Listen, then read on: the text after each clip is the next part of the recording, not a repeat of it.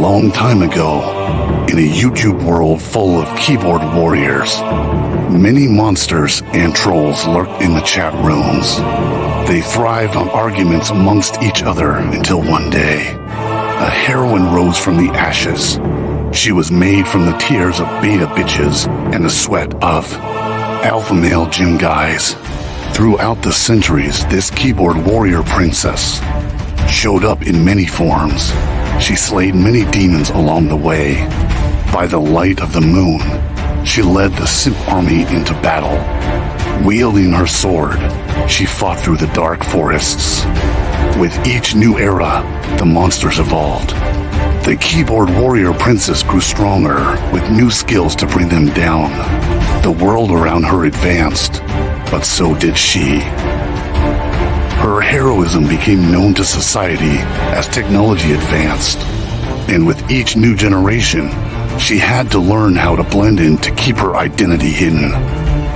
Now known as the Raging Tomato, this keyboard warrior princess fights for justice in every debate. She fights for freedom, for moderator bias, and she fights for your ability to battle on an open panel for your beliefs.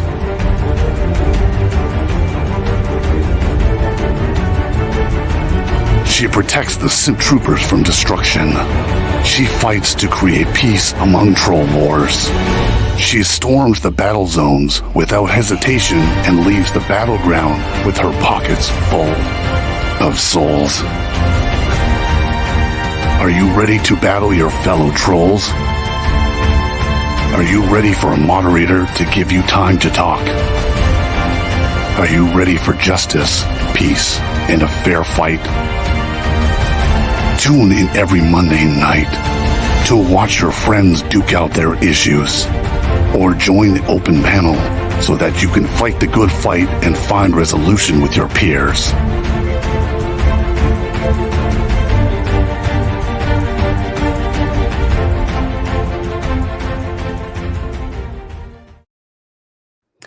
And good evening, ladies and gentlemen. Welcome back to this week's Moderator Monday. I am Sarah, the Raging Tomato, here, bringing to you live 4 amazing panelists with lots of amazing thoughts. I'm really excited for this evening. For starters, we have Fariy Queen. She's kind of a newbie here on YouTube, so be sure to send some love over to her. Not love. Like, subscribe, share, do all of that fun stuff. As a preface, she was not feeling very well today, but she decided to stick it out with us. So if she mutes or goes into avatar mode, we're giving that grace and forgiving her for coughs and all of that little sniffle things. So thank you, Fariy Queen, for popping in and sticking to it. Then we also have Team Fatty, who is probably using the restroom right now. Where'd you go, Fatty? He is a regular panelist here at the Raging Tomato. He has the most lit chat that I've ever seen. Super excited to have him back again. Also, we have Torshaa, the amazing commentator, and also Easy on the Eyes. She is a fan favorite. Gentlemen, calm down. No simping. And then, of course, the one, the only, the Andrew Wilson, the D-Gen Slayer, the hero we didn't know we needed. You know him. We know him. I don't even have to introduce him. Panelists, thank you for joining this evening. So far, the best comment I've seen in any of the chats was from Smoked Tuna. Shout out to you. He said, I will always support a woman's right to cook me some freaking eggs. Yes, thank you very much. To the panelists as well, I do have one rule. You yell, scream, cuss, whatever you want to do. Just don't do it over each other. If that becomes an issue, the crowd cannot hear you. It gets bad on the ears, and then I get irritated. So please be mindful of that. I do ask that we stay on topic, keep the personal lives out of it. No crazy stuff like that. I think we'll all be fine with this group. Wrenches, please keep the chat clean. Do your jobs. We love you. Thank you for being here and always supporting on my end, Torshaa's end, and Fatty's end, who are restreaming, and also to Andrew's crew as well. This will be a 2-hour debate. We've got 3-minute opening and closing statements. We will read super chats at the end tonight, since there's a lot of people in the crowds feeding in. I'm going to only do $20 and up, and then we can save the rest for open panel. There will also be no hot seat this evening. Sorry, folks. but we will go into the open panel dumpster fire afterwards. Panelists are welcome to join and stay along for that crazy ride, but they are not obligated to. There are several others dual streaming. You can catch us over on Andrew Wilson's, on Torsha's, or on Fary's as well. Fariy Queen's going to upload later, so please be sure to check that one out when she does and send the love as well. This evening, the prompt is, should Christians promote women's rights? Panelists, do I have any final questions from you? No? Okay, let's go ahead and get started. I'd actually like Torshaa to kick us off. Oh, wait, did you still want to kick us off this evening, or did you want to wait? I want to wait. Okay, you want to wait. Well, let's go ahead and start with Fariy Queen then. Let's start left to right. We'll start with Fariy Queen. Your opening statement, please. Sure. I'm going to keep it very brief because I'd like to quickly get to the opening. So my thesis tonight is, one, I think that Christians should promote women's rights. I think the question is what rights we promote and what rights we don't promote. I think that depends on your conception of, one, what is a right? Why do people deserve to have rights? And ultimately the Venn diagram that occurs between the rights that are allotted to secular people, the rights that Christians believe that Christians should have. And I think that there is a significant amount of overlap between these two different positions. And where that overlap lies, I think that Christians should promote women's rights insofar as it aligns and coheres with their principles. I don't think that you can have duties without the rights that enable you to perform them. I suspect that we're going to get into a big conversation about what are rights. But I don't want to only talk about that. So I'll finish with that, and then I'll finish with a series of questions of some terms I think that we really need to hash out. One, what is a Christian? What does that mean? And I understand that that everyone here comes from a different religious background. I understand some people here are devoutly faithful. I understand that, but it's simply the case that Christian is an umbrella term, and there are lots of different denominations that fall underneath this umbrella. And the difficulty, even for Christians to decide which rights to promote and what rights not to promote, is going to depend on what denomination that you fall into. So what does it mean to be a Christian? What are rights? I suspect we're going to spend a lot of time talking about that. I don't want to get too wrapped up into the essence of the question. Are we talking about legal rights or natural rights? Do women's rights differ from men's rights? And if so, how, or should they? And finally, and I think this goes back to the beginning of the statement, which is, should Christians promote women's rights? Okay, promote. Does that mean legal advocacy? Does that mean debate, cultural advocacy? What does that actually mean? What does that actually look like? And I will leave it there. Wonderful. Fady, to you. Good evening or good morning for me. I'm just glad to be here between savvy debaters. I just think Christians should do it because that's what Christ would want them to do it. I think if Christ was alive and well in 2024, he would preach for Christians to actually fight for or advocate for women's rights. So that's my opening segment. Yes, they should. Simple and to the point. Torshaa, to you. So they kind of already do promote rights, but I don't think they should promote them anymore. I'm just going to keep it at that. Simple and easy. And Andrew, last but not least. Yeah, so let's dive into a few things. I think it's really nice that Fariy Queen says, well, I don't really want to get bogged down on ABC. Who gives a shit what you want to get bogged down on, right? Semantics are important in an argument. It's irrelevant to me what you want to get bogged down or not get bogged down on. I think that these are important questions that you bring up, right? But you don't get to lead what the topic is because you just don't want to talk about certain things, right? So for one thing, I think it's hilarious when secularists say anything about rights, as secularists can only just kind of make shit up as they go. They don't have any epistemic foundation whatsoever for what a right is, other than, oh, it's some made up bullshit that makes me feel good, right? They can't justify it at all. Not even a little bit. So when they say Christians ought to do anything ever, I reject it categorically.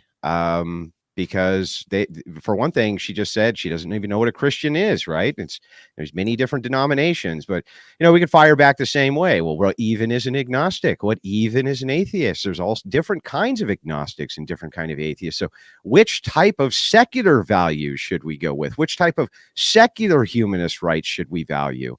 Which type of secular humanist are you? What kind of secularism ought we follow, right? So when you talk about these things, to me, it's just as absurd sounding in the opposite direction. Should Christian follow or promote women's rights?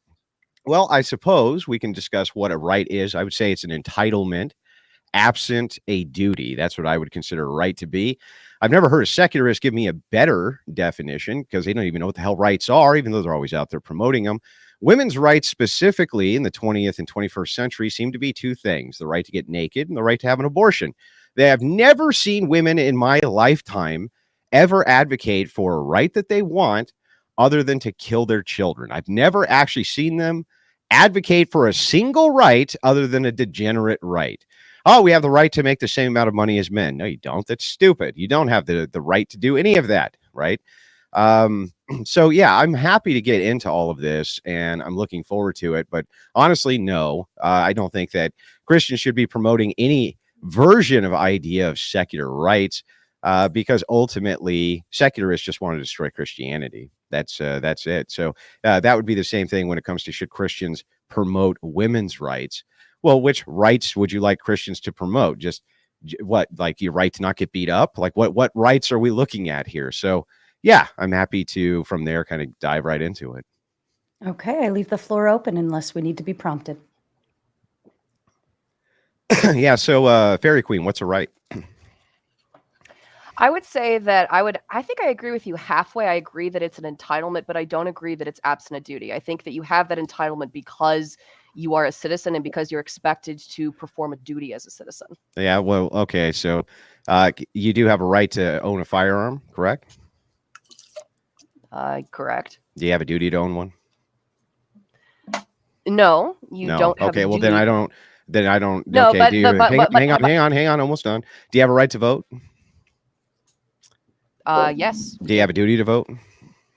I would argue that you do have a duty to vote. You do? I don't think it's compulsory, but I think that you have a duty. I think you have an obligation as a citizen. From who? Who does the obligation come from? You? You just think so? So we should? Because you just think so? Or so this is hang on, let her answer, Fatty. Hang on. I apologize. Let me take my shirt off. Yeah. Let her answer. You guys got it. Oh my god. Yes, because I think so. And Because you you can think laugh at me, so. but yes, it is. And I'll just respond to something that you asked earlier. Well, I think that we shouldn't. There we go. I'm glad that we've established it. Argument done. I think we shouldn't, and you think we should. So let's return to the prompt that we talked about initially, which was, should Christians promote women's rights? So I think that I'm not sure that we haven't established what a right is yet. We haven't established what a right is yet. I'll respond to you after I'm finished, okay? So one, you said... did you just let me finish, Kamala? Calm down, Kamala. You said in your opening statement that it's just as absurd as sounding in the opposite direction, okay? Listen, we didn't join a panel to talk about should communists promote women's rights, should Americans promote women's rights. That's not what we're here to talk about. The prompt of today is, should Christians promote women's rights? End of story. That's what we're talking about. Correct. So why are you referring you're responding to me by saying it sounds just as absurd to the opposite? Are you a Christian? I am not a Christian. And are you advocating that Christians should promote X thing? I am saying that you should. If you're advocating that Christians should promote X thing, then I can do an internal critique on your worldview, right? Pretty simple. I can do an internal critique on yours, and great. So that's so you saying that we're getting away from the topic is insane. Yeah, but you're trying to divert away from the topic. No, I'm in the topic. I want to know what a right is. Great. What's a right? Anyone can have the ability to answer that. You don't have to be a Christian to respond to that. Can you tell me what a right is now? Respond to that. You can be an American. Are you going to get to the point it where we get to what a right is? It doesn't matter what religious principles that you follow. You can, if you have studied a religion and if you're aware of what the principles are. This is all prattle. Can you get to the part where there's a right? What is a right? No, I'm not answering that. I'm No, going of to course finish not. talking, and then you can answer afterwards. Be quiet. Okay. So, It's really important we get these things defined. What is a right? I'm not answering that. no, I said I would answer it once and finish talking. You can't just interrupt me in the halfway in the middle of speaking, dude. Oh, So, okay. I'm as I was sorry. saying You should do originally, that before you next interrupt me time when you're done. 5,000 times, okay? So, Don't interrupt me when I'm grounds talking. of absurdity All opposite right, direction, all because that's not right, what we're here all to talk right. about. We are not here to talk about secular values. We're here to talk about Christians, and we're here to talk about like what they should or should not promote. And all Let's I said in my opening statement was you should promote Mm-hmm. women's rights insofar as they cohere with your values as a Christian, depending on the denomination that you adhere to. Yeah, great. So, Okay, so what is a right? I've already explained that to you at the very beginning. I Yeah, think but you said that there's an entailment of duty. Then I gave you something you said was a right, but you have no and I duty was to. going to respond to that. Okay, the Waiting duty that you for that have response. in order to okay, you have the right to own a gun because you pay taxes, because you live in the United States, and because you obey the laws of the United States, and because Mhm. you're a citizen of the United States. If you want to be able to continue to own a firearm or to continue to have access to your rights, you have to perform the duty of following the law of the land, of the legislation that is laid down. Okay, That's so the let's duty. see if duty we is not to own can't. a gun. The duty Yeah, is to I'm follow actually the laws confused. to own a gun. Yeah, I'm confused by this entire thing. So are you saying that if you're not a net tax gain, you shouldn't be able to own a gun? A net tax gain. I'm Yeah. saying that, like, if you pay taxes and if you follow, Yeah, but what if you get more out of the system of taxpayers than you put in? Should it's you own a not, gun then? it's not a function of how much taxes, how many taxes you pay. So you just pay a tax. So if an illegal immigrant goes and pays a tax, they can have a gun.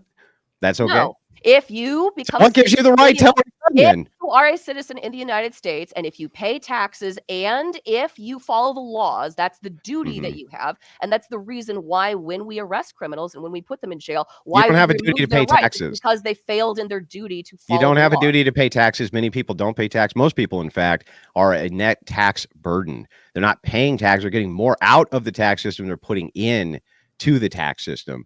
So they're actually a burden to the tax system. So I would reject this as some type of duty, which is a must, because it's clearly not a must. You would not say that a person could not vote or could not do any of these things because they are a drain on the tax system. No, it's not about them being a drain on the tax system. The point is that you are contributing to, you have to pay, even if you're somebody that like uses welfare, even if you're somebody who is a drain on the tax system. Then you're if not paying you are taxes. paying taxes, You're not then paying that taxes. means- then you go to jail. It's a crime. No, you're not going to jail. If you get more out of the system No. from the tax system, listen, let me try to explain this to you, because I don't know why you're not understanding this. If you give me a nickel and I give you a dime in exchange for the nickel, did you give me 5 cents? You're saying that you gave me 5 cents, or did you make 5 cents?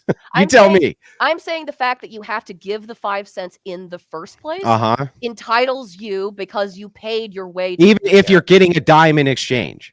Yes, even you're still entitled. So you're also following because you forgot the second part of that, and the second half of it is you also follow the law of the land. If you pay taxes, if you are a citizen, and if you follow the law of the land, then so what if the law of the land is of the right? Oh, okay, so what if the law of the land says that you can only own a gun if you go up on a temple and cut a person's heart out?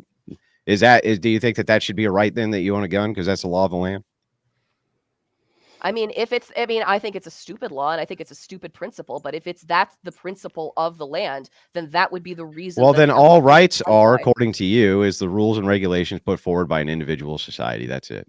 Correct. Yes, that's what it is. Okay, well then if all right is something okay, well then if all a right is something which is put forward by some individual society, then if an individual society says anything is a right, then it is, correct? And anything is a duty, then it is? I mean, societies can make that determination for themselves if they want to. Well, I don't understand. How else is this done by your definition here of what a right is? I'm just saying, like, what are your rights on a desert island, for instance? Do you have a right on a desert island to do anything? What's your right? Do you have a right to eat coconuts on a desert island? I'll return to like the very beginning. This is part of the reason why I wanted to ask if we're talking about legal rights or if we're talking about natural rights. Both. I'm talking. Okay, well, we have to talk about them separately because they're not. Yeah, we are talking about them separately. So I want to know what a right is. You said a right is just the laws of the land. Yeah, I'm talking about legal rights. So that means they're not rights. That means they're not rights because people could just take them away if they change the law of the land. That's why it makes no sense. And so I'm asking you now that we've established that nobody has any rights except whatever somebody says your rights are. Well, hang on. No. What are your rights on a desert island? What are your rights then? You don't have any legal rights on a desert island because you're not a part of a country. Okay, what are your natural rights on a desert island? I mean, presumably, like, we have rights in order to say what you are entitled to from other people. So I'm not sure what your natural rights. So you don't have any rights on a desert island?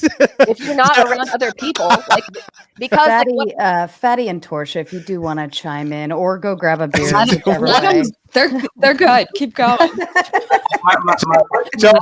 So here's your. I'm just going to repeat this to you. Here's your definition of rights. You have a right to do what you're told. That's your definition of. You have a right to do what you're told by your government.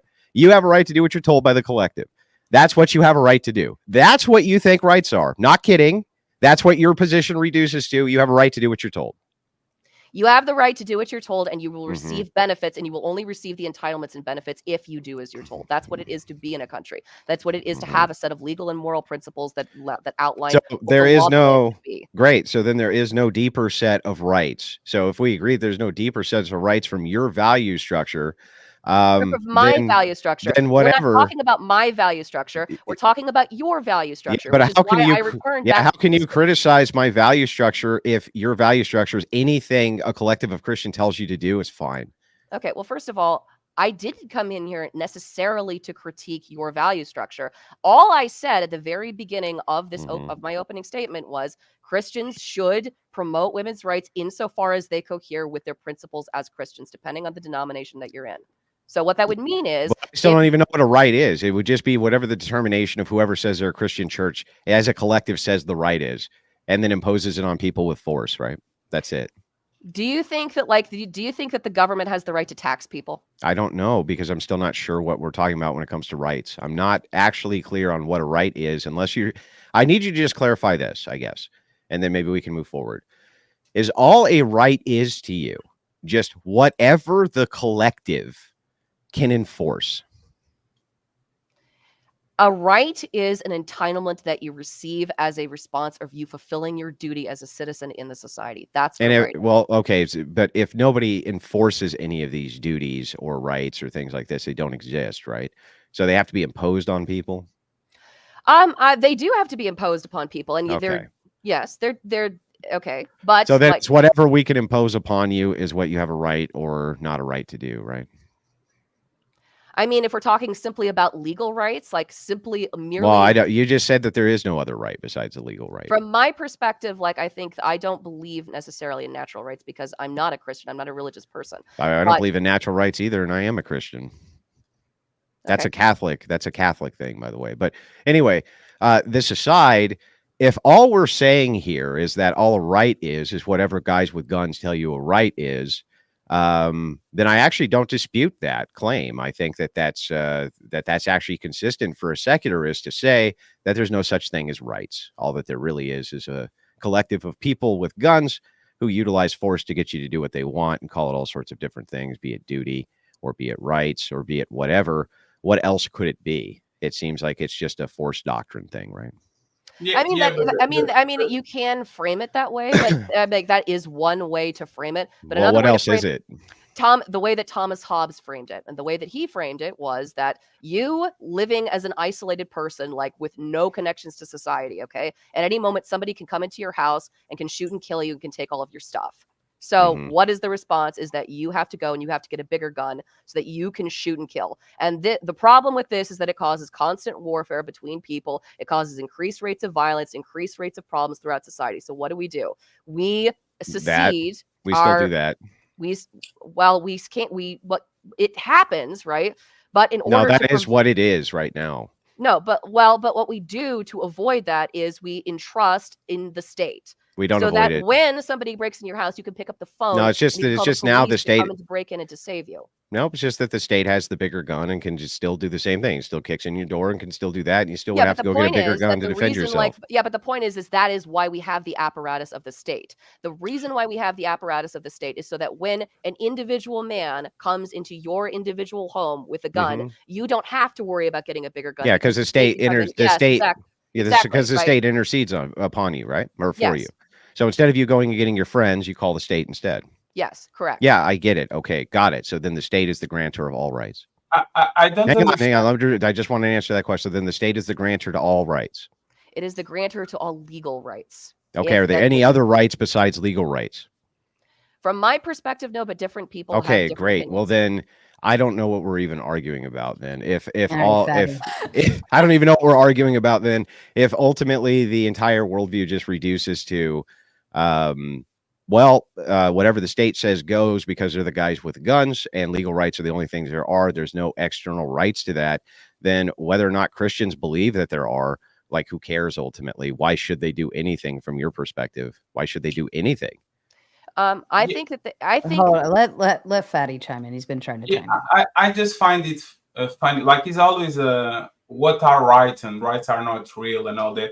But when Wes Johnson was threatening you on the Fresh and Fit podcast, you kind of invoked your Second Amendment right. You said, do you really threaten men that use arms on or have arms on Florida? Meaning that you kind of are very aware of your rights. You know that if that man attack you, you can stand your ground and literally put 7 holes on him and nothing will happen to you, right? So this conversation, a lot of times, is kind of like devolves into a meta conversation because, Andrew, you and your people advocate for men to take care of their children. There's nothing that That's actually makes me take care of my children at all. There's nothing that makes me have to take care of my children. But you still push forward. You still tell men to do what's right by their family, by not their a right though. You don't? No, I said it's not a right. That's a duty. Yes, but you still do it, and that's the point. That's the point. Yeah, what I don't understand the point actually. The prompt is, blessed be should Christians promote woman rights. You are telling me that rights are not real. You know what not real? Yes, that's right. Money. And right now you probably have $500 in your side with internet money that actually doesn't exist. We just decide that it exists. Why can't we accept some artificial things that human created that is our socially contract, like religion, God, money? A white sheet of paper is the same thing as a green sheet of paper. Why is that? Well, let me answer the question here. Please. Let me finish because I'm going to gish gallop. I'd like to answer to the point. But the point is that you went for 20 minutes, so I think I should get. Oh no, we had an argument that you weren't included. Oh my God. Yes. Oh no, that's terrible. Oh no, oh my God, yes. So now that you cried, I don't understand. Sound like you're crying. I'm just trying to answer your question. Yes. All right, boys. I truly don't understand why we have to say, is money real? Is right real? Is society real? Everything is a social construct. By the laws of the land, natural laws, the survivors of the fittest, there's always going to be somebody bigger than you that can take your shit. But I guarantee you, The Rock will get fucked up by a judge that can touch them, can do nothing to him, but just because he has power, he can enforce something to The Rock. So yes, rights are real, because if they weren't, Wes Johnson will fuck you up, and I'm glad he didn't, because you had your second amendment right to defend yourself. So go ahead, you got this. Okay, so yeah, when you say we're having a meta conversation, we're not having a meta conversation. It would be a conversation about the conversation. We're just having the conversation. So that's one. Then two, we're talking about metaphysics, which is applied here. And there's nothing wrong with talking about metaphysics because they do apply when you're talking about something which is metaphysical, like rights. So when we dive into rights, you say, well, wait, money's not real, right, Andrew? No, money is not real. It is a social construction. I'll just grant it off the bat that the only thing that gives money value is the fact that we claim that it has value, and that's it. It has no intrinsic value. It's just a piece of paper. You could take monopoly money. You could replace all money with it. As long as people had faith in the same value of currency that monopoly money now represented, it would still be just as valuable as dollars. So it's real. So no, it's not real. It's a construction of the mind. How is that not real? The thing that you actually are mistaken is the. Well, then tell me, what does real mean? I don't know. Real means exist in material reality. I am not as smart as you, but I would think that is based on reality, right? Yeah. Yeah. So I would say that you use what would be called like a correspondence theory for truth, right? Correspondence theory being that which corresponds with reality is what is true and what is real, right?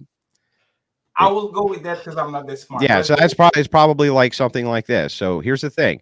It corresponds with reality that people have faith in a value exchange, whatever it is, Bitcoin, which is not money, right? But is money if we decide it's money. We did decide it's money, so therefore it's money. That's what corresponds with reality. What doesn't hang on. What doesn't correspond with reality is you making the claim, oh, money is real. It's not. The pieces of paper are real. They exist in objective reality. But the reason you have to make these distinctions is because otherwise guys like you could say men could be women, right? Because you can't make the distinguishment between which parts are which parts and this type of thing when you apply it to objective reality. So we have to unfortunately take what is a social construction and separate it from what is material reality. Not everything is a social construction. That's absurd. There are things which exist in material reality, and there's things which do not. But you can prove that a woman is a woman and a man is a man. There's science that actually we can look at the chromosomes. Good. Prove that a dollar has any value. Prove that a dollar has material value. Gentlemen. Prove that a dollar has material value outside the mind.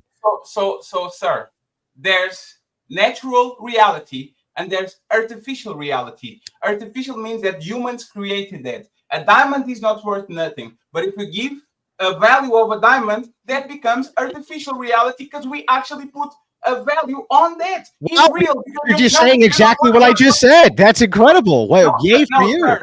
You just said exactly what I just said. Bring it back around, Fariy. Bring it back around. That's the point in the conversation that we have. A man dressed in blue with a gun and a badge, technically he's just a man, but we artificially gave him power so he can be a cop the same way you give to a military, the same way you give it to a judge, the same way we give it to a president. So, and those men can actually enact power. So by your own statement that you only have power if you can enact power and enforce power, something that we created artificially like a cop or a judge actually wield real power because they can give punishment to the people that don't follow the law. So that's real. Great. Even if it's artificial. So I will, so let's, again, we'll untangle two things here, right? So I will absolutely concede that the effect of power on material reality is real. You can see the effect for yourself in material reality. People die or they live, or we act as though there's a right, and so we follow the right, or we get in a movie theater line. Certainly the effect of whatever the laws and regulations of the land are 100% true because you can see them with your own eyes, right? Nobody would ever dispute that. What we're disputing here is if you should support this nebulous idea of rights, if Christians should support this nebulous idea of rights. Yes. The reason that I'm making this distinguishment is because last I checked, Christians are not there to support the enforcement of things which kill people, for instance, right? We're not supposed to do that. So if that is the case, the reason we would need to separate out what is a legal right or what is just being reduced to what is force, which is what both of you reduced it to. We have force and then we have not force. Then I don't understand exactly why Christians should support your version of force. Do you understand now why it's so important that we made these distinctions? Why it's so important that we separated out what is true, what is not true, what you believe actual rights are, which is force, and you think Christians should be utilizing force, right? If you think that Christians should support the rights that they believe in, then you're actually saying that Christians have a right to use force. No, I'm just seeing. No. Okay. No, Andrew, one second. Mm-hmm. I am not as smart as you. You say a lot of things. I never thought about half of it, so I'm not even going to pretend that I thought about it, right? But I just want logical consistency, right? Mm-hmm. You say that the enforcement, it was actually make rights. If I came to you when I suggest to you, and I think my microphone is a little bit better. I don't know. I was using my webcam mic. I'm sorry. So if I came to you and I said 20-year-olds should have way more rights than 60-year-olds because 16-year-olds can enforce their rights since they are old as fuck and they can barely walk, would you agree with me that the 20-year-old that is on the prime of his life can fuck up any 55-year-old and up should have more rights than a 60-year-old? It doesn't mean. Well, actually, that would you agree with me? Well, no, that wouldn't actually track logically from the worldview that you are espousing, because all you're talking about is who monopolizes and controls force. That's it. So you would agree with me, for instance, that 60-year-olds control and monopolize far more force than 20-year-olds. They're the ones who send the 20-year-olds off to use the force on their behalf, Fatty. No, I'm talking about your worldview, not mine. You said, and once again, women can enforce their rights. Here, then I'll just do Because it they from are my weak. worldview. No, Then I'll do it from my world. You don't want me to do it from my worldview? Okay. No, absolutely. Let's talk about it, right? I was Let's just talk about trying your worldview. You Mhm. say men enforce women rights, women can enforce women rights, so therefore they don't have rights. Rights are not real because they can be taken away, all of that. So let's go to Jeff Bezos. Let's go to Darky Elon Musk's. Let's go to Aaron, like the Buffett guy is a perfect example. An 80-year-old with billions of dollars. Should the 20-year-old that didn't accomplish nothing in life, didn't build nothing in life, doesn't have a wife, a house, kids, work at McDonald's, should he have more rights than Aaron Buffett? Then literally is a billionaire and he can't enforce his rights because he's weak as fuck. Should we actually give that word due credit? So let's dive into it. So if we've established that all rights is force, then making the should claim, should 20-year-olds, if they can apply the significant amount of use of force in order to enforce their will, do it, then you'd have to concede that yes, they should, or could, at the very least, that they could. The descriptor here where you're messing it all up is it's not that that people who are weak people cannot use a monopoly on force or use enforcement, because they most certainly can. It's that men are the only ones who can ever collectively change their conditions, therefore change their rights, and women collectively cannot, absent the use of force of men.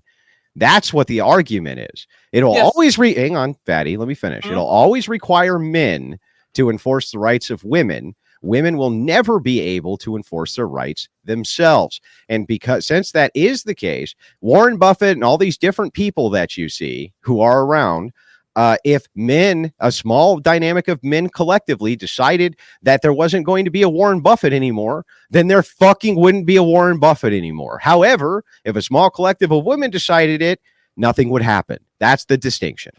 That's actually fair, but why stop at women? Why not say kids shouldn't have any rights? They don't. They're weak. They're weak. They don't have rights. They don't have any rights. Okay, let's go even further. What about weak men? Should weak men have rights? Weak men can collectivize together and therefore use force. That's true. That's true. I'm sorry. So like, let's say you got it. I concede to you. No, I concede to you. No, Andrew. Okay. Andrew, I concede to you. You don't have to. You don't have to. Let me just explain. Let me just explain, and then I'll let you talk. I haven't been cutting you off, right? It's good. We've gotten to an actual conversation now, which is good. Let's say you got a 6'4" dude, right, and he's picking on some 5'5" guys. Okay, yes. 3 of them. Okay, now he's in trouble, right? So in any one of those men, he might be able to dominate, but all 3 of them together, now they collectively can do something about this, right? Yes. Now let's change those 3 guys out with 5'5" women. He's still fine, right? He's still fine. It's not going to be much of a problem. Now, if you could say you could collectivize enough women, I suppose, against a single individual in that situation where they could use force to overpower him. These are outliers which happen. But when it comes to actual enforcement, state enforcement of rights, you're always going to have to defer to men, and even weak men can collectivize in order to make their will obeyed. So that's totally fair, and I agree with you, right? But my problem is, why don't you escalate things? On my country, like in Europe, Portugal, there's a saying that says, "Men rule the world and women rule men." Right? We can see it in fiction. Game of Thrones. Simp country, or King what? Joffrey. No, I'm not a simp at all, sir. Let's not go there, right? No, I said simp country. Oh, absolutely. Fuck bitches, get money. That's the motto in Portugal. But even though, right, let's actually look at what is happening, right? Even in fiction, you actually see this. King Joffrey was not the king. His mother was the king. Technically, is war by proxy. You are not the power that you actually have. You have the power and the influence that you can wield. So if you say that weak men can get together and actually enforce said things, why don't we use the same logic by woman? A powerful woman that has such a network and such vast influence other men, that instead of her wielding her own power, she is more powerful than every person in the room, because she actually uses those men to wield said power. Why stop there? Actually, you're making my point for me. So if we're talking about force doctrine, the idea here is that men can always apply sufficient force to change their conditions and women cannot. If you say, well, wait, but what about the fact that women can wield the power of men to enforce their rights? That's my whole fucking point. My whole fucking point is that women can't enforce the rights on their own without men, fatty. That's my whole point, fatty. That So they can't do it, fatty, without appealing to men, which is what you just said, fatty. Yes, but you are aware of wars by proxy, where literally countries either finance terrorist groups, they finance other countries. Like that's what happened in Ukraine. It's not Ukraine versus Russia. Is Russia versus United States. Technically, it's a war by proxy where all these countries from NATO are sending a tremendous amount of money to make sure that they have a fighting chance when they shouldn't. What's your point, bro? That's extremely power. We see in the Middle East what happened with Palestine and Israel. They are not the strongest country in the world, just have a tremendous amount of support in the world, meaning USA. So if you can lend your power, if you can actually get on the end of a politician, be a lobbying, and now he's doing your bidding, you can tell, even though BlackRock might not be the most powerful government institution, group, collective in the world, they actually are, because they have the funds to literally corrupt every country in the planet so they can get their way. Why can a company do that? That is oblivious. I don't understand your point. You're just making my point for me, bro. He's going to have a point. You're just circling back to my point, though. No, he's not. I'm going to show you as soon as you're done. You just are circling right back to my point again. So your point is always men are men, men are men, men are men, men are power, woman weak, woman weak, woman weak. My question to you is, why stop at men? I don't. Because there's a it's a very small amount of men that actually wield the power that you talk about. Wouldn't that make the other men actually superfluous? I don't know if that's the word. Because you say like lesser than. Yes, because what you say is, if men got together, fuck that shit. That's not reality. Men will never get together. They do it all the time. They do it all the time. Matter of Fariy fact, Queen next, and then I would like to. So I'd like to respond to some of this. Let me just finish this, and you guys can have it. Go ahead. Every man that has your point of view, there are going to be two men that are going to stand up and say, "I'm going to fight for the rights of my wife, of my daughter, of my sister." So even your statement is a fallacy. Men are not going to get together to suppress women. Men are actually going to stand and bear arms to fight other men for their sisters and their wives. Like in Afghanistan? The Afghanistan is a very particular... no. So men collectively in Afghanistan said, you ain't got no rights. No, what are women going to do about it, fatty? Tell me.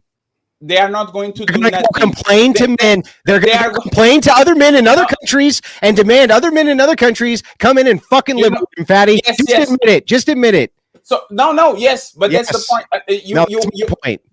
You actually prove my point. You are using the Taliban to say that men can go and take any right that women think they have when bigger when bigger dogs can literally go to Afghanistan. All women can do is appeal to men to liberate them from the men. That's it, because they can't enforce the rights, fatty. For the 300th time, they can't enforce their own rights, fatty. They can't do it.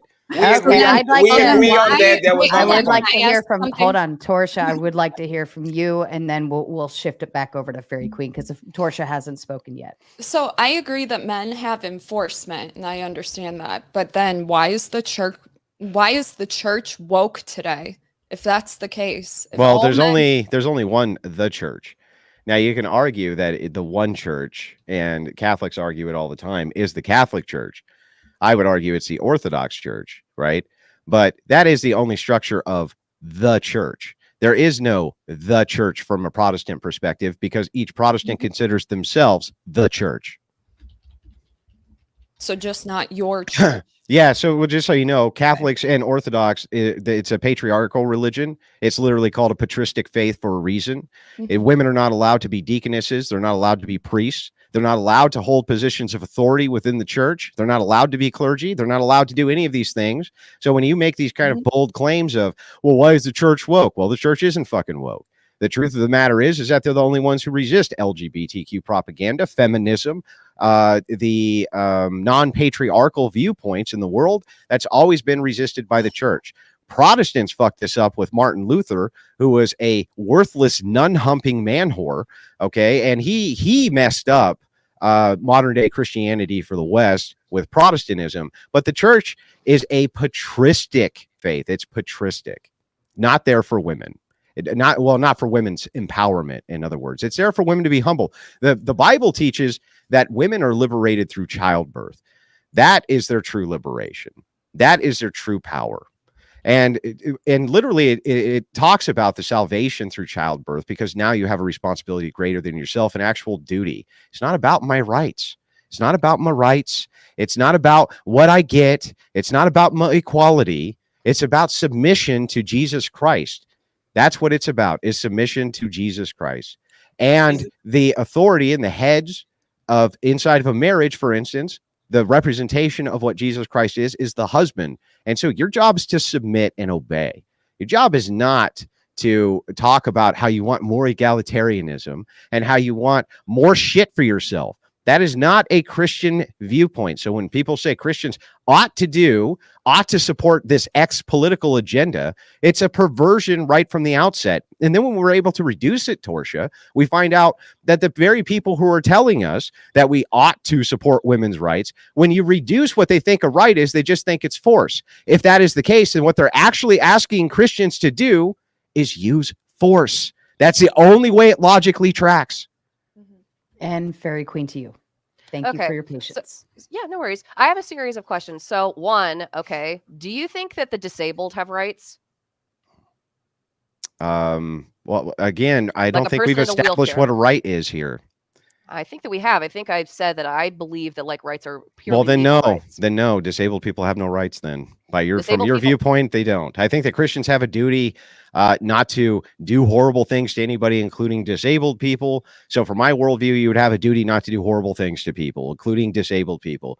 From your worldview, no, disabled people have no rights except what the state says. In fact, if the state goes ahead like Germany did and says, all of this X people over here are going to die, and they actually enforced this program. It was called I think the T program, where they went and they took all of the mental retarded people in the nation and killed them all. That's what they did, right? That was a legitimate program that they had. Under your purview, that should be absolutely fine, because that was the state. And the state was using enforcement, and that's the laws of the land. You shouldn't even have an objection to it. Only Christians would have an objection to it, because we have a higher duty in how we have to treat people. Well, obviously, I do have an objection to it, and my objection and the way that I express my objection to it is by choosing not to live in a country like that. If tomorrow I found out How do you that my know? state, You've never had the option. but if I did have the option, I would make that choice. You don't know That's that. what I'm telling you. Yeah, I mean, you could just. You don't know that I wouldn't make that's that just choice. that's just You an can't say ad that hoc. It's just an ad hoc justification for you to say, "Well, I would never if I was there." It's like, we don't fucking know what you would do if you were there. We don't know. You don't know what I would do if I wasn't there either. You can't. No, make a statement that's either why I way. wouldn't. And But so that's the why I'm answer gonna is, accept it as the being answer true. is, and I keep saying, I mean, this is exactly what Martin Luther King said when he made his final speech at on the mountaintop. He said, if I lived in China or Russia or any other totalitarian state, I would expect to have these illegal injunctions. But somewhere I read about the freedom of speech. Somewhere I read about the freedom of assembly. Somewhere I read about the right to protest for your rights. And that didn't come from the Bible. That came from the Constitution. And that was because when Martin Luther King made that argument in the 60s, is that he relied upon both a religious argument and a secular argument. And he Well, I'm combined sorry the both that of I them have in order to to blow your silly argument out real quick. But when you say that he learned about that from the Constitution, not from God, the entire axiom, pinnacle of the Constitution, is we hold these truths to be self-evident, right? This is our axiom, that all men are created and endowed by their creator with certain unalienable rights. Who would this creator be if it wasn't God, ma'am? Well, I mean, to be very frank with you, at the time, the founders, many of them were believers. They were deists, though. They weren't Christians in the same sense. So they believed in God? They believed in a God, but in a vague version of the God. So then Martin Luther actually got the extension of all of these ideas from Christianity and God. And even deists, if you say that they're deists, they were deists themselves, yes. Well, they weren't deists. Some were deists. Some were That deists, is true. yes. Like Jefferson wrote the Jeffersonian Yes. Bible, things like this. But the vast overwhelming majority of the founding fathers were Christians. There was thousands upon thousands of contributors to the Constitution of the United States. They were all Christians. Every single state had its own church. had its own church, and there Yes. was no separation even of church and state. Every single state Exactly, had but its that is own church. precisely the reason why it was so important that when George Washington made sure to say in the Treaty of Tripoli that this nation is in no sense You mean founded to Thomas be Jefferson? I think it was And George Washington. No, that it wasn't founded George the nation, Washington in maybe. the Treaty of Tripoli. and Fariy, those were- First of all, that was Jefferson, and second of all, no, that's an incorrect interpretation of what Jefferson was saying there. I believe it was Jefferson, not Washington. I'm pretty sure it was but Washington. Fariy, actually. I didn't find Pull the it up source. and correct me. Correct me if I'm wrong. I could be Fariy, wrong. I accept that I'm wrong, but I don't think that I am in this case. I think Fariy, that the thing is, like, Yeah, it was Jefferson. Yeah, it was Jefferson. I'm pretty but sure it was Jefferson. aren't those books social constructs? Isn't the Constitution a social construct? Isn't the Bible a social construct? Something that a man decided or multiple men decided to write? Why are these things valuable and right? But every time you point something that was made by men that you don't like, it can be enforced. Why can't we look at the guys that wrote the Bible? It's a social construct, but God told us it's fine. Oh, it's the Constitution. It was made by people that believe in God. It's fine. All of these are social constructs. Why do we enforce some and we don't enforce the other ones? It's a valid question. Why? Let me make sure I got the question right. Do you mind if I Yes. steel man it, and then you can tell me if I'm right? Like, why do we enforce some things but not other things? Is that what you're asking me? Probably that, but more closer. Why do you guys have conversations about, oh, these people that wrote the Constitution believed in God. These people that wrote the Bible believed in God. These are social constructs. It's man-made. It's man-made. Man actually wrote those. Why do we consider those valid? But when it comes to these rights that other people wrote on the book and said, this is law, let's pass it, these are rights, human rights, why do we have to disregard them? Like, why one is more powerful than the other one? So to steel man the position, if it's true that God is just a social construction, or the Bible's a social construction because man wrote it instead of like a divine being coming down and writing it himself, something like this, why is it that we should adhere to those rather than other social constructions? Yes, let's go with that. Okay, so just so you understand, these are philosophical questions, and one of the philosophical branches is theology. And what we're talking about is a great fallacy inside philosophy itself, which is what is axiomatic. Everything's axiomatic. So anything other than the theological branch is axiomatic, which can reconcile these idea of falsified starting points. We start at some arbitrary place rather than starting at the beginning, usually based around intuition or something like this. That's why the entirety of your worldview, Fatty and Fariy Queen, and all secularists will always reduce to the same exact thing, which is force, because there's no other thing to reduce it to. It's just me have gun, me have intuition, me want you do thing, you do thing. That's it. That's the entirety of your worldview reduced. It's always going to be the entirety of your worldview reduced. It'll never be anything but that. That's why. Why is your worldview different? Why is it different to be a Christian person? Why is it the case? Because we have an unerring, unchanging standard from which to apply. And even if it weren't true, even if it was just axiomatic, the standard could not be changed even with force. And so since that is the case, and we have an unchanging standard, and your standard is always subject to change because you don't believe that there can even be an unchanging standard, you will always build poorer civilizations. You will always have worse people in your civilizations. And you will always end up with the paradoxical idea that people have inalienable rights, but you'll never be able to justify why. That's why. Okay, well, I'm going to respond again because I think that we can justify why. And the justification is what you said. It's because a group of people get together and they agree on a set of principles and like what a nation should be. But I want to turn it back to what you think. Okay, well, hang on. I'm not going to let you pivot yet. So if they move back, if they just start changing it to what they think a nation should be, then what happens if they change it to a nation where women don't have rights? Then that would be a horrible nation to live in, and I wouldn't want to live there. Yeah, but what's your objection to it other than you just don't like it? My objection to it is I think it's an evil state, and I have to. No. You don't believe in evil. You think evil has an ontology? You think that there's actual evil? No, you don't believe in fucking evil. Stop. Just stop. You're embarrassing yourself. Tell me what evil is. Tell me what evil is. Go ahead. What is it? Okay.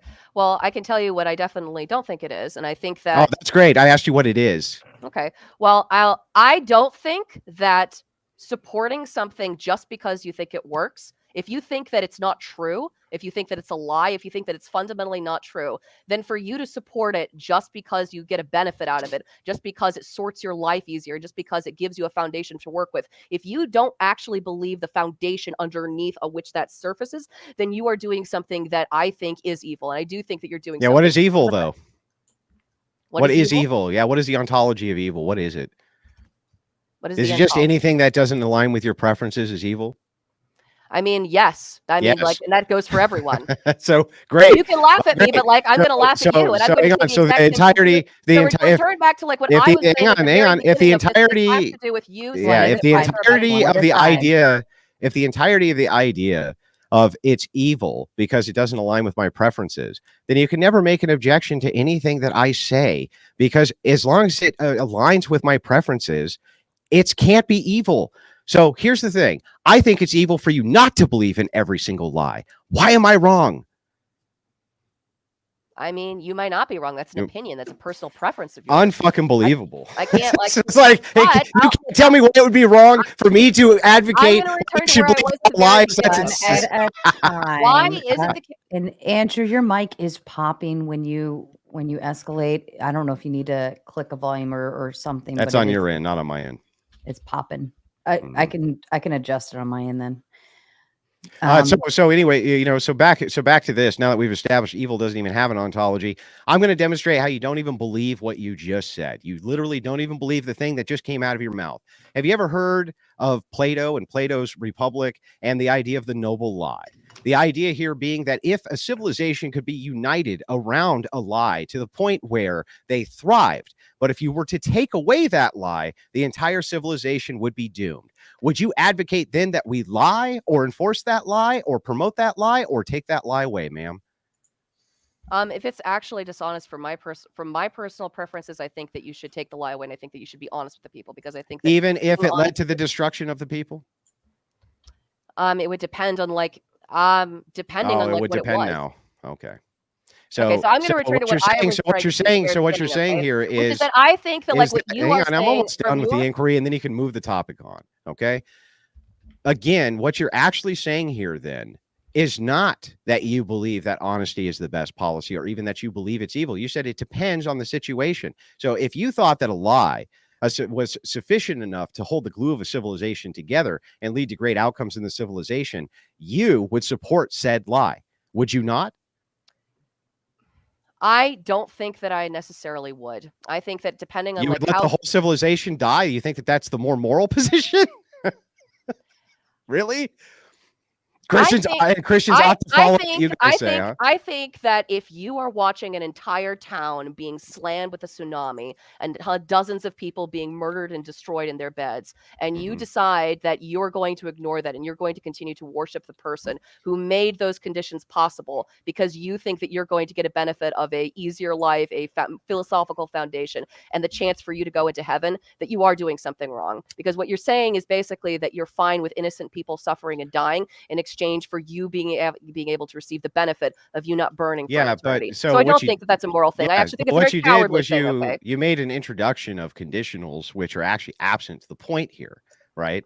So let us assume for a moment the government's not lying about any tsunami which happens. In fact, Christians, let's just say, because this is true, overwhelmingly pour support in for those tsunami victims, unlike the secularists who are always bitching about how nobody's doing enough, even though it's always the Christians. Can you prove that? Yes, I can prove it. Yes. In fact, Elon Musk himself has stated this emphatically all over Twitter. They've run the numbers multiple times. Christians overwhelmingly give more to charity. But on top of this, stop, bro. Let me finish my point with her, and then we'll move to you. Let us assume for a moment, and yes, I'll demonstrate those for you, Fatty. Let us assume for a moment that the government was completely transparent with those things. Absolutely. And it led to overwhelming charitable contributions from like said Christians, which it does, right? It does. If you were to pull that away and it led to civilization collapse, and when you had like a hurricane or something like that, actually less and less people contributed or decided to help because they all turned into fucking nihilists and the civilization collapsed. Why would you ever in a million years want to push for that system if that were going to be the case? Now here's what you can't do. What you can't do is change the conditionals around to, but what if that wasn't the case? I'm saying, what if this was the case? If it were the case, 100%, that by stripping away whatever this noble lie was, that the population would collapse and the outcomes for everybody in it would be far and away worse. Dead babies, the whole 9 yards. Would you support the noble lie or wouldn't you? Would I support the noble lie? It depends on like what you mean when you say that. But I suppose the short answer would be I probably would, but that is a dishonest framing of this situation. And it's dishonest because well, then it's not evil to lie. Then it's not evil to lie. It is evil. It is No, evil. it's It's not. evil to yourself. It's evil to, so what does that even mean? Do you think it doesn't mean anything? Do you think that it's okay it's for evil you to you? Do you think that it's okay for you to the benefit that you receive is not other people not suffering? The benefit that you receive is you not suffering, your soul, your salvation, you being sure. It's you as an individual. You are the person who suffers as a consequence for making this choice, not millions of other people. That's not who's. And secondly, if we're going to talk, as long as you change the conditionals, you can change conditionals any which way Well, you I'm want. telling you to that test my logic, that's fine. But changing the conditionals around when you already answered yes proves 100,000% that your earlier bullshit answer. It's not a bullshit answer. Evil turns it's absolutely evil. It's okay, not evil. It's absolutely evil. If you are worshiping, so you're an really, evil person? Do you think bone cancer is evil? Do you think that bone cancer is evil? Do you think that children dying of leukemia is evil? Do you think that natural disasters are evil and like people not helping out is evil? Do you think so? Because you saying that you don't have a moral foundation to that, to me, that's ridiculous. I think I said evil doesn't have an ontology. You're the one who claims it does. So on top of this, you not only did you refute yourself and the fact that lying was evil because you yourself would do it as long as I gave you the certain subset of conditionals. Yeah, but the certain subset of conditionals that you're talking about is other people suffering. Okay, and that's not the conditional that exists within Christianity. The conditional that exists within Christianity is that you accept evil in exchange, that you have to accept evil in exchange for a personal benefit. You don't have a definition of evil except things that don't align with your preference. Can we really try to go one at a time? I know it's getting hot and heated and all that fun stuff, but just please one at a time because it's just sounding like shit in my ears. Thank you. Okay. If God came and told you to shoot somebody, would you do it? No, that would be illogical. That would be impossible. Why would that be illogical? Because God has a nature. God has a nature, and if God deviated from his nature, it couldn't be God. Therefore, it's illogical. God told Jacob to bring Isaac to the stone table to sacrifice. This is going to be super basic. How do you know God's nature if he's omnipotent? When you guys are done spurging, I'll give you the answer. I'll give you the answer when you guys are done spurging. Torshaa, did you want to chime in? I'd love to. So here we go. So it's really simple. This is just basic philosophy, Fariy Queen. You should probably kind of brush up on it a little bit. God has a nature. God has an ontology. Since God has an ontology, God has a nature. If he deviates from the nature, you know that that's not God. So it's anything which.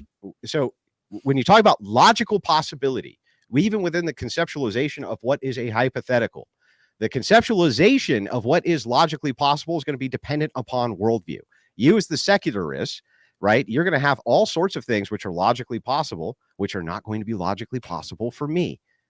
Do you understand? They're not going to actually be even characterizing the question is illogical. From your perspective, I'm telling you, it's like asking me what Isaac and Abraham. Like I'm bringing you the biblical explanation right now. Okay, so first of all, I reject this framing that this is against the nature of God because we have examples within the Bible, within the Scripture, and God telling people to shoot people.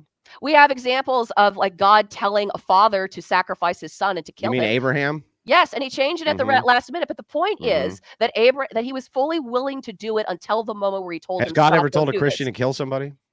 He told a Jewish person to kill someone in that instant. Has God ever told a Christian to kill anybody? I've already given you an example within the Bible. Has God ever told a Christian to kill anybody? Has God ever told a Christian to kill anyone? I mean, I personally don't know. I don't know if that's the case. Yeah. Okay. You don't know if that's the case? I do know that it's this much to be the case. The symbol of Christianity is the symbol of Jesus being crucified on the cross. It is the symbol of, and that is, which it ties back into the story of Abraham and Isaac. It is an idea that is so fundamental to what it is to being a Christian that it is a symbol that Christians wear around their necks. The symbol of Jesus dying on the cross to absolve you of your sins. That is an example of God telling Jesus that he had to die. And No. not only telling Jesus, Jesus is God. Okay, well, so Jesus chose to die. So Yeah, so he had a duty.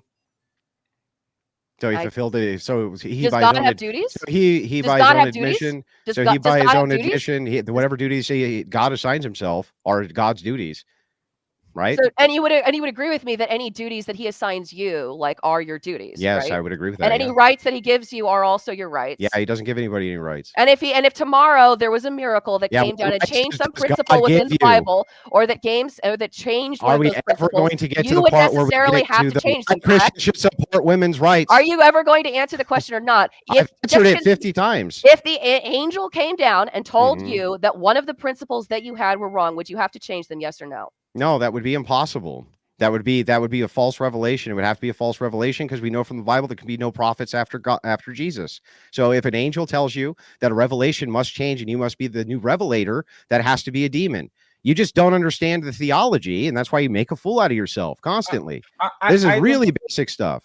I don't know. I can't understand why humans are so confident into describing a transcendent, omnipotent, omniscient being that has no boundaries, nothing, and everything he does is good. No matter what he does, is always good, which actually doesn't go well with human logic. But I surely don't understand why you're so confident as human beings to describe something. We're not. Of a being not only like are we this. not confident. No, you Bro, were when she asked you. Answer your question. No, Okay. but it was a rhetorical question. That's great. I'm going to give you a real answer. It was a rhetorical question because I'm still going to give you an answer. Let me, Andrew, please. When people decided to do the crusades, they said that God told them to do so. They told that, right?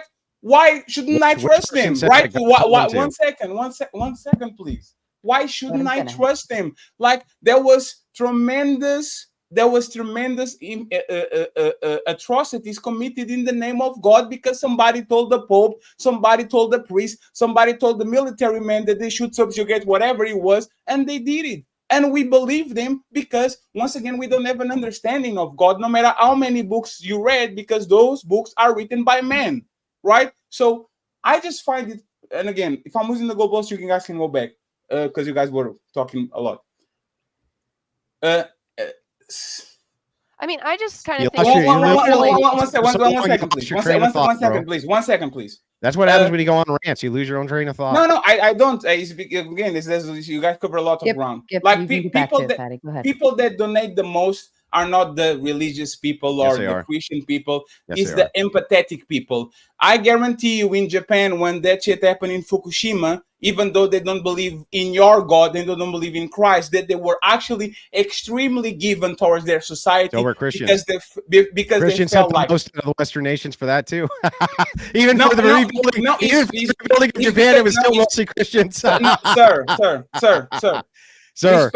Respectfully, if we look, for example, what happened in Katrina when that Christian that ran a super church literally closed the arena and let thousands drown because he didn't want to allow people inside of his arena. Sometimes Christians do bad things. Yeah, that's true. You can always find anecdotal evidence to actually get your point across. My question to you is, and again, to go back to the topic, and if hang on, before you ask me the question, can I answer to all this bullshit first? Yeah. But I will put another question on. You can't go doing notes. You can't go. You are good doing notes. You can't answer to any of it. That's insane. You are good doing notes. I know you are used to dominating people, but you have to wait a second. Just a second. No, you don't get to answer. Ask the question. I will answer. Then you can ask your question. Let me just respond to this. Can you give me a package deal? I will ask a question and you can answer all of those, right? Dude, why are you gish galloping so hard? Because I can. Because I can. Just like when you do it when you can. My question to you would be very simple, right? Okay, I'm just not going to answer it though. What did you say? I'm just not going to answer it until I address everything else. Pouting? No, I'm just telling you I'm not going to answer it until I answer everything else. But that's the point. Why can you talk for 7 minutes and interrupt it? And when people talk, you get pissy about it. I haven't talked for 7 minutes uninterrupted. That's insane. You didn't? No. Okay, so I'm going to be quiet and I'm not going to ask the question. When you're done, the question is, should women be second should women be second-class citizens because they can enforce their rights? Yeah, Go I mean, ahead and do whatever you have to do, sir. from your worldview, yes. From my worldview, no. So, real quick, yeah, no, I know you see, I sound stunned, but I guess I have to go back and address all of this other. Please explain me. Oh, now you want? Oh, see, this is why I wanted to make sure I went back and addressed all this shit first. You are behaving like the modern woman that you fight every week on whatever podcast it is. Deal. All right. Yes, you can control yourself. Go back and talk about all this, but now I don't have the package deal. No, you have the package deal. That's Okay, the well, question. well, then All can right, you let's be get quiet so I answered. can talk, speak to all this other stuff that you brought up?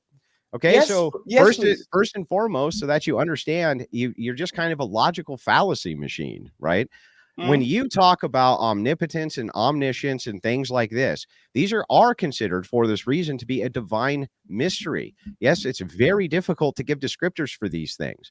This in orthodoxy is considered an essence energy distinction, in fact, meaning that you can partake in some of the aspects of God, but not the entirety. It would be impossible because his nature is a mystery. It's a divine mystery. Okay. So I'm trying to explain to you these concepts so that later on you don't embarrass yourself so badly when you say insane things like, why are Christians always so adamant that they understand the nature of God? They're not. They understand, but the aspects of what is logically possible within the nature and confines of God, that's easy to understand because logic has laws, and those laws are an obeyance which we have to obey. Don't put your finger up until I'm done.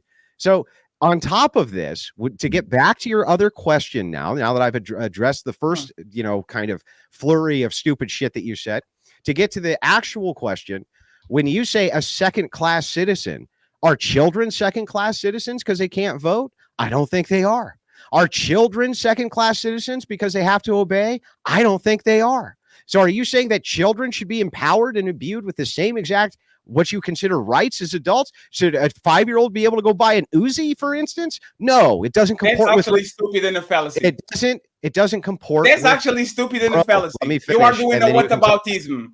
So again, it's not a stick on woman. Stick on woman, please. Dude. Again, I'm testing your logic.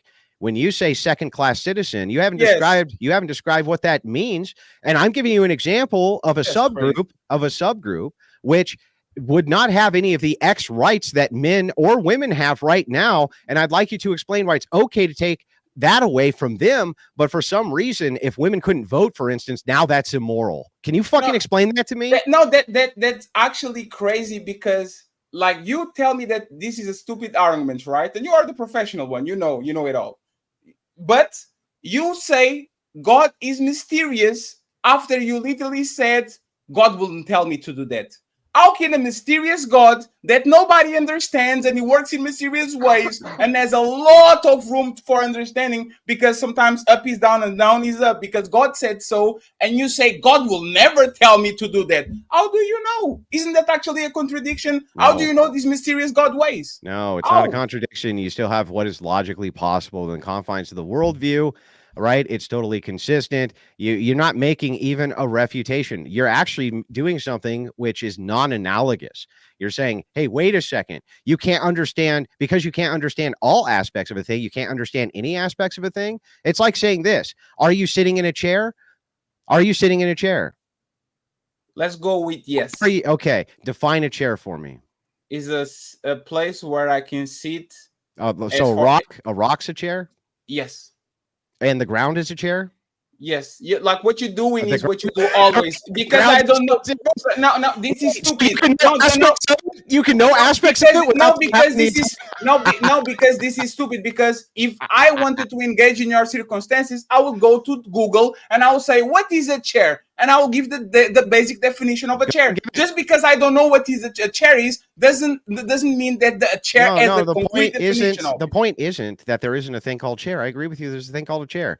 What I'm saying to you is that understanding the apparatus in its entirety is not actually possible. And let me explain what I mean. If you were blind, for instance, and you had never seen the sun, you, a man who has seen the sun, could you ever explain what a sunrise, the experience of a sunrise was to a person who had never experienced it? Yes, I don't have to go to the moon to explain what the moon is. Yes. No. That's not what I asked. What I Yes, asked I said is, yes. I said yes. Yes. yeah. Could you ever explain the experience of a sunrise to a blind man? The Yes. experience. Oh, the experience? No, No. is a feeling. No, Yes. you couldn't explain the experience of it. And so this is the thing. It's like you can capture some of the energies of the thing, but never its essence in its entirety, including a chair. This is why it's fallacious for you to then make the same exact claim towards God, because you can know many, many things about this, but there's some things which could be elusive. Does not mean that the thing does not exist. That is the ultimate in fallacious argumentation, sir.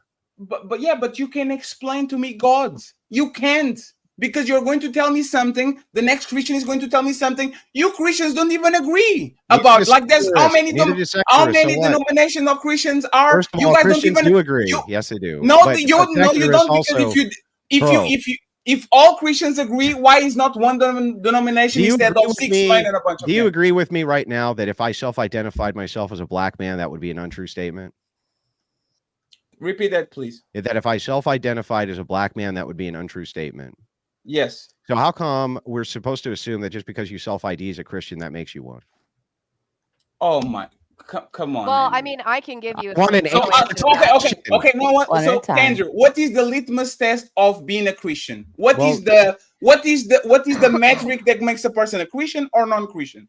Theosis. What is that in English? Yeah, you don't know what it is? Yeah, but you're going to tell us what is or isn't I'm an Christian? amateur. I'm asking. Yeah, you're going to tell us what is or isn't a Christian, but you don't know basic Christian doctrine? Absolutely not. I'm asking. I'm curious about it. I know nothing. Yeah, so the goal of Christianity is theosis. This is becoming like Christ. That's the goal. Can you elaborate on that, please? I'm not even joking. Elaborate. Yeah, please. well, I mean, there's a long descriptor, but it's a mixture of sacraments, Christian ethics, these kinds of things. It's salvation through the idea of, well, I just believe that Christ died for our sins and that's enough. That is a modern concept, not a Christian concept. Christian concept is through both works and faith, not just one alone.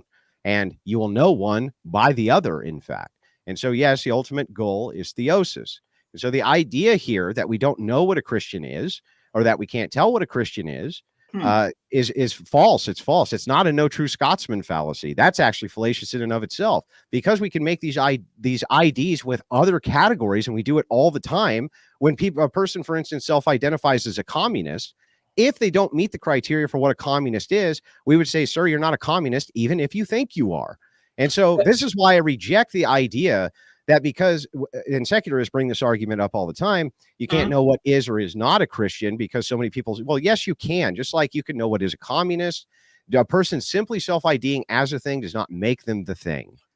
I would agree that self-IDing as the thing does not necessarily make you the thing. But the problem, like with Christianity specifically, is that Christianity has a long history of turmoil, of arguing between bishops and arguing. Right, but secularism doesn't make the same claims as you do. No, they make worse claims because they have a changing standard, which makes them worse. Yeah, but you make another. Yeah, but you also make a worse standard, and your standard is that it can never change for any other reason.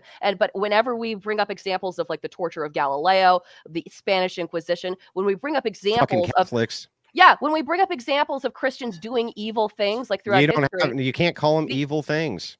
The answer is always, you don't believe in evil. Well, we couldn't have known any better than anybody else did at the time, because, like, why don't you just qualify with limited by the knowledge that we had at the time. That don't align with my intuition. What the heck is the point of any church if all you have to do to avoid responsibility when people say you are the one true church, you have this set of unchanging standards that whenever we go back to a historic instance of the church doing something evil or something evil being done by religious authority, is to simply say, well, that's because of the historical context. No, the historical context shouldn't matter.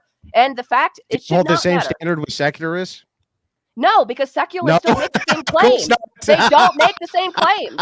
You are making the claim that you are the one true church and that you have one standard that exists for eternity. Are you the one true secularist? That's not my claim. Well, no, it is your claim. In fact, I can prove it's your claim. You said all things which are good and all things which are evil are derived from your own personal standard. You are God.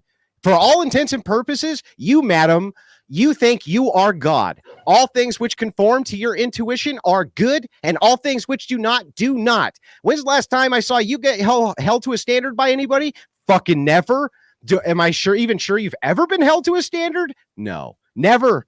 right? But for Well, all at intents least- and purposes, well, you know from what? your At least for worldview, me, from your you know- worldview, you're God. So it's like before well, you go, from before your you go and point to the worldview, church and say, Oh, you no. look at the are a church, slave. From goddess. your worldview, you have to do the reason why you have rights, the reason like why you believe the things that you do is because you've been commanded to believe those things. Simply because of the fact. So do you. regardless of who In the fact, person yours is worse. Yours is worse. At least we can have martyrs because we can say this doesn't go with our unchanging standard of what morality is. For Yeah, but you don't have it's an just the unchanging barrel of the standard. gun. Bullshit. For you, You it's just the change it barrel of the historically gun. over and You over and change over it again throughout whim. history. You All you changed do, it whim. lady, I just listened to what you said. Calm down and let me speak. So again, what you say is, we don't even have an unchanging standard to appeal to. The only standard you appeal to is who has the barrel of a gun and who's enforcing your intuition. Yeah, but I'm because saying that is Stop, effectively let me finish. more Let me sense finish, as and well. then I'll let you finish. I promise. The only standard you have is if it conforms to my intuition, because I am God, it's good, and that's it. That is your entire standard. You know who that fucking appeals to? Nobody.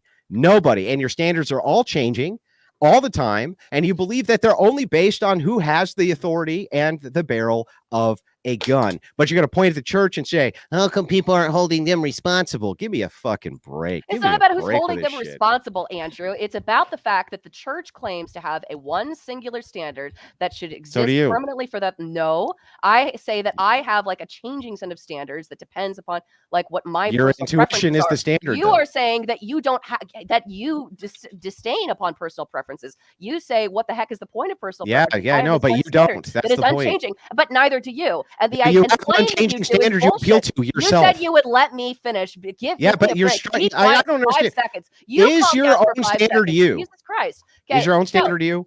Let her finish. Is your own standard to you? Can you answer that? I'm not going to answer that because you're not going to answer me it for 5 seconds. Okay. So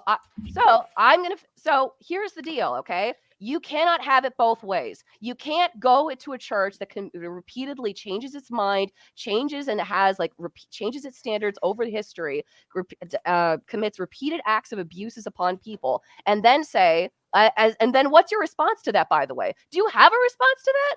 Is your response Catholics bad? Is that your response to the Spanish Inquisition, to the rape and torture of the Mayas, and the Incas, and the Aztecs? Is that your response? Is it just Catholics are bad? You mean when they went and they put a bunch of human sacrificers to death? All those terrible bastards. Oh, those horrible people. Oh my God. Did they go take a bunch of rapists and human sacrificers and put them to the sword? Oh no. Oh yeah, and then they raped them, and then they killed them, and then they enslaved them, and then they refused to let them marry. Sacrifice to the sun god. What will we ever do? Oh no.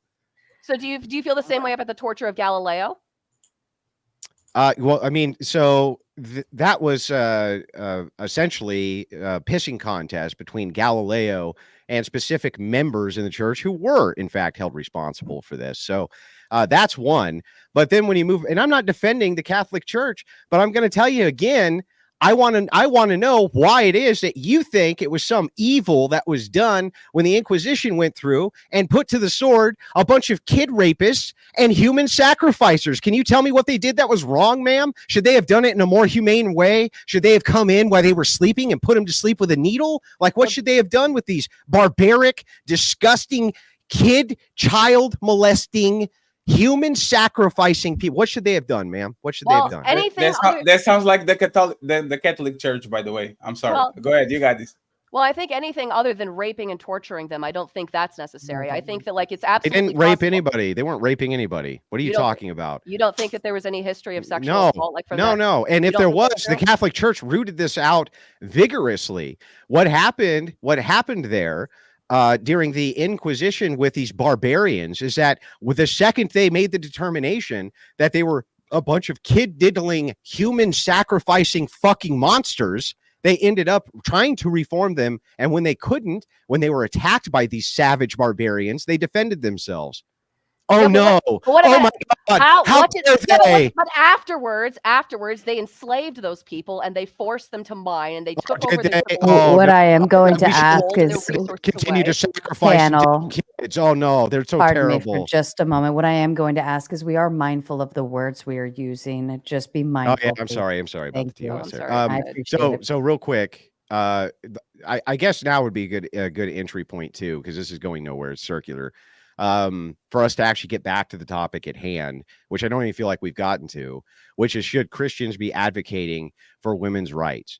And so my argument to you is that by you claiming that Christians should be advocating for anybody's rights, including women's, you are actually advocating that Christians utilize force or incentivize other people to utilize force on their behalf. Is that what you're actually doing? I am saying that, but the reason why I'm saying that is because I would consider voting to be a form of force, but it's a form of force that we accept.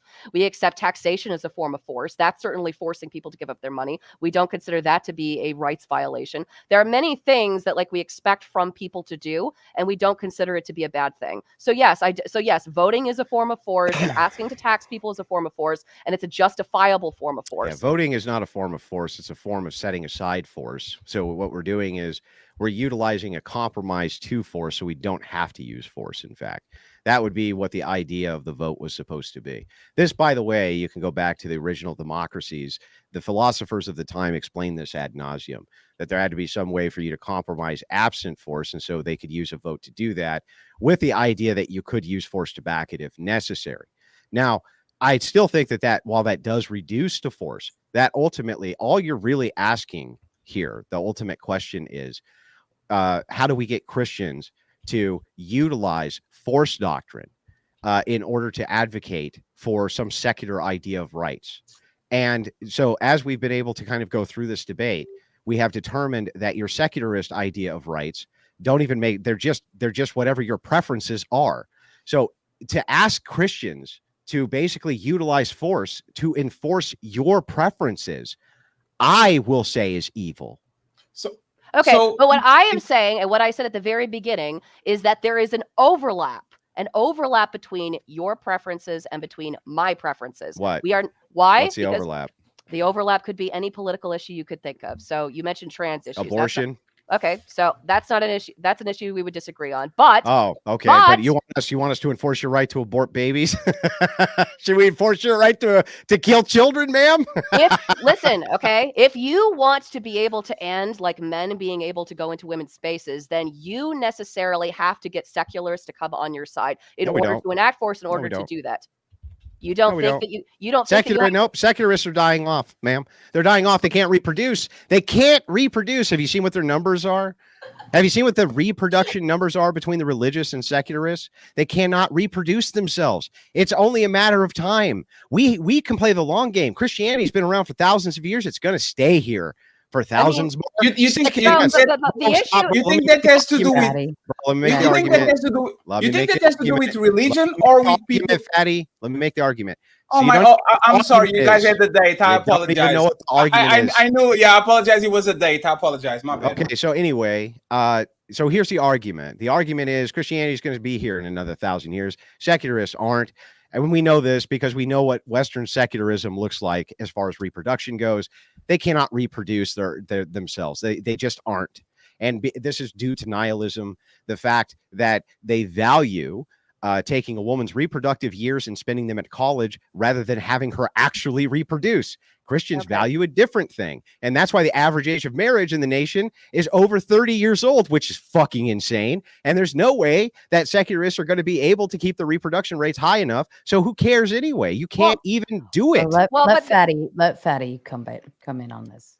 I just wanted to say, I think what Andrew is saying is a fallacy, because the most powerful group in the West is not walking around with the sword and the shield and trying to impose their force into others. The real untouchables in the Middle East, next to Palestine, they do sanctions, they do collaborations with countries that have more than them, aka the United States. They do political pressure. They have lobbies, extremely powerful. They dominate the film industry, the music industry, all of that. They're not walking around saying you have to do what I need you to do or I will delete you. They are using their influence, power, and apparatus to actually get what they want. So why wouldn't the Christians do the same thing to make sure that society runs well and it protects the weakest of the weak? Why wouldn't they do that?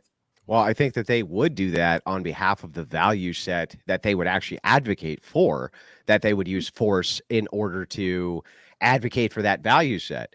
But when you're talking about women's rights, all that this woman wants the right to do is be naked on camera and abort children. That's all women ever want to do in modernity. And let me ask you, ma'am, like, what right do you not have right now? What right do women not have right now?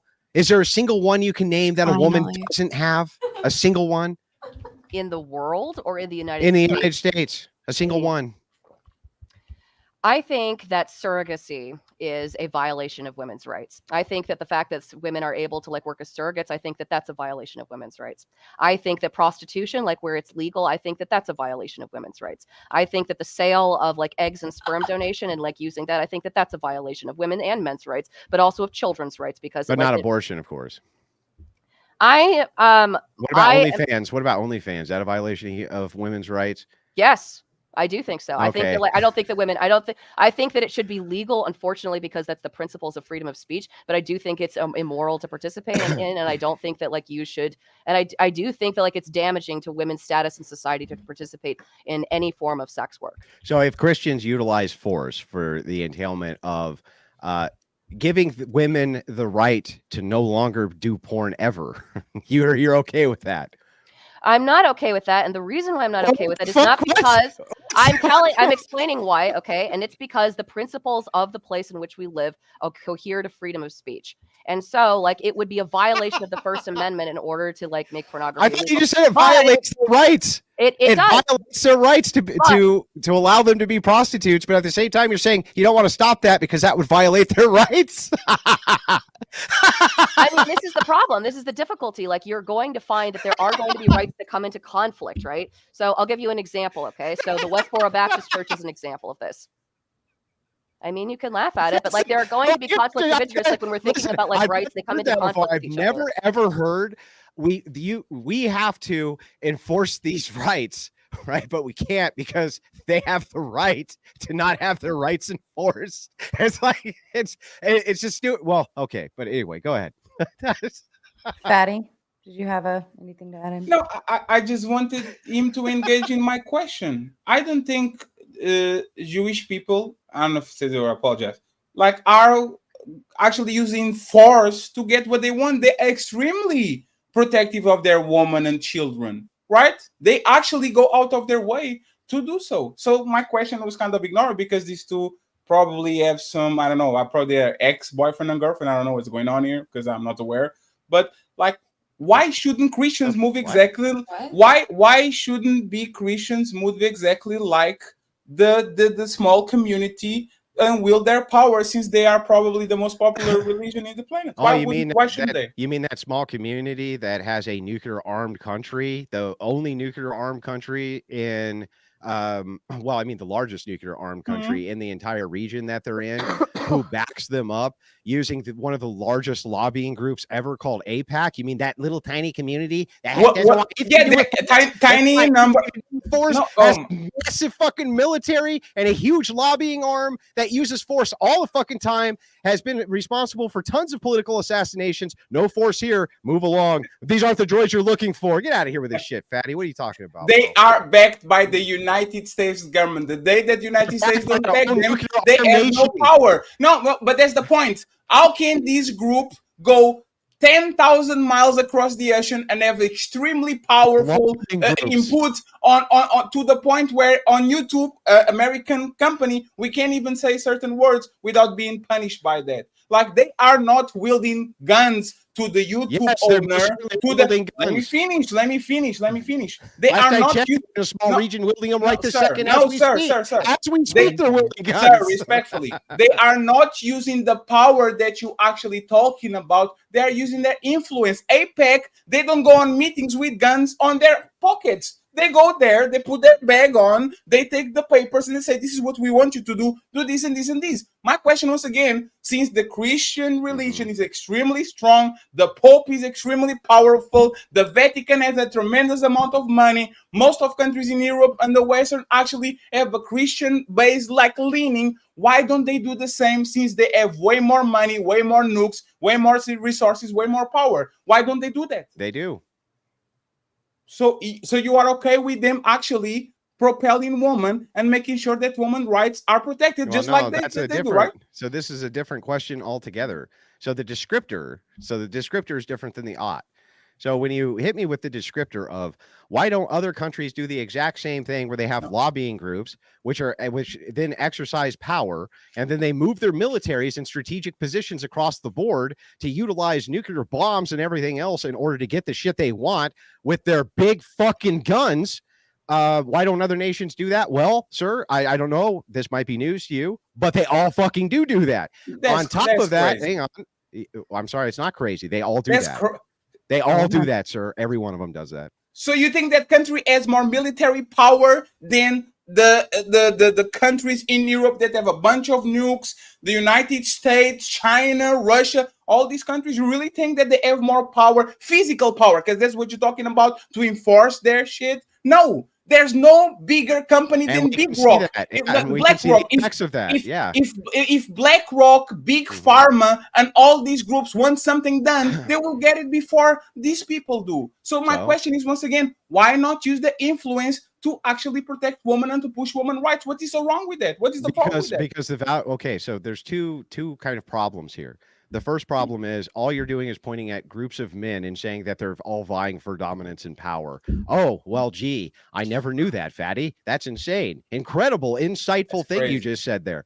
On top of that, when you're talking about why shouldn't we exercise X thing for women's rights specifically, I just asked this gal here, what right would you even want Christians to be exercising their power on behalf of that women don't even currently have right now in the United States? You know what her answer was?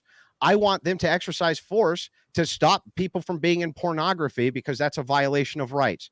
And then I said, so if Christians did that, you'd be okay with that? She said, no, because that would violate their First Amendment rights. So this is incoherent psychobabble from my hang on. Yeah, let me finish and then you can. This is incoherent psychobabble from my perspective. Makes no fucking sense whatsoever. At this point, I honestly don't even know what the fuck you guys are talking about. Okay. Honestly. So to be very clear, there are some of the things that I mentioned I do think should be illegal. So I think that surrogacy should be illegal. I think that like the sale of eggs and sperm, I think that should be illegal. I think that abortion after a certain number of weeks, like after like the fetus like gains consciousness, I do think that should be illegal. I don't support like late term abortions or post-birth abortions. And so there are things that I have listed there that I do think that should be illegal. And I do think that Christians should advocate in order to make it legal, because I do think that advocates. But at the same time, right, one of the principles that you agree to, like by being a Christian, is to give unto Caesar what is Caesar's. Okay. It is that and frankly, right, like, and this goes back to like what I was trying to say. We rebel and form a country so we don't have to give to Caesar anymore. I mean, that is literally the founding of the United States, right? That's right. The idea, yeah. But unfortunately, so for to you, and Caesar, but why? Let her finish. She let you finish. Let her finish. Yeah. Okay. Go ahead.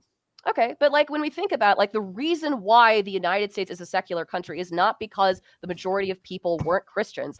It was because there was a huge amount of disagreement between colonies about what it meant to be a Christian, and therefore what laws should be followed by the state. That was the big reason. It wasn't because like it wasn't necessarily just because like they didn't care about, like, as you mentioned, like there were lots of people who were Christians, but there were lots of people who disagreed about like what precisely that should mean. And so by making it a secular country, that doesn't mean it's an atheist country. It means that different people of different denominations can coexist peacefully, and whatever you believe is your private value is your business, but you have to follow as long as you agree to follow the legal code and strata of the land. And okay, also, so go ahead. Well, I just wanted to like add this in because like this is way back from earlier in the conversation, the Treaty of Tripoli. I think we were both wrong. So I dropped the link in chat. If you like look at this, so you were right to reference Jefferson in the sense that, but it wasn't authored by Thomas Jefferson. It was authored by Jefferson. Okay. Well, that's what you're sourcing as your reference for what was said with the separation of church and state was Jefferson, I believe. Well, no, the person who wrote it was Joel Barlow, and the person who signed it was President John Adams. I still stand by. I promise I'm not being dishonest. I will drop the link to the documentary where I watched it. But it is my belief that it was the original draft of the Treaty of Tripoli was drafted by George Washington. I can't find the source for it right now. I promise you I'm not making it up. Okay. So all of this to say, this really was in the Treaty of Tripoli. Okay. I don't care about it. It's not even relevant or important.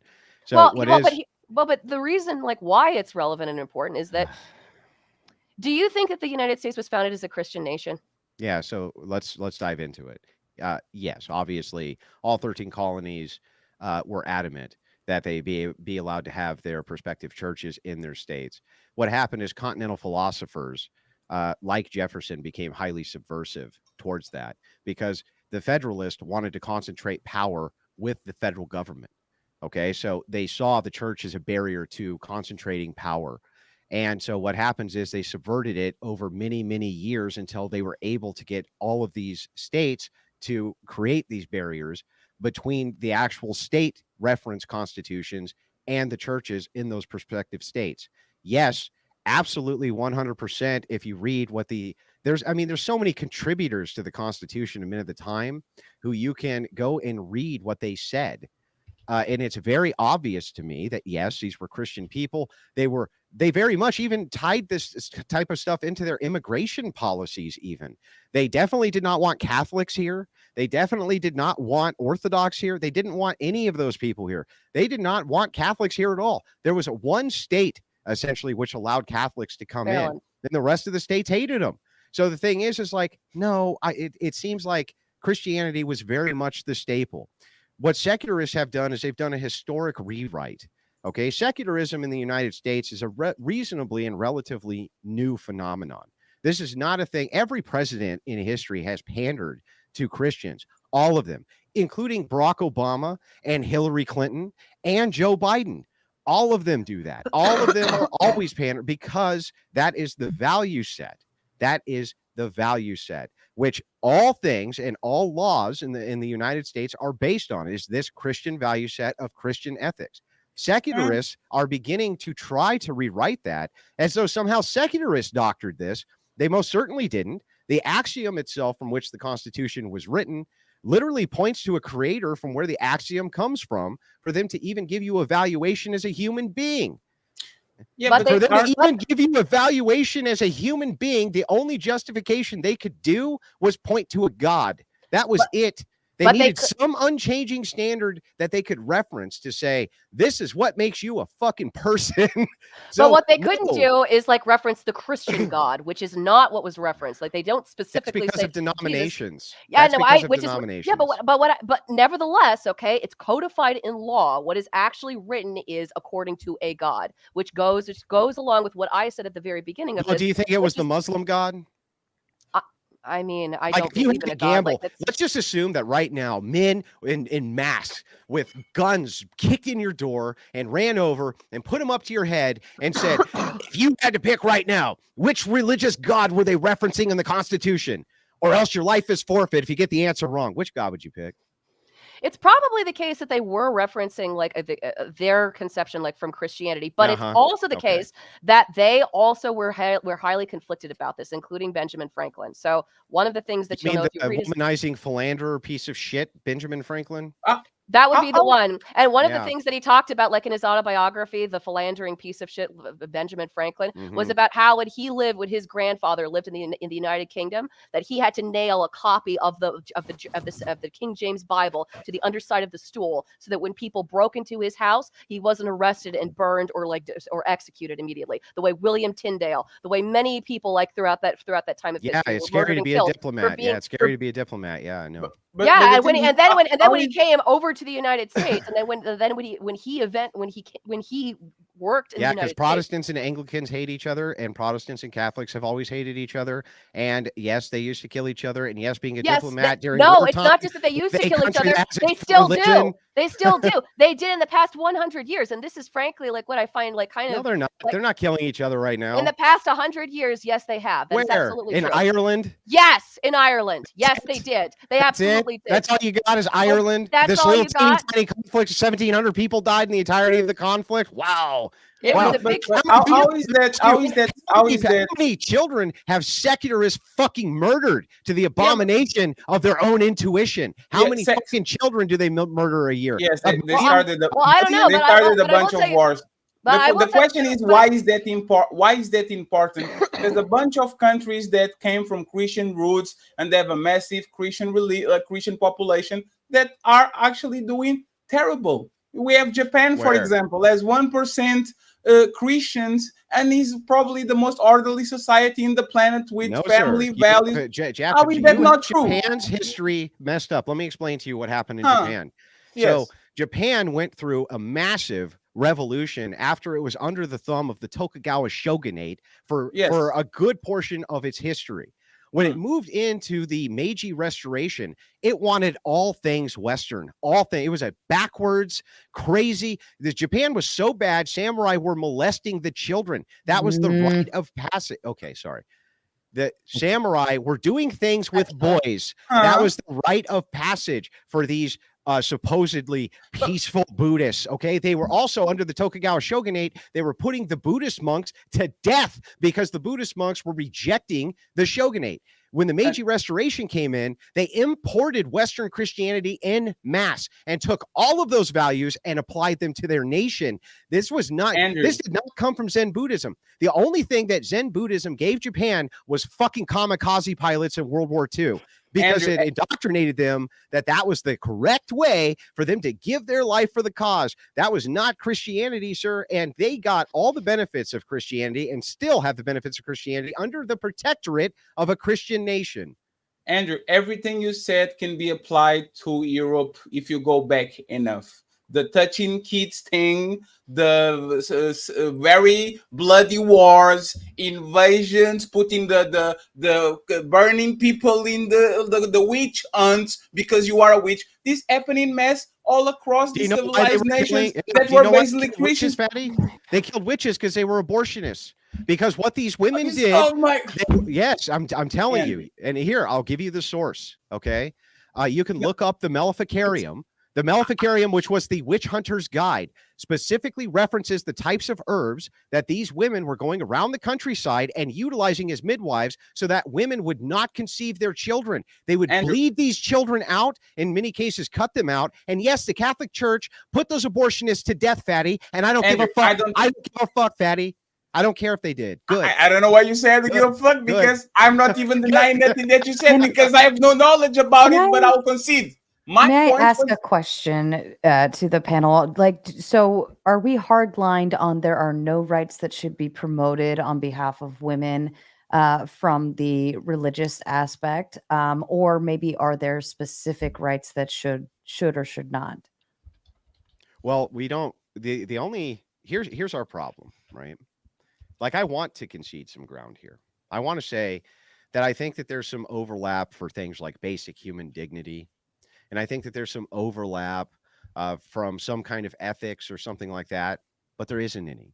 Secularists, from my opinion, have no ethical standards whatsoever other than whatever their intuition is, and will justify the most monstrous fucking things on planet Earth, but want Christians to go along with their intuitive moralizing because they put it under the purview of what is a right. And as we've established here, the only things that these people think is a right is whatever the guy with the gun says is a right. And so, no, I don't think that Christians should be advocating for any type of secularist idea of rights. They don't even know what fucking rights are. They can't even describe what they are, except it's just a guy with a gun. That's all that it always reduces to. That's why we can't find any concession here. And this is why I actually disagree when we should push these things, because I don't believe that this was based on religion. I believe that if you actually look across the globe, 90% of the laws probably agree with each other, because I don't want my sister to get raped. So I'm going to put a law that protects my sister from getting raped. I don't like people to steal in my shit. So I'm going to put a law that you can steal some shit. And if you go to the Middle East, if you go to Asia, if you go to China, if you go to Brazil, and you go back 1,000 years, 2,000 years, they all agree without the internet, not because of Christianity, but because secular humanism will actually push you secular humanism is a complete fraud, and it all does. I'm going to explain. All it does is borrow Christian values while rejecting the God portion, asking for ever more standards of evidence, which it itself does not adhere to itself. So here's the thing. First of all, to counter your claims here, yeah. So let's talk about your first insane claim. Oh, if I don't want my blah blah blah to get raped, so therefore I'm going to put in a law that she doesn't. Oh, that's great, Fatty. What if the intuition of all the people around you, though, is that she needs to get that? that needs to happen to her. Well, then by applying your same logic and standard to that society, it's perfectly acceptable because your morality is changeable. And that's what makes it weak. That's what makes you secularist weak. And it's what makes it so you can't reproduce. And it makes it so that we're going to win. Well, I do want to hear from Fariy, and then we can go back to Fatty.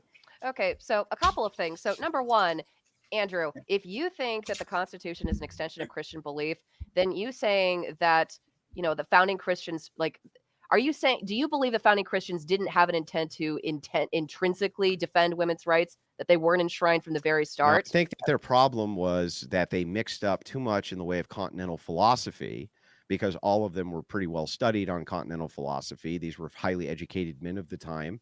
And they wanted to make something which was universal in a republic. So they were studied on old forms of republic. This comes from Plato, Socrates. These people all hated democracy. If you read our founders, they all claim that they hated democracy just as much as the early purporters of republicanism did, which is why they gave us a republic.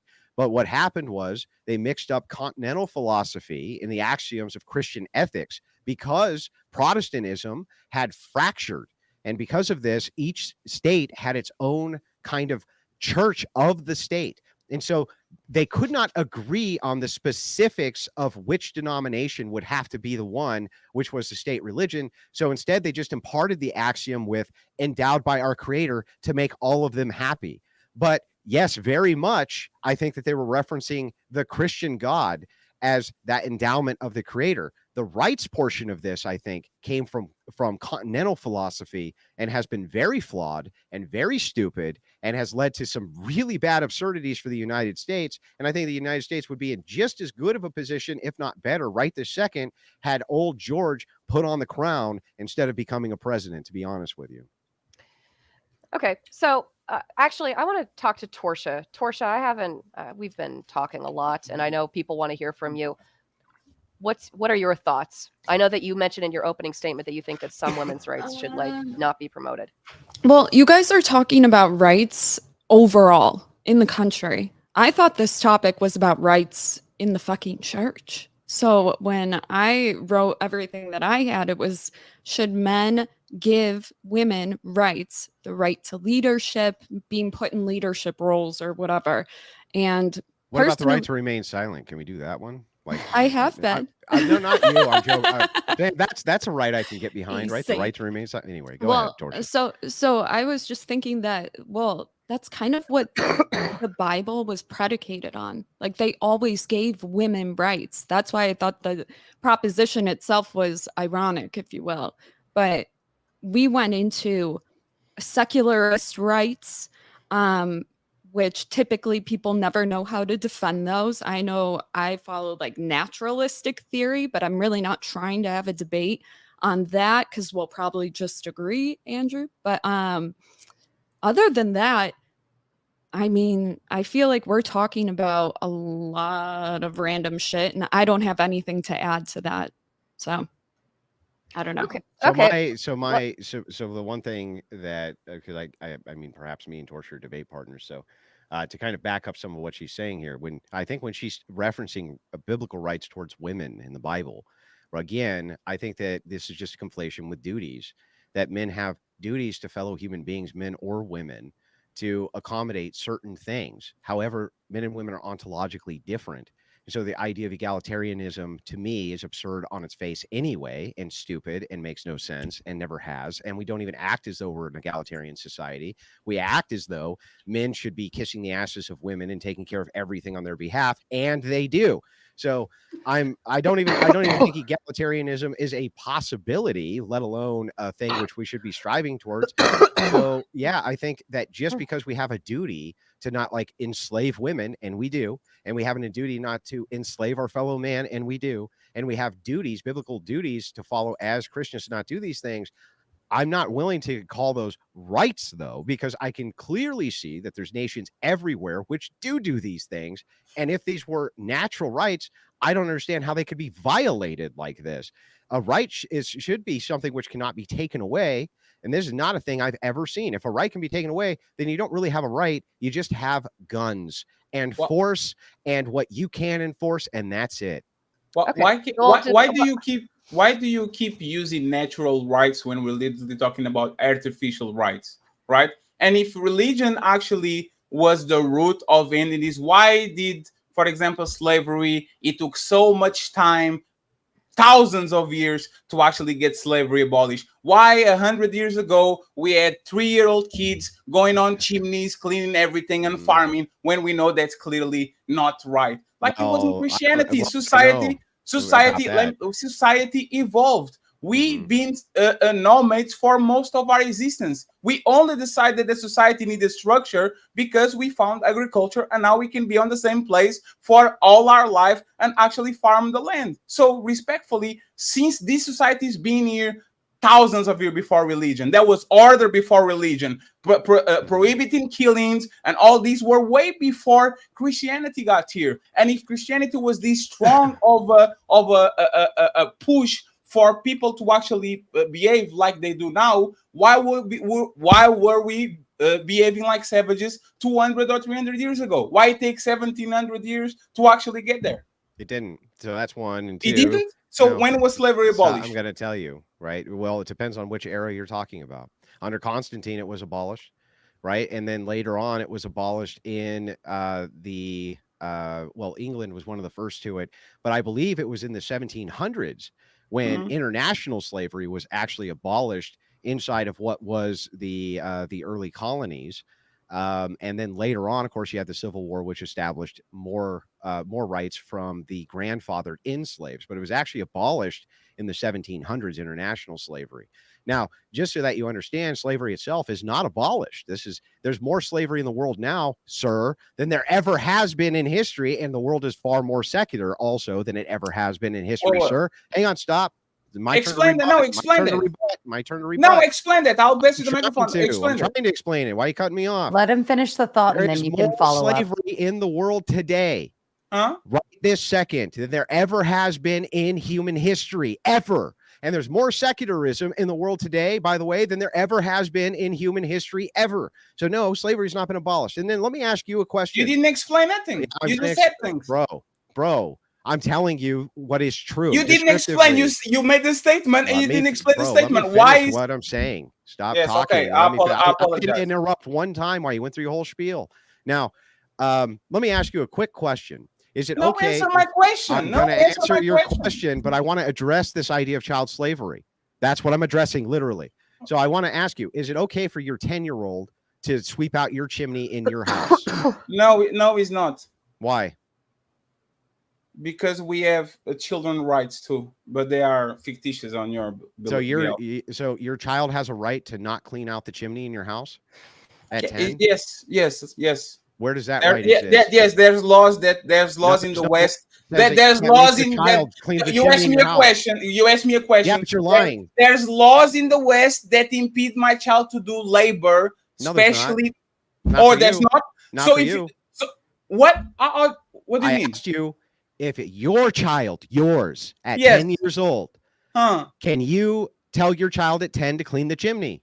No, I'll go to jail. Yes, you can. No, sir. You are mistaking what I said about cleaning the chimney. It's not swapping the chimney. It's literally throw you on the chimney because you are small enough. You know, those big industrial chimneys in England was very prominent. You have a kid that is 3 or 4 years old. He's the only person that actually can fit in there. And you give him a rope, you put him on his waist, and you throw him around. That was being done 100 years ago. So what? So the question here is, can you have your 10-year-old right now go in? No, I'll go to jail. No, you won't go to jail. It's not illegal anywhere for your kid to clean your chimney. It's not illegal anywhere. Not illegal. Sir, you are literally being disingenuous right now. Yes, I'm not talking. There's child labor. There's several videos, like those restore videos that they show of people. Let me finish. Let me finish because you are confused. No, let me finish because you are confused. There's videos that are being restored from 100 years ago in London, in Manchester, in New York, whereas literally a young kid as young as 3 years old, literally walking with his father because he's a chimney cleaner, and he goes to these big factories. He put his kid on the chimney so he can actually swap the chimney because there's the only person fitting there. Christianity didn't stop there. Yeah, we great. being more human stopped Yeah, there. that's We yeah. evolving. You're Like using a presentism human beings fallacy. are flawed. We Yeah, you're take time using a to presentism evolve into a fallacy. bullshit that actually shouldn't be here. It wasn't Christianity that did it. It I was don't- you being a better Yeah, person. yeah, great. That I'm glad that you can make all these declarations. I wonder if you can answer my question now. Is it But illegal? Is it illegal for your 10-year-old to clean your chimney? Yes, inside of Okay, it, show me. going up the pipe. No. Yes, it is. I'm No, it going to isn't. tell you. What? Let me No, it isn't. translate. Let me. That is May I, right. Show gentlemen? me. May I Show trade? me that it's May illegal I? for your 10-year-old to clean your chimney. I actually want to see it because it's not. I looked into Fact- this.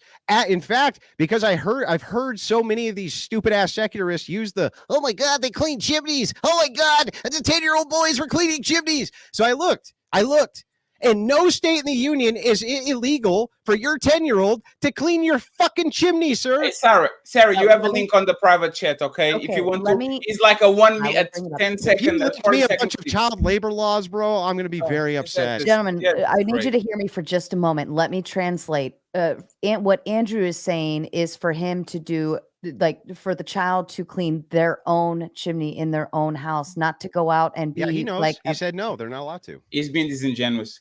Sarah, you don't have to play the video. Can you just pull it up, show it, and pull it down? I'm not playing it. Just pull it up. You are being disingenuous. How? Because when I say cleaning is what I'm talking about right here, you're going to see it. This was happening 80 years ago, 100 years ago. This happened 70 years ago. Mhm. You just have to put it on the is the third one. Hold Yes. on. Like, this is what I'm talking about. I'm not talking about, oh, go ahead and clean. I'm talking about this child labor. This is clearly child labor, and I go to jail if I do this with my kid. You are No, wrong. Yeah. So Like, let me ask you a Christianity question. didn't stop this shit. If you were on a farm and you were doing labor which was that intensive with a kid, okay, Huh. would you go to jail? Right now, I would. No, you wouldn't. Before, I won't. Yeah, No, you 100 wouldn't. years ago, I wouldn't. I'm answering No, your you question. wouldn't go to jail right now. So if I had my 3-year-old getting potatoes out of the ground and Yep. throwing it to the basket, Kobe, and somebody like a cops came to my house Mhm. and he keep working on the field, I would not be arrested. That's correct. Yeah. Really, Andrew? Yeah, really. Wow. I don't know Hey. why you're saying wow, really. No, Yeah. That's, my kid will- Bicentennial Farms have done it for years. My kid will be selling hot dogs in front of the Staples Center as soon as he's 6 years old. Have you ever And- been in let And me I ask you will a point it question, out to Fatty. Andrew. Andrew Fatty, told do me you that it like was not Chinese- illegal. Fatty, do you like Chinese food? Better than Japanese, but it's not. Sometimes it's okay, right? Sometimes it's okay. Yeah, Okay, sometimes I got okay. You ever walked into a Chinese restaurant and seen kids working the cash register before, Fatty? It's not as good as like. Answer my question. Have you seen it before, Fatty? Let's go with no. You've I never can seen a be- kid working the cash register in a Chinese No, shop? I live in Are Portugal. you gonna lie to me, Fatty? Really? I live in Portugal. I don't know what you're talking about. Oh, okay. Well, here's the thing. In the United States, they work inside the Chinese restaurants all the time. It's not a violation of the law as long as And they're they have- working for their parents. It's not a And they violation. have- of the and- law. Your only problem is if they sent that kid to the other Chinese restaurant and then they worked the cash register over there Yes. and actually made a wage. Now it's slavery when they're actually getting paid for it. Fucking stupidest shit I ever heard in my life. Once again, I think you're being very disingenuous. There's a difference between No, I'm not being No, disingenuous. 1 second. Let me finish. I think there's a big difference between having a lemonade stand in front of your business and selling $20 cups so you can get some money and literally throwing you on the motherfucking chimney and says, clean that shit, motherfucker. We need this money. There's a very distance between one and another. And if you were honest, you actually would agree with that. You're using the fallacy of presentism. You're saying that because this I don't was understand you. You are I'm smarter trying to than me. answer your fucking question here. Because I don't understand. You are smarter than me. Why are you saying these words? Because the fallacy of what? You don't presentism. It's a presentism fallacy. So you're saying because right now we can retroactively look back at the time and say, wow, you really shouldn't have had like 3 or 4 year olds working up there sweeping out the chimney, right? That's bad.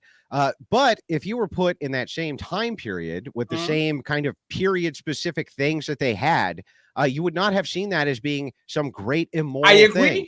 And even in the present day, I don't think you could make a moral argument for why it would be wrong for a 4 or 5 or 6-year-old to have farm chores where they busted their ass doing some labor. What's actually the problem with that, Fatty? What is your actual objection? Well, you know what's funny? I believe in cultural relativism, right? Things that were okay 100 years ago are not okay now. I understand the circumstances. So my question to you, relativism, presentism.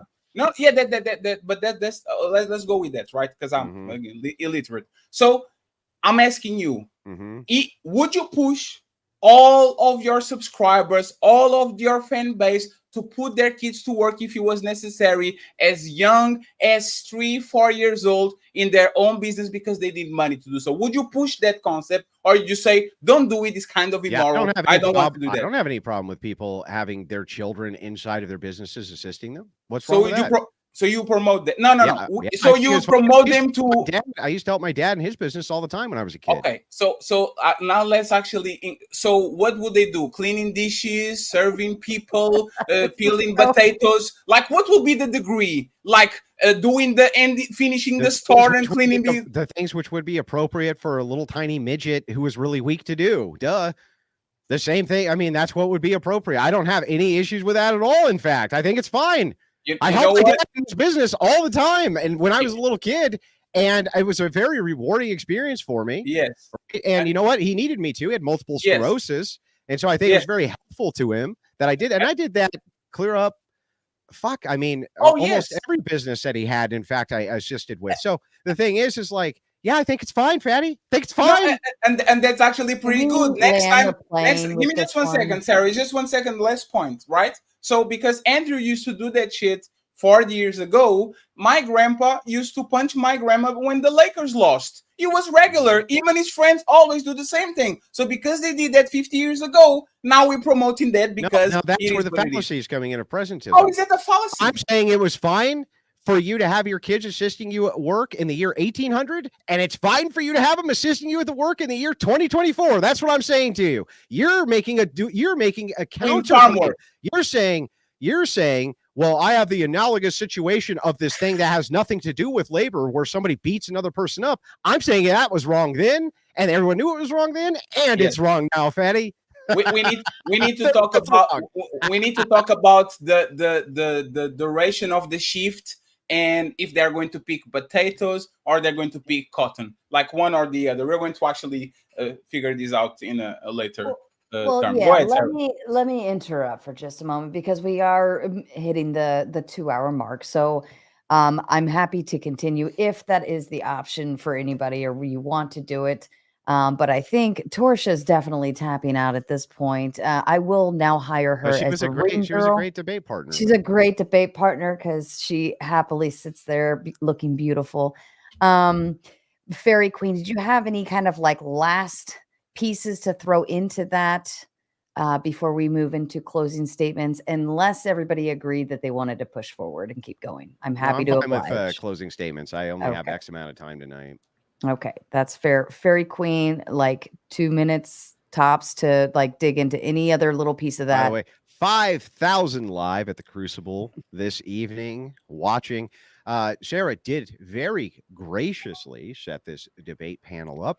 Very kind of her to do. If you guys can, as the Crucible always does, those who support us, we support them.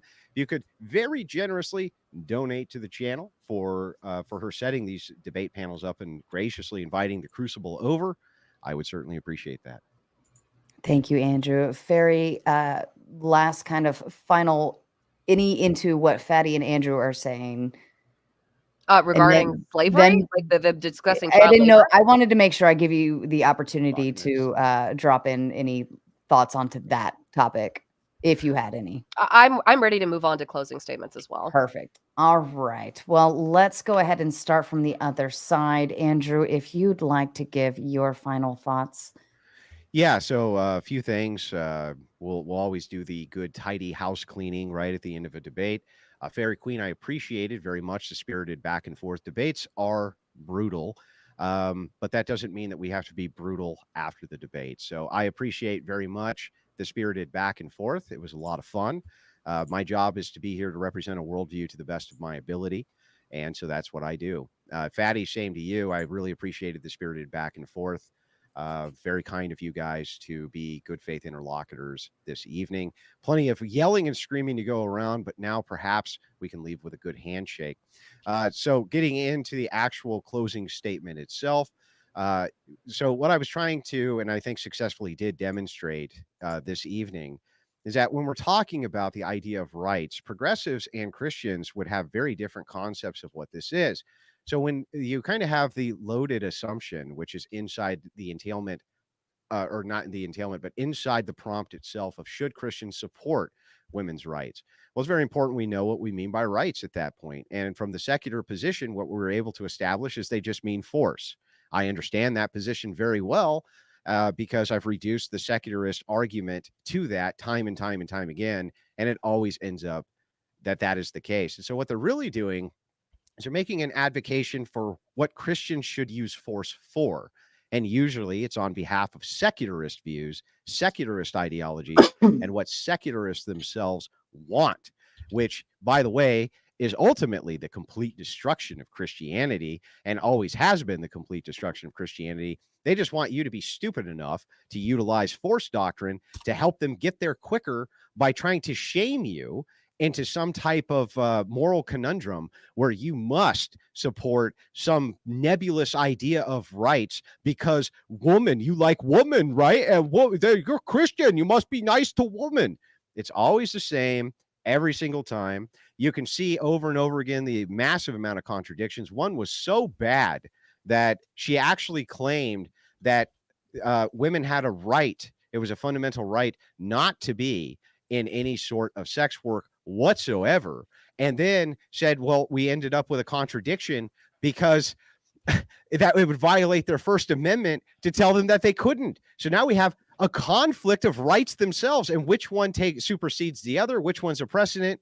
It's always absurd. It's always nonsensical. And really, it's always just a move to utilize you, the person with the Christian ethic, to try to weaponize your ethics on behalf of secular ethics, which really always just comes down to the most degenerate shit you can think of. And it's always appealed to, though, as individual freedoms. And that is never the fucking case, as I've demonstrated over and over and over again with these people. So with that, I'll leave my close. And thank you again to the channel for having me this fine evening. Always welcome, Andrew. And thank you. And shout out to the Crucible crew as well. Torshaa. Thank you for having me. She's officially my ring girl. That's it. I think I'm this sorry, is Torshaa. one show where I shut the fuck up, and I think it served well. I don't think I had anything really to add. You guys were going on about morals, and that's great, and love to hear it, but I was just listening. Thanks for having me. Always welcome, Torshaa. I love having you on. Fatty, to you. I'm sorry because I have a rudimentary level of English and I don't understand all the fallacies, but it was kind of fun. I would just like to get the conversation to the next level. I think we get a lot of time stuck in what is natural, but we live in an artificial society. Everything that we do, the money that we use to pay things, the buildings that the cities that we construct, the laws, all of that, they are all artificial. So I think, for example, just like we push marriage, and that's clearly a man-made artificial concept, and we push it every day, I would like to talk about these terms, not in the law of the jungle, the survival of the fetus, but in a more artificial way, because we are actually more than animals walking around. Other than that, I had a tremendous amount of fun. Everyone in the panel, Torshaa won. She did beautiful statements today. I love it. My respect for her grew a lot today. And to the other two, the lady and the gentleman, I apologize for ruining your date, but it was actually pretty enjoying. So I appreciate y'all being here. It was actually amazing. And to my people, please go ahead and subscribe to everybody in the panel. The links are on the description. There's 160 people watching. So please go ahead and subscribe to them. I would really appreciate it. Thank you, Sarah, for organizing this awesome debate and inviting me. I appreciate you. I did want to point this out before you got to the next close. I didn't want to interrupt Patty's closing, but there's this weird phenomenon that happens on the Crucible, especially during Crucible debates, where men take their shirts off, and I don't understand the phenomenon exactly, but you are now in the Crucible Hall of Fame of yet another debater who just randomly took their shirt off. I don't understand what the deal is with Andrew, that, but I know I smell jealousy when I understand. I know I look awesome without the shirt, but don't worry about it. We all will get there one day sooner. So I appreciate you. mean, Thank you very much. I'm working on my Taco Bell belly at the moment, so Yeah, That's me too. fair. Cheers That's to that. fair. Shout out to Taco Bell. And thank you, Fatty. You're always welcome. We love having you here, always. And final thoughts from you, Fairy Queen. Yeah, thank you so much. And I wanted to echo Mr. Wilson's what he said earlier, and just thank every single one of you for being here. And just to echo like the same sentiment, which is that we can yell at each other, we could say a lot of like really harsh things, but it's not personal. I will not disguise like what it is that I think, but I'm always willing to hash it out at any time.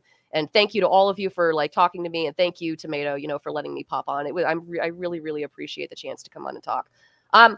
That being said, though, okay, I will not disguise from anyone here, okay, that I am a secularist and that I am an atheist, okay? And I am not going to pretend to you that I don't have very distinct criticisms of Christianity. I would not be an atheist if that were not the case. But even though that is the case, I think that there is overlap between the causes that I believe in and between the causes that many Christians do believe in. So I mentioned a few of the causes that I believe in as a feminist, and these are things that not all feminists believe in. I accept that. But one of the things that I don't agree with, I don't believe in supporting prostitution. I am culturally critical of sex work. I think that is something that should be criticized more. I am critical of the sale of like sperm and egg donation. There are many things that I believe as a secular atheist person that I think that there are many Christian people who would be willing to talk to me and would be willing to help me to achieve. And I want to ask you the question right now, okay? I understand that many of you who are deeply religious and deeply devout, that many of you see me and people like me as insane, and you see all of us as insane with blue hair and talking about trans bathrooms, et cetera, okay? That is not true, okay? There are secular people who do, okay, who don't believe that, and I'm one of those people. And there are reasonable people. And just as I think that there are reasonable Christian people, and I think that the best thing that we can do to create a good world, a genuinely good world for everyone, both secular people and Christian people, because we're going to live together. There's no way of getting out of that, okay? Unless you want to use some form of force upon to get rid of all the atheists, that's not going to happen, okay? So we have to work together to make the best society that we can. And that means that even if you don't like everything that I have to say, okay, this specific policy position that I'm talking about is something, if you agree with me on, you should come together and work with me on it in order to push it, in order to make it pass, because that will lead to a better outcome into this type of society that you want. And you are not going to get the type of society that you want unless you are willing to compromise and work with other people. That has always been the case throughout history. And finally, I suppose I will end with that sentiment, okay?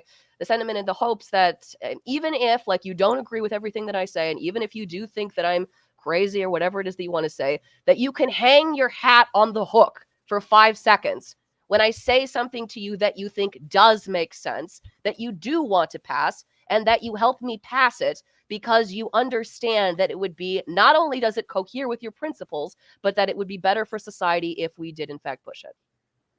it's always just the question of what's next, though.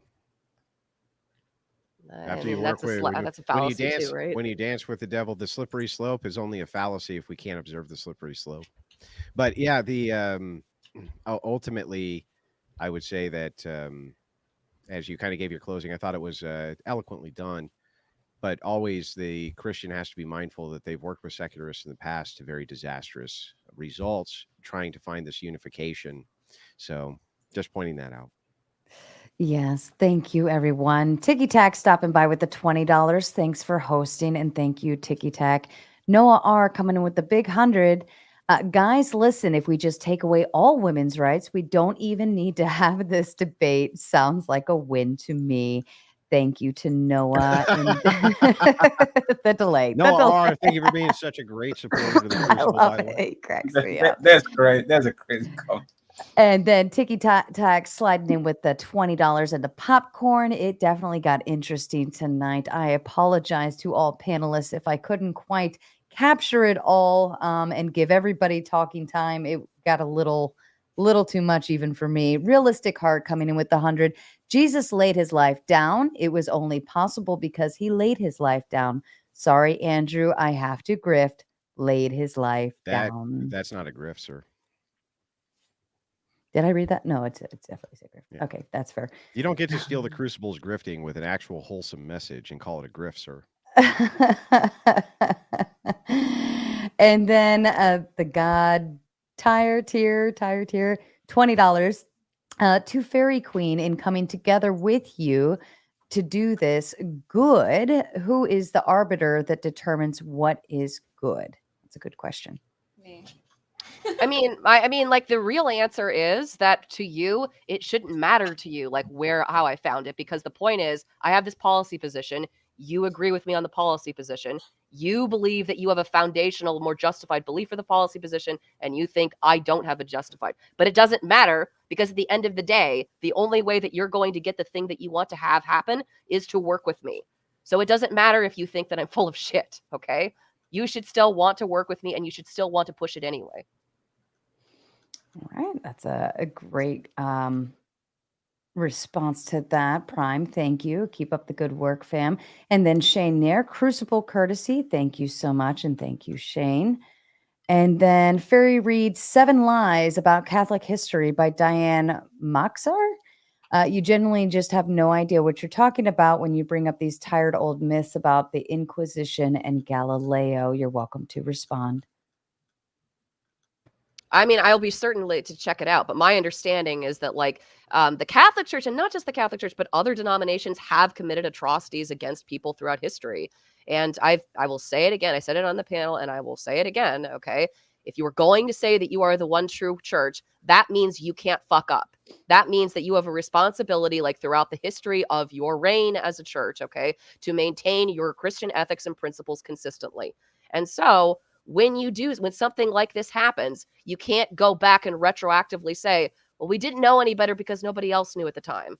It's so fallacious for them to say this because they don't hold secularists to the same standard. I can point out tons of secularist atrocities, especially under the Soviet Union, and they'll say, no, those were individual actors who weren't working in the actual philosophy that we believe. But when Christians say that, no, it can't be individuals. The entire collective must be held responsible. It's not only is it low-tier argumentation, but it's fallacious, and it's also stupid. It doesn't even make sense. Well, first of all, okay, I know other people say it, but I don't say that about the Soviet Union, okay? I do think that the Soviet Union is a demonstration.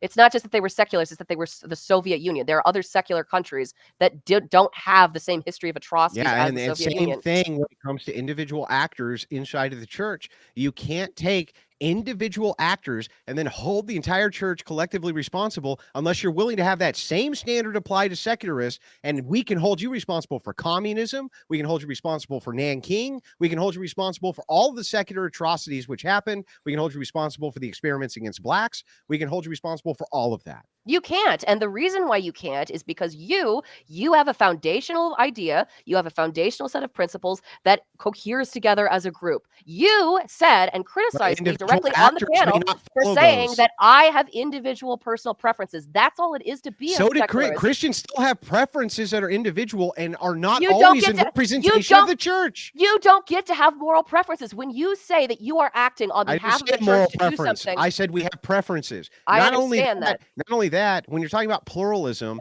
there's more than one way to get to the moral ought. And Christians definitely understand the concept of pluralism. Otherwise, it would be immoral for me to not take my shoes off, inside of, the United States because Christians in Japan do. And so therefore I'd be disrespecting my parents. That makes no sense. Individuals themselves right, can be bad actors even inside of the church. For some reason, you seem to think that that's fucking impossible. But It's yeah, not when that it comes it's to not that atheism, it's totally fine. Only individual actors are No, it's responsible. not. It That's just depends. stupid. No, it's not stupid. I'll tell you why it's not stupid. Because if the church, as the authority, as an institution, signed off and endorsed what those individuals did, then the church is responsible. If And you then can it's not prove just it, a you few. don't do that though. You just That- cite individual actors. They protected, like the Pope literally apologized in my country a couple of months ago for the atrocities and the cover-ups that they did about their bishops and all that. It happened before. And the thing is, He took responsibility for what bad actors did. Crazy. Isn't that crazy? But The that's secularists won't even do that. no. But that's the point, right, Andrew? If you're playing basketball and you get into a fight on a playground, I'm not going to blame the LA Lakers because it was Andrew playing on the playground. But if Andrew joins the LA Lakers and the fight breaks up, I will definitely blame the LA Lakers because now you're a part of an organization. If secular people actually gather all together and they said, we are the secular such and such and such. Dumbest thing I've ever heard a man say. I'll explain. So you're saying if a member of the Lakers diddled a kid, you would hold the entire Lakers team responsible? You see what I'm talking about? You go to extremes to prove a point. Yeah, I'm testing your logic. No, yeah. You go to extreme to prove a point. Test your logic. No, listen. Okay, I will play your game. If a LA Lakers player diddles a kid and the LA Lakers organization try to cover it up and bribe the kid so he doesn't tell, and this happens thousands of times, like it happened with the Catholic Church, yes, they are complicit. Now what? What if there's only factions of this Why which you moving do the goalpost? it's That's not what known, I said. hang on, it's not known to the whole.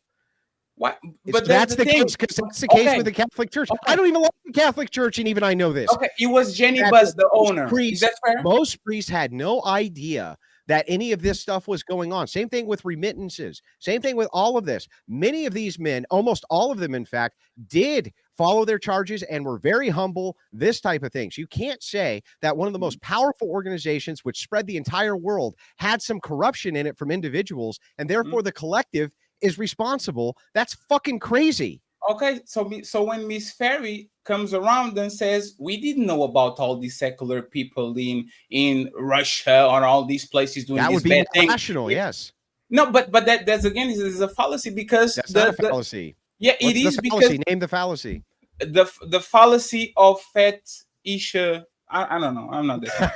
But fallacy stuff. No, I just think that you are deflecting from the point, because if the head of the organization knows about it, which is the Pope, the Vatican, and all these parts of like that, they're in position of power to do something, and they don't do it, they don't remove it, they actually trying to cover it up. I think is very fair assessment. No, even inside of the Catholic Church itself, okay, that they have made the claim many times that they can have bad calls even made from powerful people inside of the infrastructure because it's so massive, and they try to address it. But you're talking about a thing which has multitudes of layers of power to it. You can't hold the entire collective responsible for what these fucking people did. Listen, I wanted to do that. I wanted to do that myself and say, okay, Catholics, you're responsible for this great, massive cover-up of what happened with all of those children, especially between about the years 1940 and 1980, which was insane. But when I was able to really dive into it, it was highly regional. It was very compartmentalized. And the church was often requested by the people who were the victims not to make it public and to make it right behind the scenes. Yes. All of this shows me that they're trying to address corruption, and secularists are just shirk responsibility every chance they fucking get. So I will be more sensible than you, and I will understand that there are actually nuances. But this is actually why I'm thinking you're being disingenuous. Throughout the whole debate, you said seculars this, seculars that. Secular is not making kids. You make the same generalization back to show the absurdity. You made blanket statements about secularists, even though I'm a secular person. I'm an atheist. I never saw Fariy in my life. What she does with her life has nothing to do with me. I never saw her. But you could do massive statements between two people that are 7,000 miles across each other and never talk with each other. But when we do the same things to Christians that go to the same church on Sunday, oh my God, the priest didn't know it, Miss Annabella didn't know it, Anna didn't know it. Why are you blaming us all? If you can do generalities, we can do it too. And had you Sam, I said, have a message we're to going to make a you. distinction when I say Christian to only mean Andrew Wilson, or when we say Christian to only mean X sect or this type of thing, fine. But you guys did not use that in that context. You said Christianity is a general whole. And so, of course, I'm going to respond with secularism as a general whole because I'm using your same logic against you. Andrew, you Yes.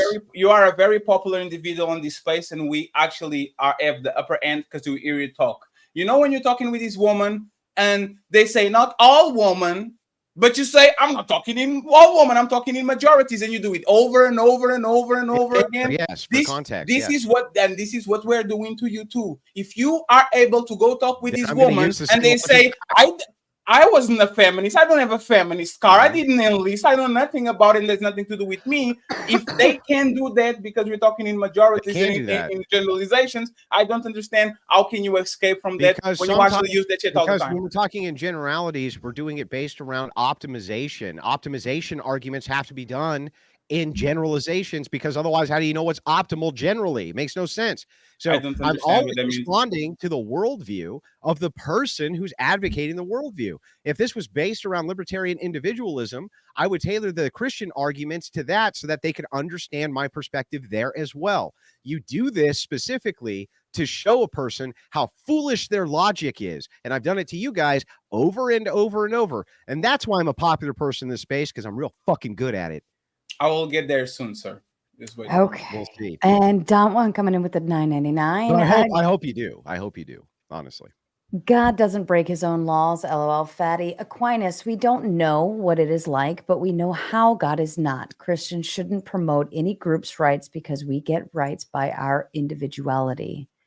You're welcome to respond, Fatty or Fariy. Yes, I still don't know who Aquinas is. I'm sorry. I apologize. Zero. St. Thomas Aquinas. Thomas Aquinas was a very famous Catholic apologist. He tailored many of the kind of current philosophical arguments which Catholics still use and have refined since him. Thank you. And Carl Anderson's been lighting up the chat tonight. Thank you for the $10 in support. And Noah R asks, why would I listen to someone who came to a debate without a shirt? Fatty, you're welcome to respond. To be fair, he had a shirt. I had the shirt, but when I saw this was a date, I just got in the mood. My bad. And Torshaa, I think this one's to you. Well, good for you to stay out of it if you don't have input. That was a wise decision. Response to Fariy Queen, yes, the age-old moral relativist answer. Trust me, bro, the ends justify the means. I'll pass. The 20th century is filled with examples of how moral relativism ends. Look, I will give you the unsatisfying answer that you can meme on me as much as you want, okay? But I suppose, like, logically, I have no choice but to be, because, like, I am an atheist. But what I'll tell you is, like, a lot of the morals and a lot of the things that I have are downstream from my upbringing. They're downstream from, like, me being raised as being Catholic. And so, like, you stole them. You stole your morals. And then rejected the source of them. Because the source doesn't have a foundation. But also that... You don't have a foundation. It's just you. Neither do you. You're also... No, I appeal. No, you don't. I literally appeal to an unchanging foundation called God and Jesus Christ. Yeah, that changes apparently whenever it's like effective, like for the church, right? It changes like whenever it is for there. Like, no, right? No, the Orthodox Church. I'm not a Catholic. I'm an Orthodox Christian, and the Orthodox Christian Church is unchanging. The Catholic schismed away from us for that reason. Okay, well, to respond to like what the person was saying, so just to. I'm not going to pretend to you that I have like as developed of like a system as I should. The truthful answer is that I don't. The real answer is that I have some positions that I believe in. I have some things that I think, and I try to advocate for them. And I will do so. And I will say that honestly to you, because I know that people talk about moral relativism. I understand that that's a topic. I don't feel that it's appropriate. It's not something that I ascribe to, at least not like effectively. So to Fariy. Another one. And Jack Nimble, thank you for the 10. To Fariy, if rights require a duty like paying taxes, should the state be allowed to indefinitely imprison illegal immigrants who have never paid taxes without a speedy trial or assistance of counsel? If rights require, should the state be required to indefinitely imprison who never paid taxes without a speedy trial? Or, well, if it's an illegal immigrant, then that person should probably be deported, shouldn't they? Or shouldn't they like simply be removed from the country? Like if Yeah, they but are you like saying if the duty is there, if there's a duty? So the question from Jack Nimbles that this is like just a good logic exercise. If it is true that the requirement is you do the duty and then you get the rights, if you cannot complete the duty, then what rights should we give you? Because if you're illegal, you're not paying taxes, right? Because you're here illegally, you're just keeping all the cash. So how could you be entitled to any of these so-called rights if you're essentially rogue inside of the state, which grants rights to its citizens? well, the answer is like no, like you're not entitled to any of the rights. And like really part of the reason why I'm saying deporting and not indefinitely in prison is because like you're going to have, because the person that's imprisoned is now going to be eating up the tax dollars like of the people like within that state to supply for them. So now the person who is not a citizen, who has not completed the duty in order to ascertain the right, is now still receiving rights and still has to be treated with the same rights as any other prisoner, despite the fact that they never wanted to fulfill those duties in the first place. So the answer is you have to deport them. You can't imprison them because otherwise they're eating like the dollars that other people are paying to like feed prisoners in jail. Okay. I think that's it for that. If anybody send her a few more. Send her a few more super chats. She put on a good show. We still got a few minutes to wrap it up, right? Send in a few more super chats because I want her to put together more panels because I'm enjoying myself. And I know that the Crucible crew just had a ball. And I know you did. I know all of you did. So, show support to people who make content like this possible, because then we were able to make more content, right? That's the goal. No, I'm happy to oblige. It is very fun. It gets a little it does get a little heated sometimes, but it is still fun nonetheless. I enjoy Somebody just said I'm gonna bankrupt him. Like, damn it, Andrew, you're gonna bankrupt me. Sorry.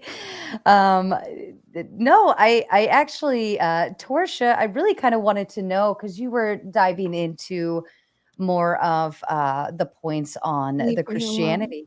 Leave me alone. She's like, I wanted, look, beautiful ring girl, absolutely. But I definitely wanted to dive a little bit more into her thoughts while we're just relaxing and chilling. Right now? Later. We could do it later. All right. Are you gonna come on? Are you gonna come on my stream? Yeah, later. How later? When are you done with this one? Oh, this goes into open panel after this. No, This I one know. goes- After that. It'll be like 2, 3 o'clock in the morning.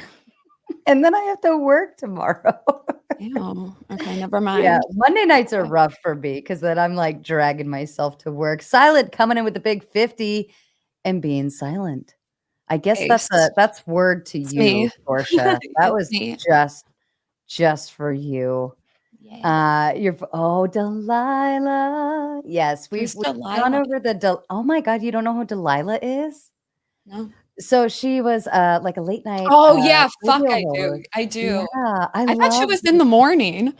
Was she in the morning? I thought she was at night. Somebody said Torsha's the most attractive when she's quiet. Come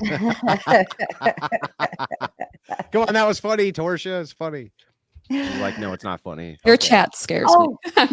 Josh, I wanted to point this one out earlier. It 'cause was I saw funny. this earlier. This had me cracking up. Josh Brooks coming in with the Big 10. Every time Andrew gets a W, another beard hair turns gray. Only 1,000 plus more to go. You're aging so gracefully, sir. Much love. Crucible Crew. Thank you. Thank you, Robbie Hack. The super chat isn't real.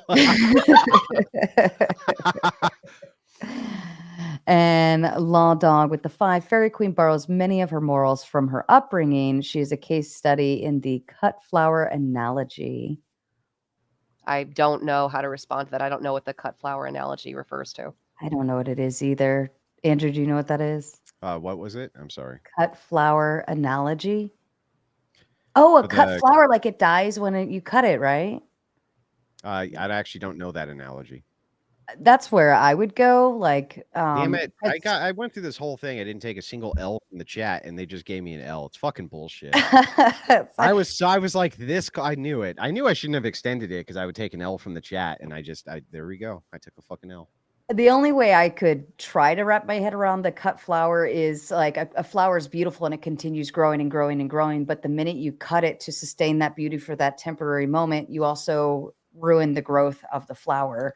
So Well, but- maybe with the ideology. Well, I don't know what the analogy is, but I will just tell you, like, I think that it's possible that you can cut some flowers and you can replant them and you can grow your own rose bushes that way.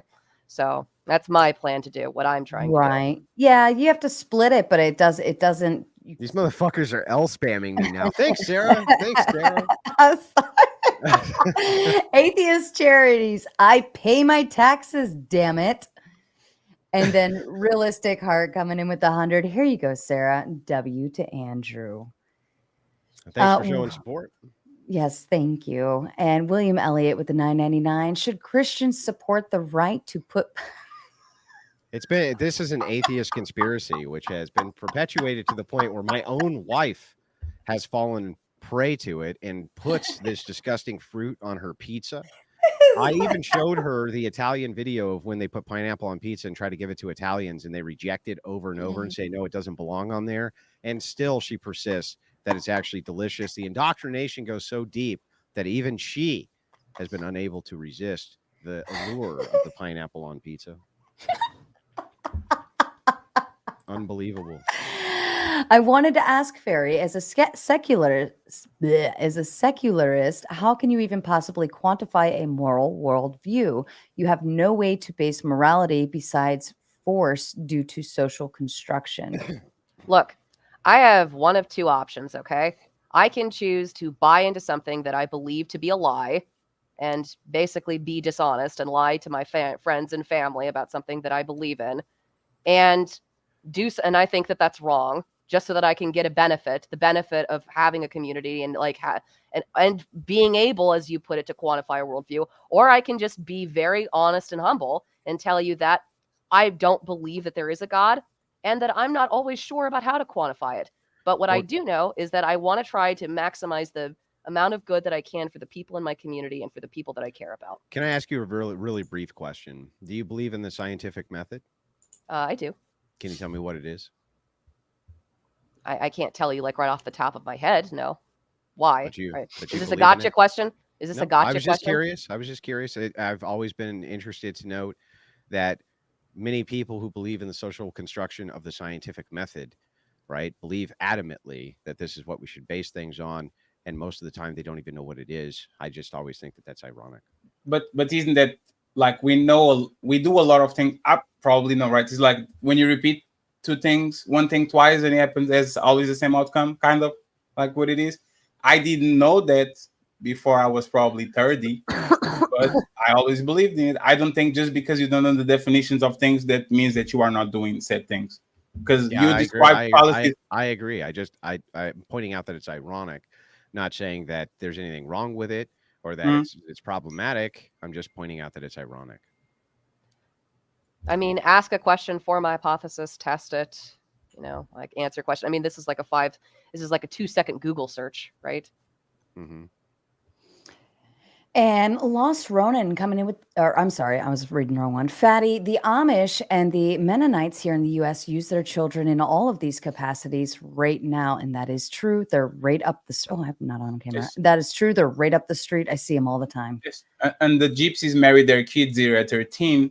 But once again, every country has these isolated communities that do what they want to do. But for the most part, you're going to jail if you do the same. Perfect. And Lost Ronan coming in with the big 100. For the secularist, how can you claim morality if it is not naturally occurring in human nature without being taught? For it to be taught, it had to have an origin, which would be a higher power.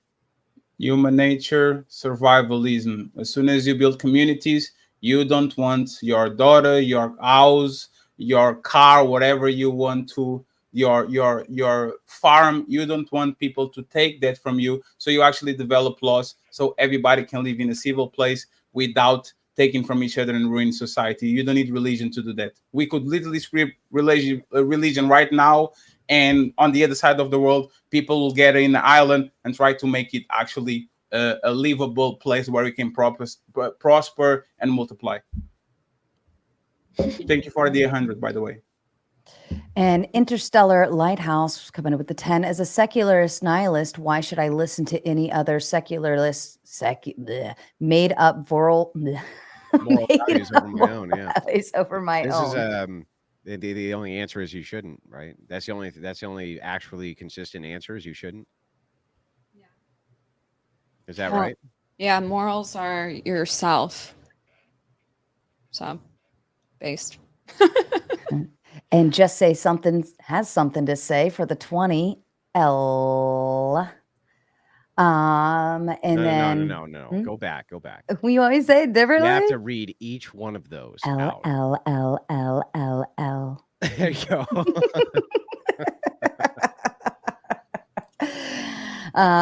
Who is Rez? As an atheist and a secularist, we took another L as usual. John Smith with the 10. Who is the fat balding man? Before you respond, I was referring to the dude wearing the hat. A lawn dog says, cut flower analogy. You can be raised with a foundation with God, but once you cut out God, your morals will persist for a time, but ultimately it will die because you have cut it from its source. Yes, and that's okay. That makes sense. I have to bring this up if you don't mind, real quick, Sarah, and it'll give just a brief intermission while more super chats pour in. I have to ask you this question, Fatty. This one is a source of internal strife in the Crucible and has been one of the primary sources of strife. I would like to tell you about a small tribe in Papua New Guinea. Ooh. This small tribe in Papua New Guinea are called the Cum Warriors of Papua New Guinea. Damn. And what they do is they basically make the young boys in the tribe give head to the men in the tribe, and they see no problem with it. In fact, culturally, it's just fine, and this is a rite of manhood in Papua New Guinea for this particular tribe, where basically little 7-8-year-olds are giving head to 30, 40-year-old men and older boys of the tribe, and this is how they get their manhood, is by swallowing the sperm of these people. Is there any actual problem with that, since you're a cultural relative? If I was a king of the world, I will change that, but I understand that. Yeah, why would you change it though? Because there's my because there's my worldview. If I was the king of the world, but you know what? I'm not. And because I'm not the king of the world, I understand that probably my great-great-grandpa and yours too probably fuck your grandma when she was 11 and he was 21, and this is why you are here. I know about my lineage, but the thing is so like, all of your lineage I'm kids at 27. But what I'm asking you specifically is this: how can a cultural relativist say that that's immoral? No, I didn't say that's immoral. I said not immoral. No. I knew it. Stop. I said if I was the king of the world, I will do it because my worldview doesn't is not going to be compatible. You mean that worldview that you borrowed from Christians? Absolutely not. Oh, so how would you know it's intuitively wrong? If they say it's not intuitively incorrect. In fact, if you were raised in that tribe, right, you'd be doing it yourself, and you can't really make the claim that it's immoral, right? What about you? Would you do it too if you were raised on that tribe? I don't think I would. Oh, why? Because you are better than us? No, because some of those children, absolutely, there are occasionally a couple of children who resist and are put to death for resisting. Occasionally, yes. I think I would fall into that category. Perhaps you wouldn't, but I know I would. So the thing is I have to ask though, all the ones who love it, who just think it's the greatest thing on planet Earth, how could you tell them it's wrong? Because the same way I told you that the Catholic Church touching kids is wrong. If you were born in Saudi Arabia, probably you actually will be a Muslim talking a different language. You are literally big. You want it sounds like you can't say it's wrong then. How didn't I say that's wrong? I literally said if I was king, that will not be allowed. That's my circumstances. If I was king, let me actually get it even further. If I was king, there will be no kid getting $1 per day in China making my Nike sweaters. But it happens. I have no control about it. And I understand that culturally, just because I don't need dog doesn't mean that somebody on the other side of the planet is doing that. If But I was wait, king, nobody would eat puppies. bro, Sorry, if Snoopy, if morality you're is born in China, you are Bro, going to be ate. That's if what it is. morality is relative to culture, it's just relative to the culture. Then how can you ever make the claim as a cultural relativist that that's immoral for them to do that? But I didn't. So you would just outlaw it even though it's not immoral because of some Yes, there's a lot of things. Yes, because of lying. some borrowed ethic from who? Christians, perhaps? Lying is not a crime. I wouldn't stop people. I wouldn't cut people ends for lying. If you want to lie, go ahead and lie. Is immoral? Probably. But I will not do nothing about it. I will do something about that because it's not compatible to my worldview. But once again, I'm not the king. It is compatible to your worldview. It's culturally relative.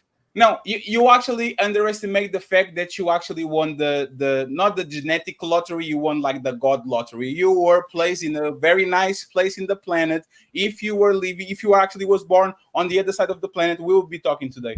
It's a good thing that people were born on the other side of the planet convert to Christianity all the time. That's why there's 3 billion of us. And they move to Western nations overwhelmingly because they reject the culture they reside in, sir. And Christian people convert to Islam all the time, and they believe in Dubai and all that. It's a one-on, one-off, literally. With Islam in the West, everyone who joins, there's one who leaves every single time. That's why they've remained remarkably tiny inside of the Western nations. You did this to me like a couple of months ago. Like you said, prove it. When I said Portugal is the fourth safest country, I can prove that it's a 1-to-1 in the West. Sure. So there's where every time 2 Christians go one side, 1 Muslim goes this side. No. That's not what I said. I said every time for every Muslim who joins Islam in the West, 1 leaves, and that is not the case with Christianity. But you guys are all fake. You guys don't practice what you preach.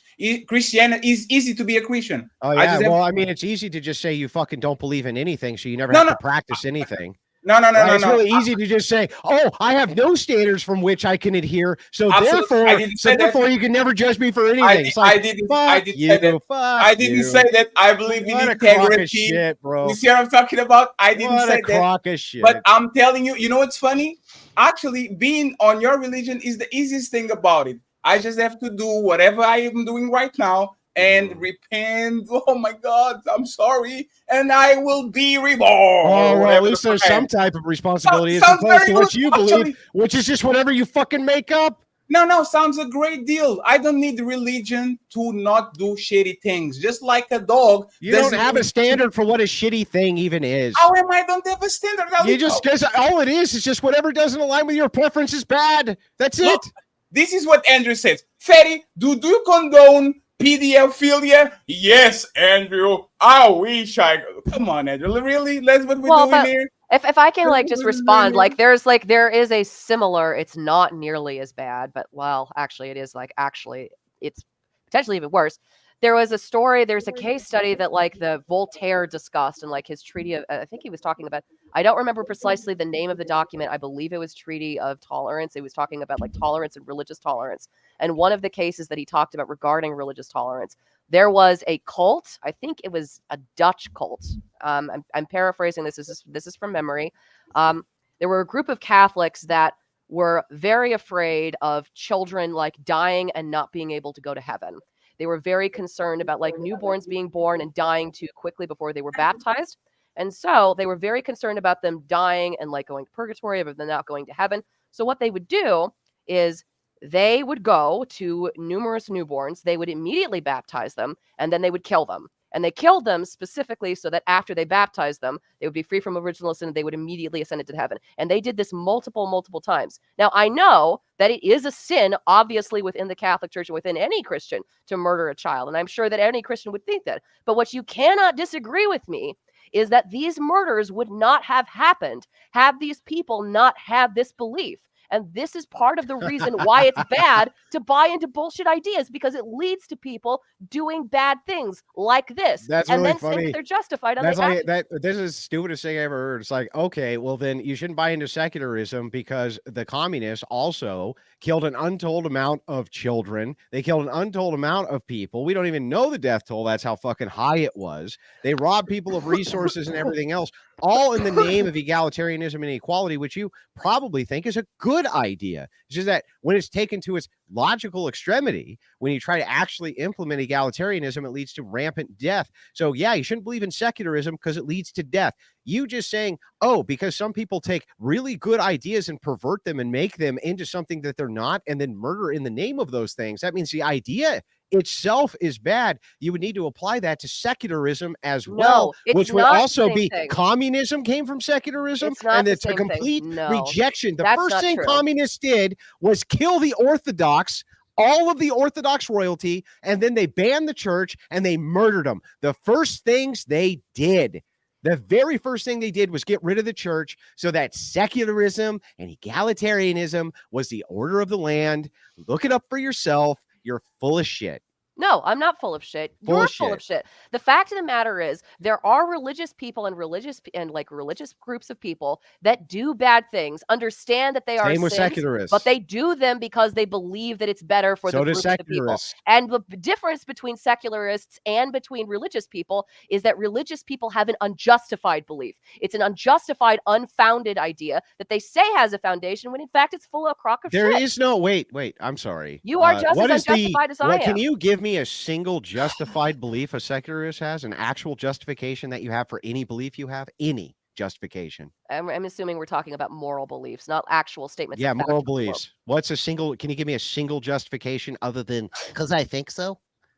I mean, I can't, but the problem is so you then can't I don't either. Even, what is you this can't argument? Either. You're the exact. The argument is that you're no better than me. No, there's philosophical. There's philosophical justification which I can present, and here's the philosophical justifications which I can present. This would be the transcendental argument would be a fantastic philosophical justification utilizing the laws of logic, things which do not materially exist but still exist, which offer proof for an almighty. The only thing we have from you is that all morality comes from your fucking brain, which is insane because you know, and I know, that every brain you interact with who has the exact same justification can then make the same exact claim. And that's where those horrors come from. They come from individuals like you who have your fucking preferences and you enforce them on everybody else because you have no unchanging standard to appeal to. That's where atrocities come from, not from Christians who appeal to a standard which says you can't murder, you can't grape, you can't do any of these things. Except for that Christians have murdered and they have raped and they have done those things. And they've done those things multiple times throughout history. And every single time they happen. To appeal to, it's wrong. You don't. Yeah. But nothing. Yeah, but your standard is like is balancing upon a feet of clay. You don't really have a standard. Feet of clay. The feet of clay is the idea that God exists, which I fundamentally disagree with. And that is the only way you can justify the rest of it. If all secularists had an unchanging standard for what secularism was and what morality was, would the world be a better or worse place? I don't know. It would be the same. No, it wouldn't be the same. Yes, it would. I think it's so bold that you guys think that you're even different. Hang on, let me ask the question. If secularists had an unchanging moral standard they all adhered to, would the world be worse or better, do you think? The same. The answer is let me ask her. It depends on what the standard is, obviously. I prefer standard. It's your standard. It's my standard? Yeah. Well, then yes, I would prefer that. And yeah, okay. Would the world be a better place if all secularists adhered to your standard? Yes, and if all Christians did we had a universal, unchanging standard, which is your standard, the world would be a better place, right? Yes. So even if Christianity was false, but they all adhered to a universal standard that they believed was true, right? Then you would have to say that the world would be a better place. Is the universal standard? What is the universal? Listen, you doofus, you fool. What is the universal standard? We're talking about a universal principle like murder. You would look at the Ten Commandments. You would look at Christian ethics. You would look at all of these universals. Yes. Yes. Oh, the Ten Commandments. What problem do you have with 10 Commandments now? I don't have any. Okay. Yeah, of course not, because you steal them all for your morality. So you have no problem with them. Okay, so let me ask you something, okay? So when we're looking at the 10 Commandments, do you think that those duties can exist without the rights to be able to enact those duties? Yeah, well, I haven't established what a right even is, except it's just force. So, yes, I would say that if you have a duty to follow those things, that you can do it without force, sure. Do you think that all force is unjustified force? Do you believe in justified force? Sure. And would you agree with me that voting might be an example of justified force in society? No. Why? Well, because what all voting gives no, first of all, the promise of voting is that individuals will have power and they don't. All that happens is that they have to collectivize into groups so that they have power. That's the truth. And so you end up with blocks which are in consistent and constant war with each other, which is why universal suffrage was fucking stupid and always was stupid. And our founders knew it was fucking stupid, which is why they didn't allow it, because they knew it would turn into a bunch of blocks in a consistent and never ending war with each other. And that's exactly what it is. No, I don't think it's justified at all. Okay, so let me ask you something then. What is your standard for voting? Do you have a standard? Do you think that, are we in libertarian land? What Where do you no mean one in votes? libertarian land? I mean, like, do you think that, like, who do you think should have the right to vote? Or do you not believe in voting at all? I think that the standard that I would go with would be very consistent with a more Starship Troopers like standard, where service guarantees citizenship and service guarantees a right to vote.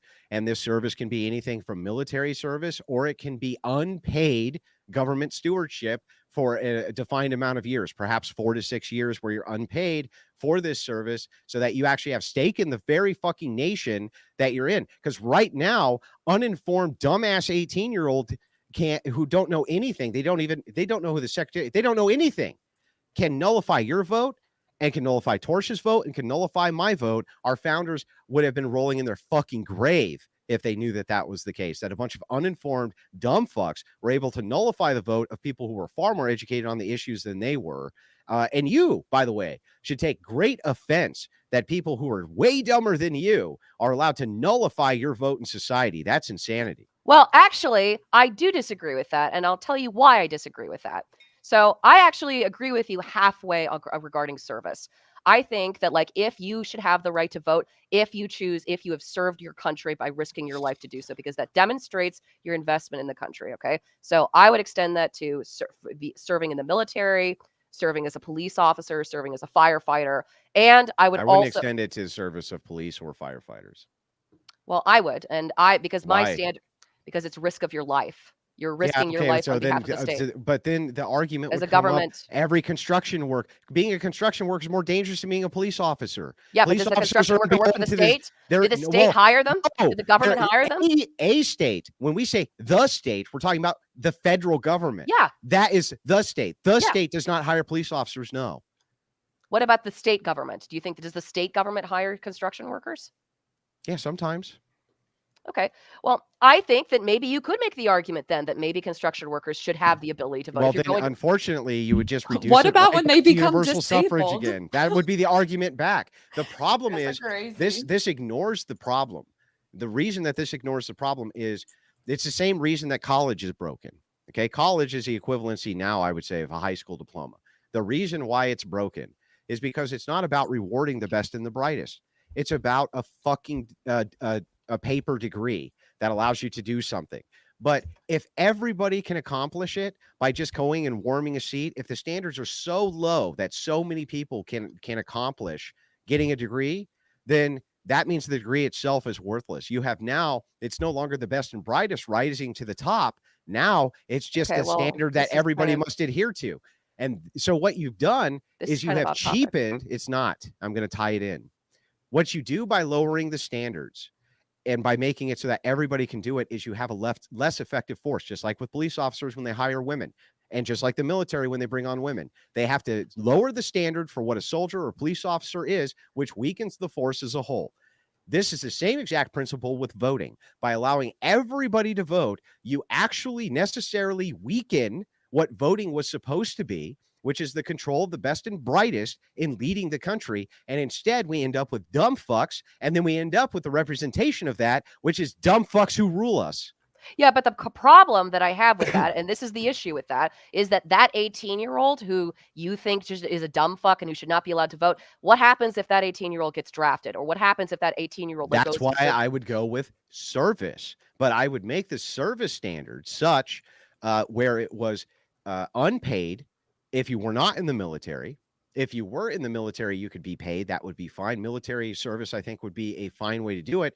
But I also think that you would have to take into account the draft. So because only men can be drafted, they're the only ones who have that force applicator. I don't see why they shouldn't get the additional privilege of being allowed to vote over women, for instance. I think that there's tons of things which are required of men that are not of women. And yet, for some reason, men get no special privileges from the fact that they do those things, and women do not and are exempted from doing those things, which is insane to me. So if we're going to have a system where both men and women can vote, which is fine, then at least make it based along some type of unpaid service if you're non-military. And then you will see that most of the people who are in these positions are men anyway, because women are not going to take a 6-year unpaid fucking job so that they have stake in the nation. It's not going to do it. No, but I'll tell you what they would do. They might take an 18-year job, which is why I was saying that my standard has to do with sacrifice of your life or risk of your life in service of the nation.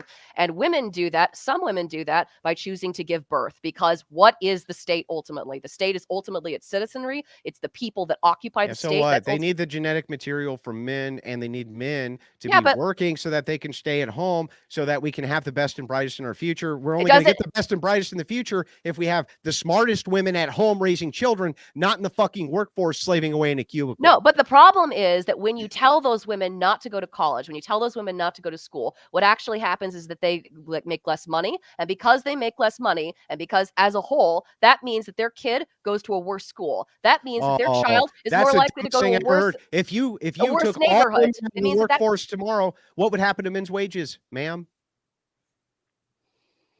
They probably, you're talking about the family wage, and I wouldn't disagree with you that it probably would be the case. That's right. But you know what else would also probably be I the want case? you to answer the question. What would happen to men's wages if you pulled all women out of the workforce tomorrow? What would happen?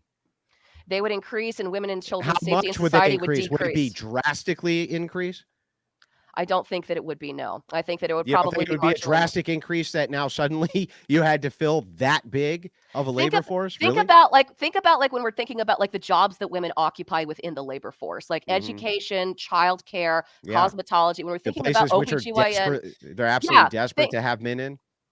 Okay, well, first of all, that's not necessarily true. Like when It we're is thinking necessarily true. when we're thinking Especially about nursing. when we're thinking about gynecology, for instance, it might be the case that there are some men that like do well. It might be the case that some women prefer that, but young women, very young women, overwhelmingly prefer to have a female OBGYN to come and serve them. And what would happen is if there was a mass exodus of men who joined the workforce and a mass exodus of women who left the workforce, then even the stay-at-home mom with her kid at home would be less safe, because now she can't hire a female nanny, she can't hire a female preschool teacher, a female kindergarten teacher, a female. I get it. The idea here, though, is not to remove all women from the workforce. The idea here would be over time to gradually contract them away from the workforce so that men's wages went up so that we had a family wage. And the best way that we could do that is if we had representation voting for the best and brightest so that we stopped, getting involved in every fucking foreign war, electing nothing but Democrats, focusing our resources on abortion and security over individual freedoms and all of this madness. The best way to secure the future for women The best way to secure the future for women is to make sure that men are the primary dictates of how the society is run, and by gradually contracting women in the labor force. Yeah, absolutely so. Women vote away the very rights that we're talking about here. It would be women who would vote away your rights long before men do. Men are known to be risk takers. Women are known to vote Democrat. All they care about is fucking abortions. All they care about is abortions and getting naked on the internet. I don't hear them advocate for guns or individual freedoms or any of that ever. No woman's point to me a feminist woman's collective that's actually advocating for individual freedoms anywhere. They don't exist. I will advocate for women to stop working as of tomorrow so that I don't have to go in. That would be great if we could pass that now. And Law Dog comes in with the $20. He explains the cut flower. He says, a society founded on Christian values, which then cuts out God, can remain a moral society for a time, but like a cut flower, this is an illusion. The society, like the flower, will slowly wither and die. Yeah, actually, that makes okay. Now I understand the analogy, and that does make sense. So if you cut out the foundation for the morals, at some point, people are just going to be like, well, if there's no foundation, why can't we just do what we want? And that's exactly what they're doing right now. Nobody here is going to make a case against LGBTQ or the erosion of the family. Because of that, they're not going to make a case really about the individual freedoms of what they would consider trans advocacy or any of these things. Any form of degeneracy in society seems to be overwhelmingly protected by the left. And at the same time, the right wing is demonized for trying to protect the public from such displays of absolute horrid degeneracy. And it's backwards. That's totally backwards. It should be the opposite. And Shane Nair comes in with the 20. How would you weigh what morals are worse than others? If you knew you could end all suffering forever by taking away the right to vote, would you? If yes, then follow up is how far would you go to limit suffering and why?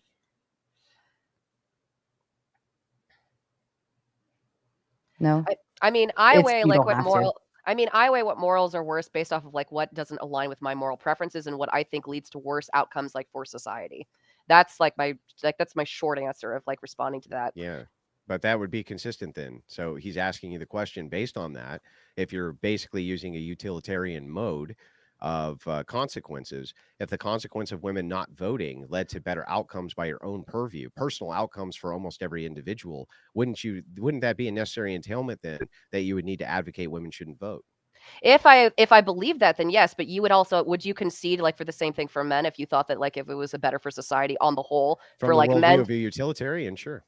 Okay. So one more thing too, right? I mean, this is another thing like we've already like you mentioned like the birth rate and the fact that like people can't reproduce, like we can't reproduce ourselves. And I think like it's important to bring this up on like one of the problems like with why like women's rights it's not just like a flavor of the week type of issue. Okay, I understand that usually like when we talk about women's rights we usually talk about them in conjunction with it feels like a flavor of the week issue. Like the next week we talk about like the history of slavery, the history of racism, the history of like homophobia, et cetera, but it's not different, and I'm going to tell you why it's That different. sounds like some Twitch brain shit. Okay, well, Are you a Twitch streamer?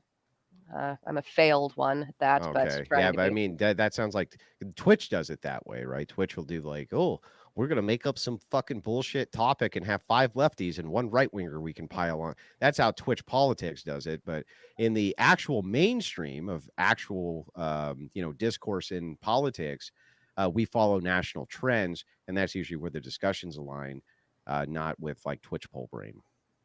Okay. Well, but I'm merely trying to say that like women's rights are a different issue because I think that when women specifically are and it doesn't matter, we can argue about like what a right is, like we can go through that and cross the Rubicon, but if we can just get to the part where we say that countries that say that they have like that they do better at like advocating for women's rights, we see that those countries tend to do better. We see that they have higher GDP per capita. We see that the health is better for like women and for men and for their children.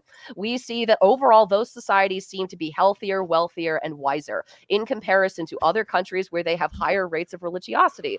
And so it's sort of weird to me that we're talking about like leading to a better society and like what a good society, and we don't want to fuck civilization over. But when I look actually at like the poorest countries in the world, and when I look at like the richest countries in the world, it seems as though income is correlated with. Well, let me help you out with secularism. with how crazy and insane this argument is. Their destiny. So just to explain it to you so that you understand, all those same nations that you're talking about were still right the best and the most prosperous, and they did the bestest out of everybody on planet Earth when they were the most religious too. Can you answer to me why that was the case? Can I answer to you like why the United States and why the United Kingdom, why these places were better? Like why are you telling me were still the bestest in the whole wide world, even when they were the most religious, right? So the thing is when you say, oh, but now there's a separation between church and state and they're more secular and look at how prosperous they are. They always were, even absent. And this is it's because it's based around resources and it's based around being landlocked. So, for instance, if we had a King Washington in the United States is still landlocked away from all of its enemies. Okay, totally landlocked away, has a vast, huge swath of resources at its disposal. If we had a King Washington and it was a monarchy in the United States, it would thrive just as much as it did under a republic, perhaps even more so. And all of these nations that you point to where you're like, oh, they're the most egalitarian and they're doing the better out of everybody. Well, back when they weren't, they were still doing better out of everybody. So how can you square those two things? I'd like to know. Okay. Well, one, I would say that like back in the day, what you're referring to, most people were religious. It was not the common position to be an atheist. And just as a reminder to everyone here, So okay, then it must not have atheist anything is to do not a with synonym atheism? with secular, okay? So that has nothing to Secular, do with atheism? I'm saying that like secular is not a synonym for atheism. That Well, it's not what's the it a same thing. synonym for? What does secular mean if not agnostic atheism? My understanding is that it means like it means religious and irreligious pluralism. So what it means is that you live in conjunction in a society with people that have different religious or maybe perhaps no religious beliefs in conjunction with you. So you live in like a society. the society you live in? Yes, like yes, that's a secularist. Yes, I'm a secularist, correct. And that's I used it wrong. I don't get it. That's what a society is. But that doesn't mean, right, that everyone within the society is an atheist. Okay, that doesn't mean, right, that people that have religious virtues or have religious things can't advocate for it. The question was, when you say, when I look at the nations that are the most egalitarian and they have the most rights appropriated to the most amount of people, they're doing better than all the other nations. Okay, that's true. But that was also true when that wasn't the case. So how do you square those two things? I think what I would say to you is that like those countries that you're talking about, I think that they were still relatively more secular in comparison to the other countries like that you're referring to. And I also think that think that the Catholic Church okay, just to get this right, you think that when Europe was essentially ruled by the Catholic Church was still doing better than everybody else, that they were less religious than who? What society can you point to that was less religious than Europe under the Catholic Church? Name one. That was less religious than Europe and the Catholic Church? Yeah. I can't recite it off the top of my head, but what I can tell you is that like even, and this has been the historic problem for Christianity for decades. Go ahead. I mean, you can laugh at it, okay? But like I'll tell you, like the real reason like why people will support feminism and why they support women's rights, it's not because like people are super woke bros, and it's not because people are super like the way it's usually been framed. It's because it puts more money in your pocket. It's the same. Like I see this all the time. Like when like I've watched the Whatever podcast. I've seen people go and ask men like who date OnlyFans stars, how could you possibly be dating this woman? You know, she's an OnlyFans star. And then she's at the next word out of her mouth is, oh, I made $500,000 last year, an ungodly amount of money. And the truth is, for a lot of people, when you have a lot of money, when you live in a wealthier society, when you have access to more resources, even if it's something that you don't feel entirely comfortable, a lot of people are willing to say, you know what? That's okay, honey. Buy me the yacht. Buy me the house. I guess we should dictate outcomes of society and this moral degeneracy, which has led to a mass hysteria of people experiencing a loneliness epidemic, which is just as high for women as it is for men, experiencing millions of dead children every single year, not being able to reproduce, and having uncharted rates of people who are under depression and under psychiatric medication so that you can make more fucking money taking your top off. It's like, that's just the stupidest shit on planet Earth. Yeah, but right?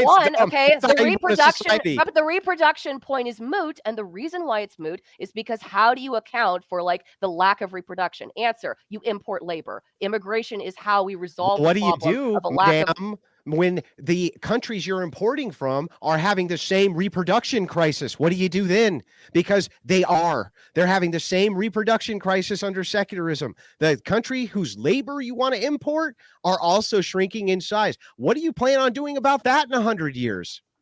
I don't think the human civilization is going to die in 100 years. And I also think that people that live, I think that people who live in those very poor countries, I think that those people that live in those folks. Could I schedule something for the two of you in the near future to finish the conversation? A motel? I will chip in. I'll have $50 for the motel. I love the engagement. I think it's great, but I know Torshaa and Fariy probably have other places to be as well. We can wrap the stream. Okay.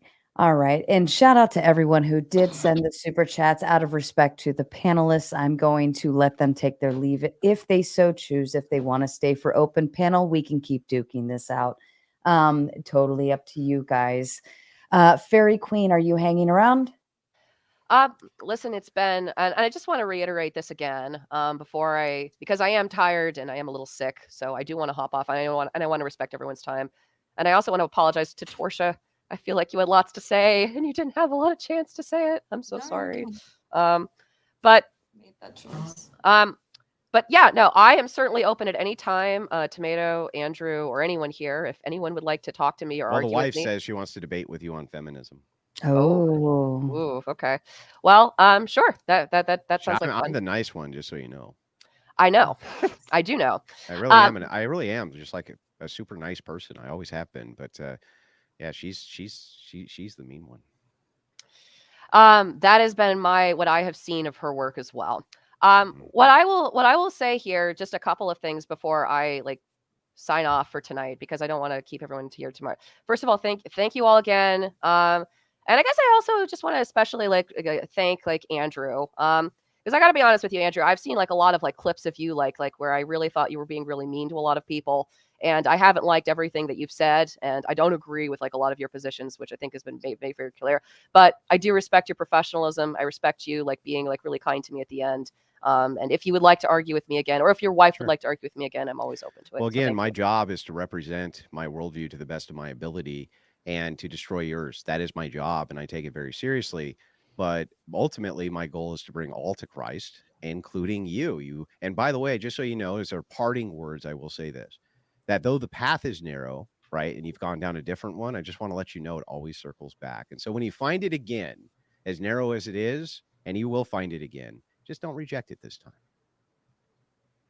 Well, with that, thank you all. absolutely. Fatty, are you hanging around? Have a good night, guys. I'm going to play PlayStation Good with night, my friends. Andrew. Fair enough. Yeah. Torshaa, are it, you Sarah. hanging around? No, I'm gonna be running another stream shortly. So Fair enough. thank you. Bye, guys. All right, you guys are welcome to exit. Thank you so much. I'm going to. Oh, do you need? I guess you need to remove your stuff too. Are you good? Go. Okay. Yes. Thank you. Bye, everyone. Thank you. Holy shit. Let me just take a moment to send a really huge shout out. I did say in the beginning I was only going to read 20 and up, only because between all of the chats, I knew that it would be coming in different directions. So my deepest apologies if I didn't get to actually read yours, but I believe they all made it on screen. Shout out to Fatty's chat. We love you so much. And thank you for coming to support him. Shout out to Torshaa's chat as well. I think, does she already disconnect? I don't know. Torshaa, do you want me to disconnect? I probably need to disconnect. But there were a lot of great chats in here, but I want to read one that I thought was absolutely hilarious, Mr. Belay. The Department of... that word, with the 20. This super chat is sponsored by Tactical Soap from Grondike Soap Company. Try our new scent, Grand Inquisitor. Inquisitor. Got sectarianism funk you can't wash off. The soap's name alone scares secretariats away. Try Tactical Soap today. Man, I can't say that 3 times. And I promise, John, I will get you the firefighter. We're going to go into open panel shit show. So what I'm going to do is I'm going to drop the link. Open panel dumpster fire. However, what I will say is my patience is already incredibly thin. So I should highly recommend, if you're going to come on, you have some thoughts, that's perfectly fine. We accept it. But just know my patience is incredibly thin. All right, let's go ahead and do this. I hope you guys have a great time. Yes, and I do want to extend my appreciation. I do think that Sarah has been an adequate moderator. I think that there's times where she needs to mind her own fucking business in this space, but she's been an adequate moderator, and I do appreciate her having me on her channel. Listen, I love you, the Raging Tomato, but I would kill myself doing more red pill debates, okay? The Raging Tomato, at least she is attempting, she's trying to be a comedian. You know, she's trying to be funny.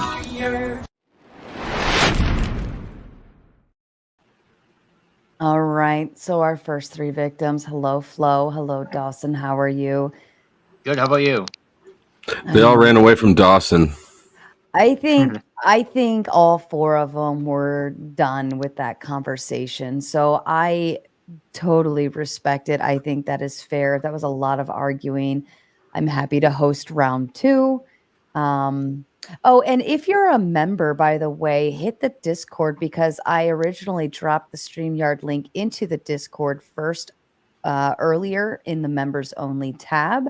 That is your benefit. You get the link before anybody else. So if you're a member, you'll have access to that and you'll get it before anybody else. Wonderful. All Flo, right. you said you were going to delay your stream. If Andrew's on there, you're going to have to be waiting a while. If he's on where? If he was on this stream. Oh. I don't understand why. I think that's what OPC Don said. He said that because you wanted to delay your stream after this one, and this one would have lasted a long time because everybody was talking so much. So you would have been waiting a long time. That's the risk you get when you try to time things. But my audience is used to me because I routinely set a time and then kick it back and then kick it back and then kick it back and then show up late. Well, I didn't know what secular was until the end of the stream, so I learned something new today. Well, how did they define it? Did they define it? I don't know if they did, but School of Thought said that it's a non-religious or spiritual application to something. Yeah, I would say so. That was fair. What do you think, Flo? I think that Christianity steals valor from morality, and that there's no reason to believe that. I mean, actually, there's good reason to believe that morality supersedes religion, namely that you see the same principles in loosely in all religions, and the same values reflected in secular societies. That's fair. Dawson, did you understand half of this debate? Like in terms of about half of it, yeah. Yeah. Okay. Well, fuck, I was hoping to argue with one of them. Yeah, I think everybody was. Oh, I've got someone right here for you to argue with all day long. Oh my god. Long time no see, I-Fi. Hello. I don't have a voice, so I can only croak for about 5 minutes at a time. That's not true. You can croak constantly, I'm sure. I'll take Andrew's place though as the resident Christian expert to educate all you heathens about morality. So what's this about stealing valor? Yeah. Well, yeah. Who's stealing valor there? Godless heathen. Well, they're taking credit for something they didn't do. I think he just kind of completely won this debate because like no one was fighting back. They didn't even try. They were just like, my feelings, but that wasn't a good argument. So they should have first pointed out that if we're talking about a collusion between religion and state, which is obviously a very, very bad idea, but anyways, let's enter that debate. Which Christian group gets to decide these rights that women have? And so that was a question none of them asked. Instead, they argued about rights and stuff. So did you just Mr. E, I was totally trying to get there, but it was just out of respect to everybody's time. I was trying to limit how far I was going into those, but I did see it, and I'm sure it could have been brought up. But yeah, we probably all do know the answer, maybe. But what was the question? Do you remember the question? It's the hypothetical breakfast question. How would you feel if you didn't have breakfast this morning? Hungry. But I had breakfast. We're all hungry, Mr. E. That's the answer. So I would go with yes for tonight's debate. if anyone should be calling out women's rights, I would think Christians do it best. But Flo says we're stealing valor, so please elaborate on that idea, Mr. Flo State. Well, Christians claim that without Christianity there would be no morality, but religious morality is reflective of something that is greater than morality. That holds true throughout all human societies. There would be ethics, but it would be relativistic morality, as Andrew already explained 1,000 times to the panelists. Morality is relativistic. No, it's not. Including Christian morality, which is demonstrated by how many different denominations there are and how some adhere to the rules harsher than others, stronger than others. Yeah, I noticed Blue Eyes brought that up tonight when she said that the one true church should have no failure. So apparently there are no humans will be allowed to join this one true church. Tomato, fierce and red, juicy curves, this message is sponsored in part by... That one was for John Smith and his special request. But to balance it out, here you go, gentlemen.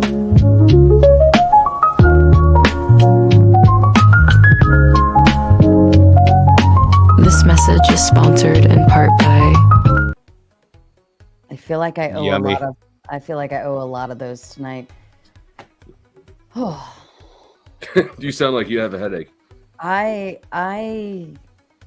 don't even know it. That was like, it just kept going, and it was like, if I can break it up, right? I know I can break it up. The question is do I want to break it up? And then I felt bad because Fatty and Torshaa are just sitting there like fucking bored out of their minds, ready to stab their eyeballs with pencils. Who was the other chick? Where'd you choose? Torshaa? Oh, Fariy Queen. She was referred in by Rezi. I think he's been on our panel before, but not a lot of people have the same stamina as Andrew. Yeah, Bless her heart, she tried. She can certainly go. That and I wish they had brought it back around a little harder on the religious aspect for the promoting women's rights, because we kind of just kept veering off into the semantics of it all. And shout out to OPC Don for the 3 and all of the generous, severely generous donators tonight. There was a point where I thought I was going to cry. So thank you, because you actually just went above and beyond. And I don't know if I want to cry or throw up. So either way, in a good way. Do one, then the other, and then the first one again. Oh, and leave your man. mic on. Oh God, the bucket's over there. It's good. Yeah, you'll hear it. Don't worry. And Yeah, I move it think to members only.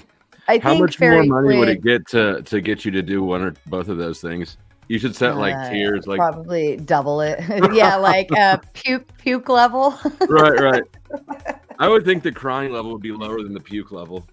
Yeah, like tear up kind of moment. Like get a, I don't know, choked up. But yeah, the Mod Mondays are always incredibly exhausting for me. Like I feel like I got hit by a bus the next day. But that's just because it's a lot of I don't know, like you're trying to listen, you're trying to read, and it's like high tension the whole time like that. And it like actually kind of stresses me out. And when the audio's distorting because someone's very passionate. It kept doing it. And I thought his mic was just turned up too high on his end. But it did. Every time Andrew would raise his voice, it would like pop in and out. But it could have just been me. He was like, "That's your problem." I was like, "Well, I'm like, it's affecting my headphones too, so I guess it's an internet problem." It is what it is. I mean, I didn't care that much. I was more worried about like if I'm hearing it at that end, like then the viewers are too, and I don't want that for them. And farewell to Jack coming in with the 2. This is Moxie fault, yo. All right, Moxie, it's all your fault. Thank you, farewell. So, Dawson, what is a woman? A woman is a human And who should determine their rights? This is interesting contextualizing, because like I've been part of different spheres or different I just want to preface any answers I say. I started out kind of in like probably the dating sphere, and then I went to the music community, and then this is kind of I went to general talk shows, and so this is kind of like a combination of a general talk show and a debate. So there's kind of like the debate community as well, and there's a few things I would probably preface before I voice more solid opinions about things.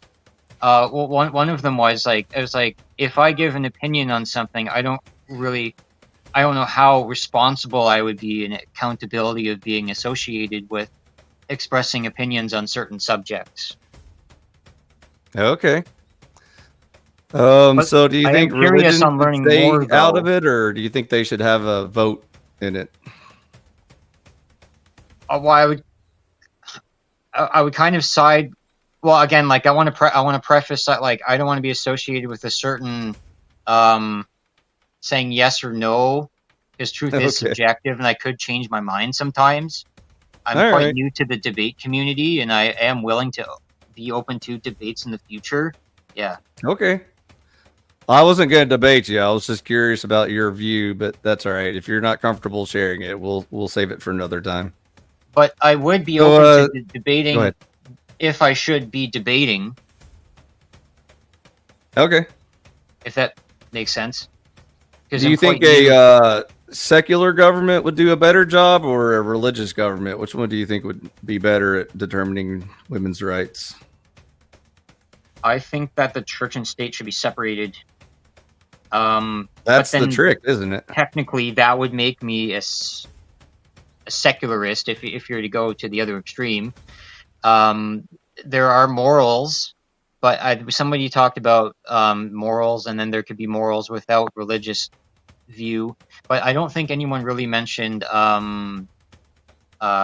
not the word egalitarianism; it's another word, altruism. Yes, I don't think people didn't mention altruism too much, and I think that could be the bridge between secularism and the religious governmental structures. I think the biggest conflict was just the age-old objective versus subjective debate about each camp. So I think Andrew did a pretty good job of pointing out that the subjective groups weren't doing a very good job of convincing him that they would provide any quality sort of input to the conversation, which I think he did a pretty good job of illustrating. Someone said that they got into semantics too much. I think that there was definitely more semantical. About half of it was probably semantical, and half of it was rather on track. Again, it is good to do that to a point where you can clarify different points that people have, and you can take separate roads to get back to the main road.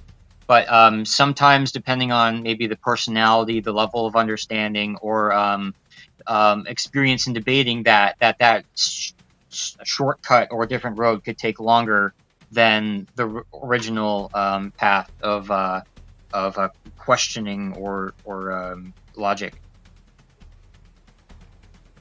Yeah, I think an hour is definitely too long to define the word rights. So I think they could have spent about 10 minutes on that one personally. But yeah, rights is what it is.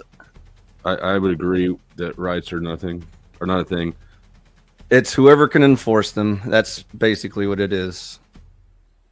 It's a field. You have the right to free will, and that's about it. After that, it's just death and taxes. That's the only rights you have as a human being. But something that Andrew said that was just plainly false is that societies were at their most successful when they were at their most religious. And if we look at European history, that for one is just obviously false, right? Yeah, I was waiting for the opponents to point out the obvious, but again, I think they were too busy getting steamrolled. So, and on a smaller scale, we can look at things at like cults, right? Which is just smaller, more excessively religious people, and those generally turn out pretty poorly. many cults in the name of Christianity, mind you. Just because, someone claims to be a Christian doesn't mean they're the good guys. So only I find. I'm glad they touched on really that. A Christian. That's what I was hoping they were going to get more into, but it seems like there was too much secular versus religious. And I think divides there. That's where the seculars fuck up is they just choose the wrong things and the wrong arguments to support. They get too in the weeds. But Andrew was correct that by default, most secular people they borrow Christian morality and then claim it like they just thought of it on their own or something like that. Like we can just naturally figure that out. No, that's false. Morality is morality. Yeah. Morality are the laws within that govern human interactions that create a stronger society, right? That has nothing to do with Christianity. And actually, Christianity. Where does morality come from? Where does anything? Are you born with it? Where does anything come from? Where does sex drive? Depends on the question. Where does your sex drive come from? People come from mamas and dadas. Huh?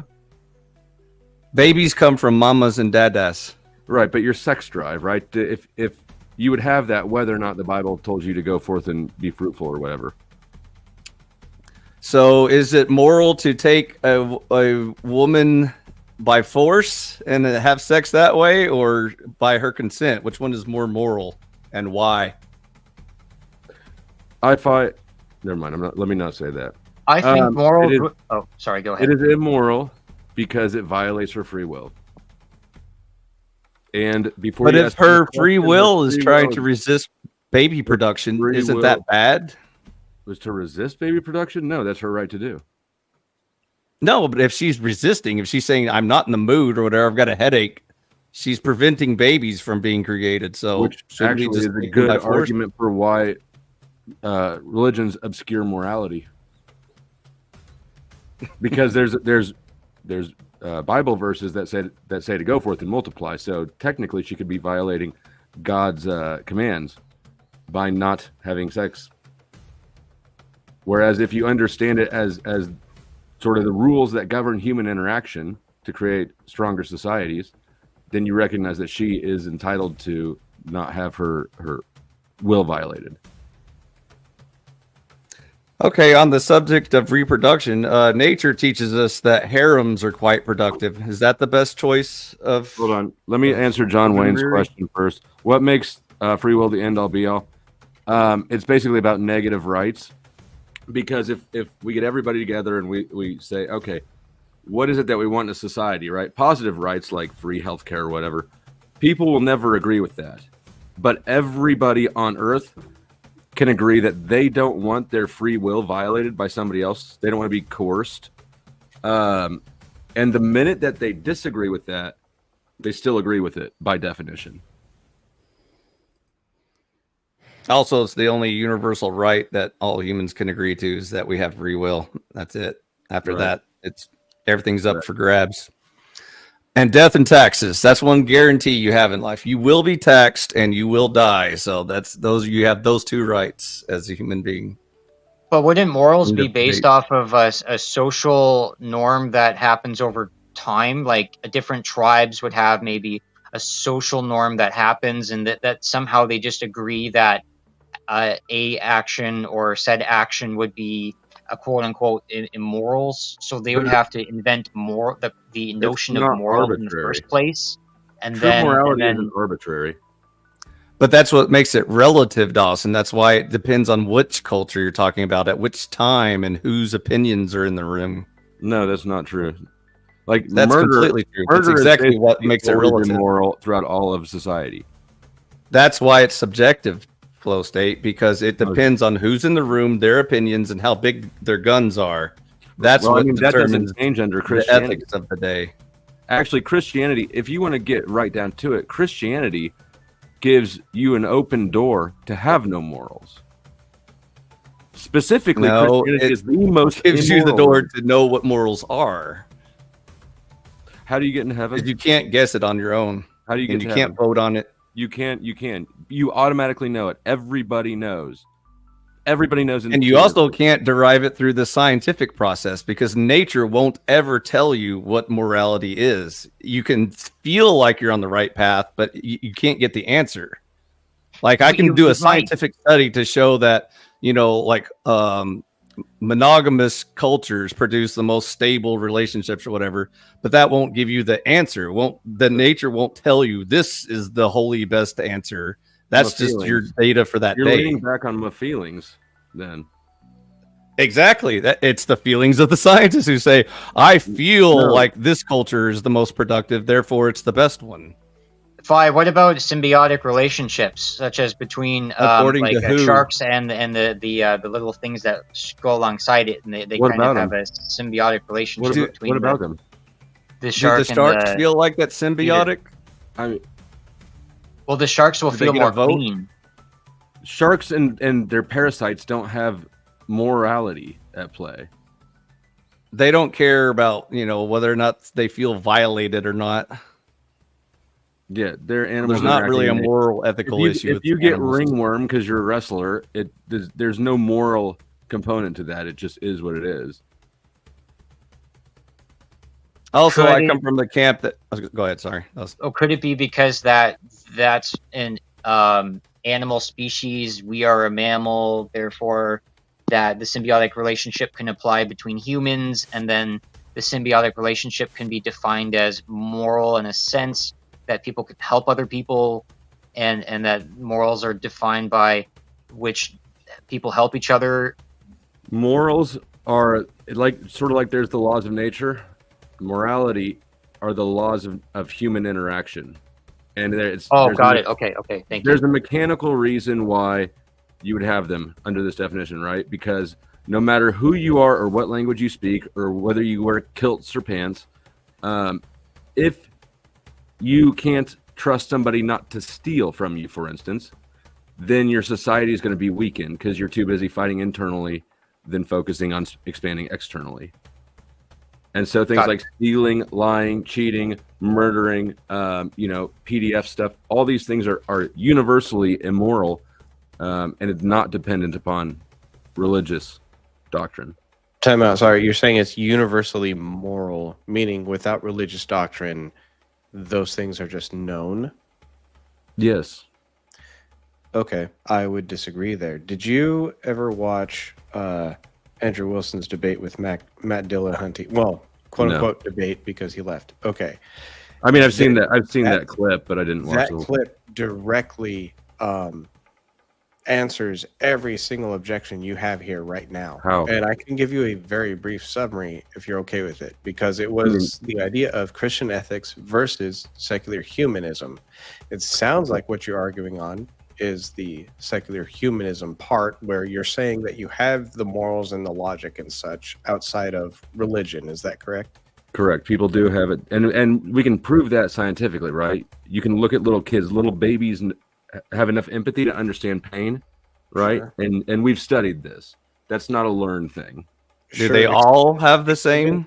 It's entailed by you granting yourself logic, reason, and this entire worldview. You're just granting yourself that, which is an entailment of religion. But logic you're giving and reason? You're giving yourself those things based off of religion, and then cutting religion out of it. No, absolutely. You think logic and reason are dependent upon religion? Is that what you're saying? Yes. How the fuck do you get there?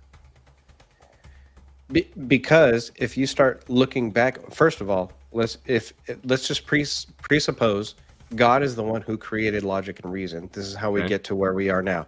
Now, let's cut him out, but we still have logic and reason, and we start logically reasoning our way back. Where would we find ourselves?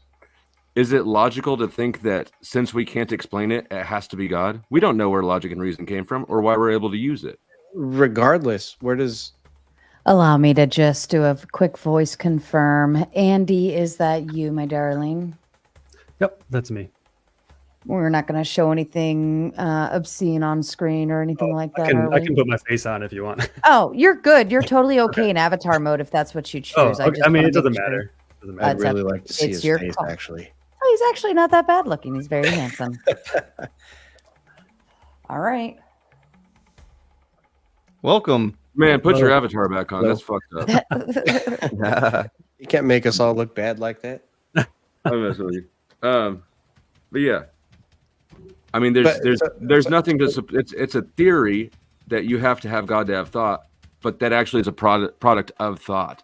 No, but if you have to have God in order to have morality, because human secularism or secular humanism, whichever way you want to word that, morality is in essence meaningless, means absolutely nothing without religion and God. There is no morality. How do you? I just gave it an alternative for what God's morality is. So I'm pretty sure Andrew can explain this a lot. And again, there's a lot I disagree with Andrew. I'll point it out, Flo. Earlier you said universal. It's not universal that all humans agree on what morality is, and there's where your argument fails. Not all cultures will uphold what is universal human morality, and not right, just because you know something is wrong doesn't mean you won't do it. We do it all the time. But so in this debate, if you watched it, which wasn't really a debate because Matt Dillahunty ran away, and again, like I said, there's much I disagree with Andrew on. But what he was saying was, even if I grant your entire worldview, which Flow State sounds like you kind of side with Matt Dillahunty's worldview on this, but he said, even if I grant your entire worldview, you are still granting yourself logic, reason, and the entire worldview, which gives you an unjustified starting point. But even if I give that to you, then granting that, even if God isn't real at all, people acting as though he is still superior to whatever worldview you are now granting yourself, because human flourishing is now meaningless under your worldview. And in that sense, he then moved on talking about what is human flourishing. Why wouldn't Matt Dillahunty charge off on that? But who gets to decide the metric of what human flourishing is? For example, right now, currently, lying about sex and gender means that it's human flourishing. However, if you try to use this as a metric to see what is human flourishing, which means we're propagating the population, then no, lying about sex and gender is not human flourishing, even though that's what your worldview would grant. Human flourishing is expansive. Right. I don't know Matt Dillahunty's worldview. On that point, then, that it's expansive, but then at what point is it expansive? Because he went further and then said, Western civilization right now, we cannot replace our own population with our own reproduction because we're not reproducing at a rate to replace it. So instead, we have to import people and a population from whom? Theistic nations. God-fearing nations China? who actually are reproducing themselves. So even in your worldview, okay, where you're saying human flourishing is the best thing and they can't flourish, now we have to import people from God-fearing nations. So like from Andrew's argument, this is not my argument.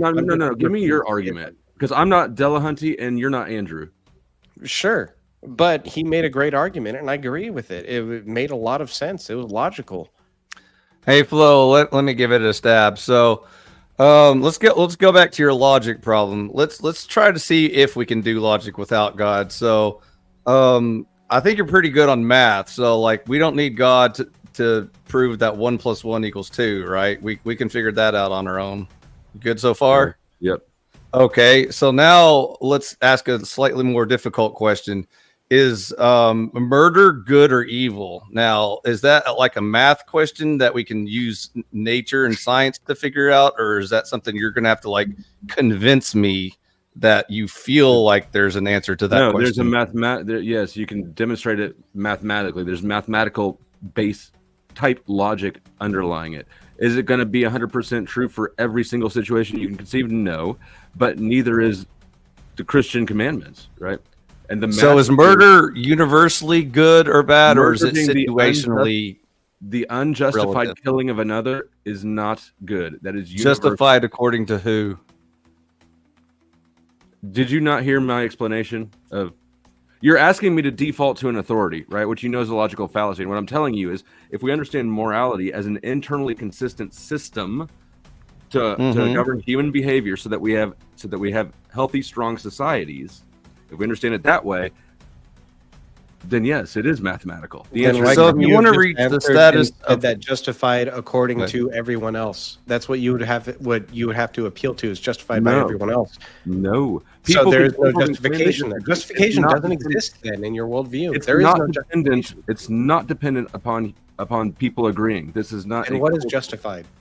Name something that is justified and why. What do you mean? Name something that's justified? That's such an open. Like smoking the cigarette is justified. Saying How words is it justified? By whom? Who You is it don't have justified? to. By your own desire to, and the fact that it there's doesn't no violate another justification. person's free will. Okay, so you, by your own desires, get to justify everything you want to do, and how is that morality? No, then? that's no. Now I you're get in a to do circle. this. There's a free will component that you have to respect in others, right? Right, but there's Otherwise- also justification which regards others. not necessarily. Not everything needs to be justified. We disregard people's free will all the time, Flo, and we do it justified and morally. What do you mean? Justified by whom? Again, that question. So for example, some people like to cause harm and we put them in prisons against their free will, and we maintain the high moral ground. And we do it because we respect the free will that they were violating in others. And that was We're not justified by respecting whom? their free will. Right, no, because we're expecting greater free will. They're violating free will, so we violate theirs in order to protect those of others. Violating free will according to whom? Who justified that? Nobody needs to justify certain things. Okay, If so we you- just imprison whoever we want. then. we justify it ourselves. Okay, so we've all justified it. So there was a public, Everybody, so now you're agreeing. everybody on Earth agrees that they don't want their free will justified. Do you agree? Or violated? I mean, Yes, but when it is necessary, is it still not needed to be justified? For example, the person who is being imprisoned must be able to say, "Yeah, this was kind of justified. I did a thing I shouldn't have done." Everyone agreed. I don't even know if that's a good principle to agree to. Certainly, we agree with our free will. We often go after things that we ought not, right? That's why I'm All trying the to time. show the insanity of that argument. no, but we don't want other people to violate our free will. We can agree with that as if society came together and we were choosing rules from scratch. I don't think that's true either, though, right? I think like So take the you Christian. want somebody to be able to come in and say, "Hey, bud, it's late. We're taking your computer. You need to go to bed. You should have been in bed half an hour ago." Take the Christian Yes, example. please. Augustine says this in his Confessions as well, right? He wants God to change his heart, which is to violate his free will because his desire is for something That's else. blasphemous. It's not blasphemous. God created him the way he was. God made that decision. God said it. What if So your you free gotta will make a making bad distinction decisions, Flo? You gotta make a Don't you distinction want between- someone smarter to watch over you? No, not at all. I don't think. What I if- don't what think if- there what is if in- anybody who knows better what's good for me than I do. They're not living my life. They're not in my Whoa! shoes. What if in your old age you gain dementia and you start making really bad decisions of your own free will for yourself? And don't you want someone smarter and a better In that idea case- to take care In of you? that case, I would not have the capacity to act with proper. There free you will. go. You just Even if you violated that's your not universal correct, though. knowledge. Even if Okay, you were at then- full then if we capacity, can would just- you not want to make better decisions even against your own free will? Like, It would is you a not bad say, "I'm giving decision. it up"? No. I don't want anybody. No, none of us want. And despite what you may say or what Augustine says, none of us actually want somebody else to have the authority to come make our decisions for us. I do. Isn't that why we form governments? We didn't. I haven't formed any governments. I just showed up. That's and there why was we one. enter into social contracts and things, surely, right? I do, and I'm a libertarian. So put that in your pipe. We and enter into smoke it. we enter into contracts voluntarily. We adopt social contracts and governments. So I would say that Not no. everybody, even according to your existential freedom model that you're giving us, like on De Beauvoir and Sartre's model, we don't enter freely into any into existence, even, right? There's a violation of free will just by Right. existing. But you're zooming way the fuck out, right? I'm not saying that we have to have Your absolute principle. I'm free just will. dealing with your main Hey, let me principle. finish the whole fucking thought. Like, yes, we don't get a decision whether or not we're here. We don't get a decision whether or not we fall when we step off our roof. That's not what I'm talking about. Within the paradigm of morality, as I described it, it's a societal structure. If you want to have an internally strong society, you have to abide by these certain things, and that is not violating the free will of your neighbor. And I have the free will of interrupting with Milk Cow, bringing in the $2.99 super sticker. Thank you, Milk Cow. Moo. Moo. Flow State, are you? Again, I don't know where you're coming from, but are you coming from a secular humanism standpoint? Is that or I don't where are even you know coming what. from? I guess. Yeah, I don't even actually know what that means. I'm just coming from He's, my own. he's world. ex-religious. Just moving on. He used to be religious, not anymore. I was raised in a casually religious household, you know, like church once a month or that sort of thing. I went to Catholic high school. I understand religion. I've never been particularly religious. Right. Then I would just say watch that video from Andrew Wilson, because he addresses this pretty definitively, where he says he grants you all of your points. And he says, even if I grant you all of this and God isn't real, let's just assume he's not real. So this is not a religious topic anymore. Let me grant you all of this. However, then, using the rest of the evidence, is it still not better that people exist and behave as if God was real, and human flourishing was not the end all be all? And wouldn't human flourishing even still then, using pretending like God's real, would it still not be better? And his whole argument was, even if you were right, would my approach to this still not be a better result for even your argument? My side is still promoting a better result, even if your side was right. I have a better result for you. That was his argument. That argument is not based in logic or experience. It's projection and insanely speculative. It also depends on which religion. It also assumes a lot of things. There's a standardized Christian morality, right? When we can see that it's been wildly different depending on where and when you are. That's why that's why he skipped that. He skipped that entire part, and he just said, granting all of your views is not my view still going to produce a better outcome, even in your view. What is his view? Well, so I don't know what his views are, because I haven't seen that. His view, yeah. So I would just say watch it. It's actually very interesting to watch. I mean, I will watch it, and I appreciate the recommendation, but I just continuing to default down on refer back to that in your discussion here seems sort of like, come on, man, what are your thoughts? What do you like? Oh, I mean, my thoughts are very similar.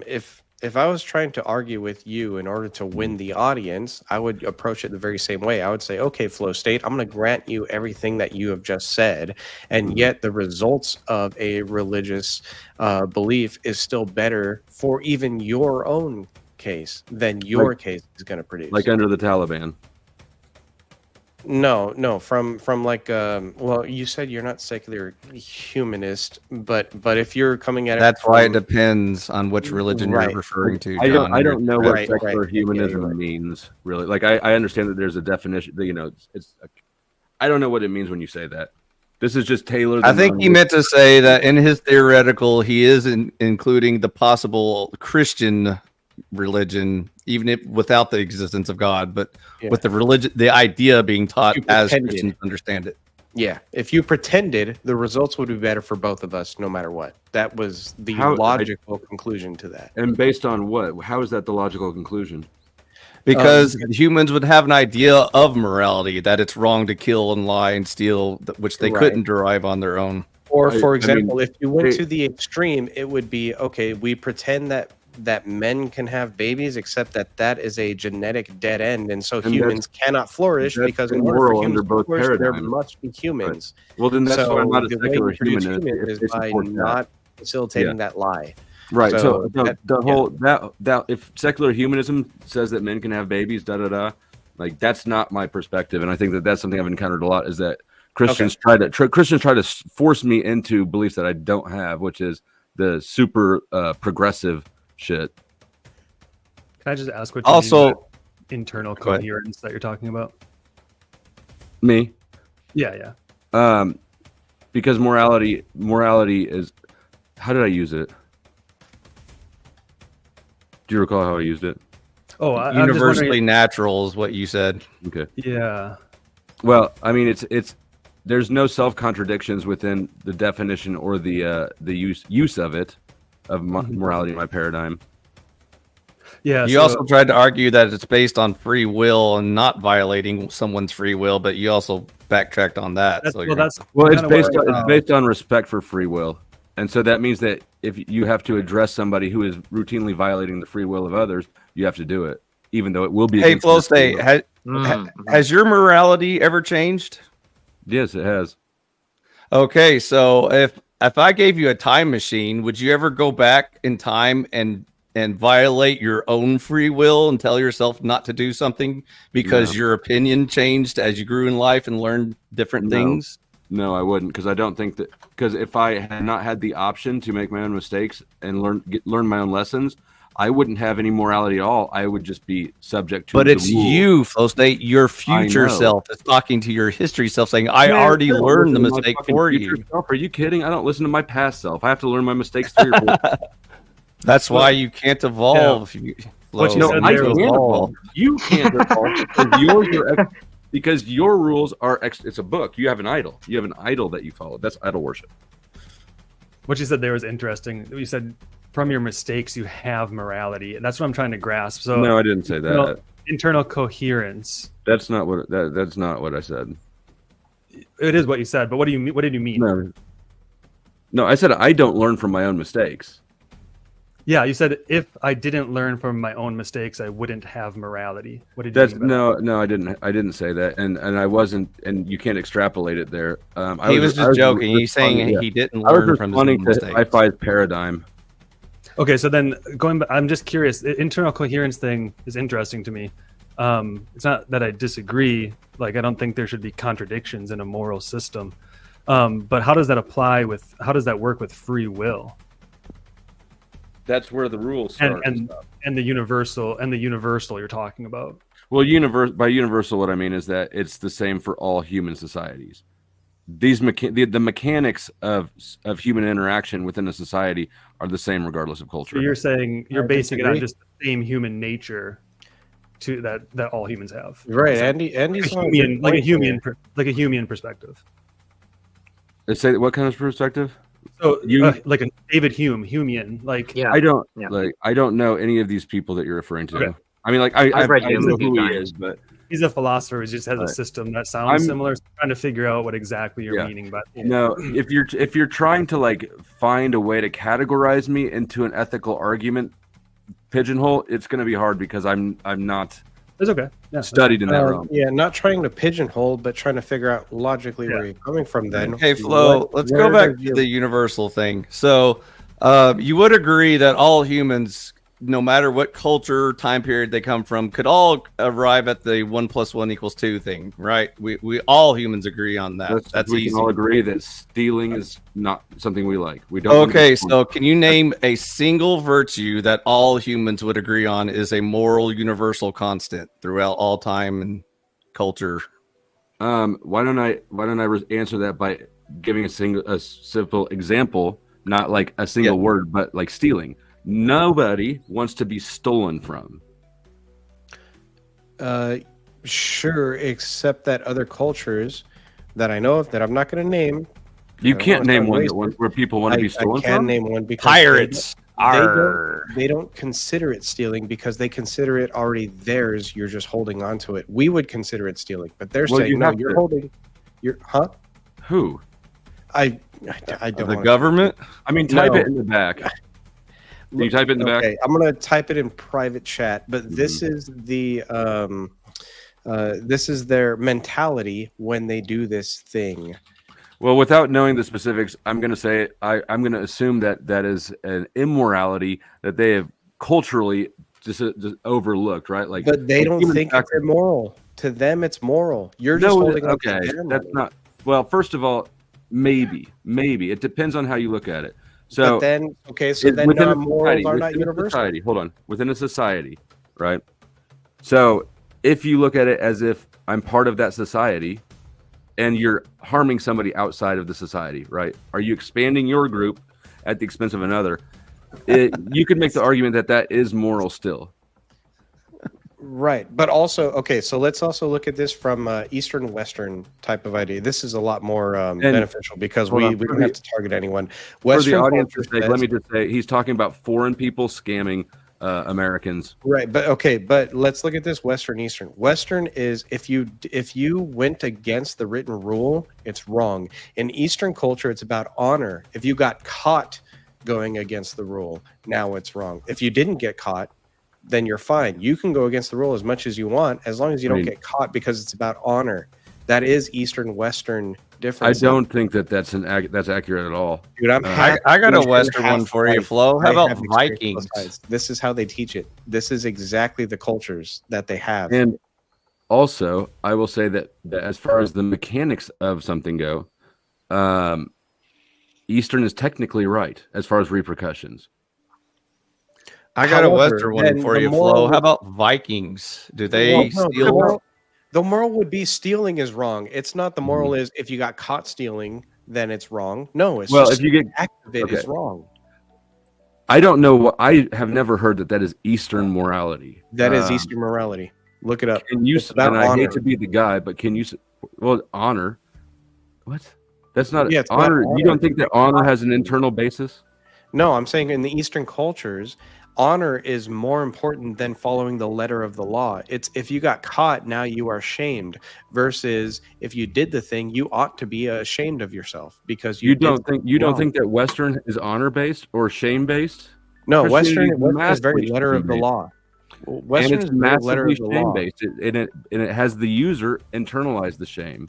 Sure, but in Eastern cultures, they don't internalize any shame unless they. I don't caught. believe that that's true. I don't think that's true. Well, then look it up. Go talk to. No, you look it up. You're the one making the claim. I am making the claim because I'm half Asian, and I went to Korea, and I went and visited all my family, and we all talked about all this. How long were you in Korea? I was there for 2 months. And in my that mom time, was from there. She talks about this. I mean, this is the entire. She told me about how she had to change her state of mind because it was Is so. your family? Are your parents Christian? Yes. Okay, so you're raised in a Christian family, and you're talking to Christian people in an Asian culture. My mom wasn't always Christian though. She became Christian, but before that, it's very. We've got another Christian who's now saying that morality comes from Christianity. Well, yeah, I would say so. Yes. And I can point to different things. For example, how the West and East have different measures for morality. And I don't believe that you're accurate in that, but let's. We can demonstrate how. Why is being you're treating morality like it's a culture thing, but it's not. That's what I'm telling you. And I'm telling you, in Eastern culture, it is. It is the thing. But that's because you're still treating it as cultural. Well, right. Well, I'm just trying to show you the differences. Being able to trust your neighbor is useful, regardless of religion. I'm trying to show you the differences because you're saying it's universal. Stealing was a universal thing, and I'm saying no, it wasn't. Getting caught stealing was something in one culture. So if you're trying not to get caught, isn't that a disincentive to steal? Then just be a good thief. They still want to steal, but their incentive is to not get caught. They think stealing's okay as long as you don't get caught. First of all, I'm going to say again that I don't believe you. I don't think that I don't think that what you're saying is accurate at all about Eastern religion. Or Eastern culture. That said, nobody wants to be stolen from, and both moral systems discourage the act of stealing. Right. My question is, however, you're incorrect, is what I'm saying. In Eastern cultures, we're deadlocked here. You can repeat it. You're just wrong. It's the act of getting caught that is the shameful part. Is the wrong part. It's crazy how broad and sweeping that generalization is. Go ahead, Andy. No, I mean, I kind of agree with what Flo is saying here. I don't see why we can't grant that nobody wants to be stolen from, but I just don't see how that is something different than a Christian, internally coherent Christian system. Like, I don't see what you're adding that the Christian system can't handle there. Who? I was simply saying that the act of stealing is not universal because we have a divide between the West and the East. I don't think he's saying the act between honor and law. I think he's saying that the desire, it's like, think of like a deontological approach, right?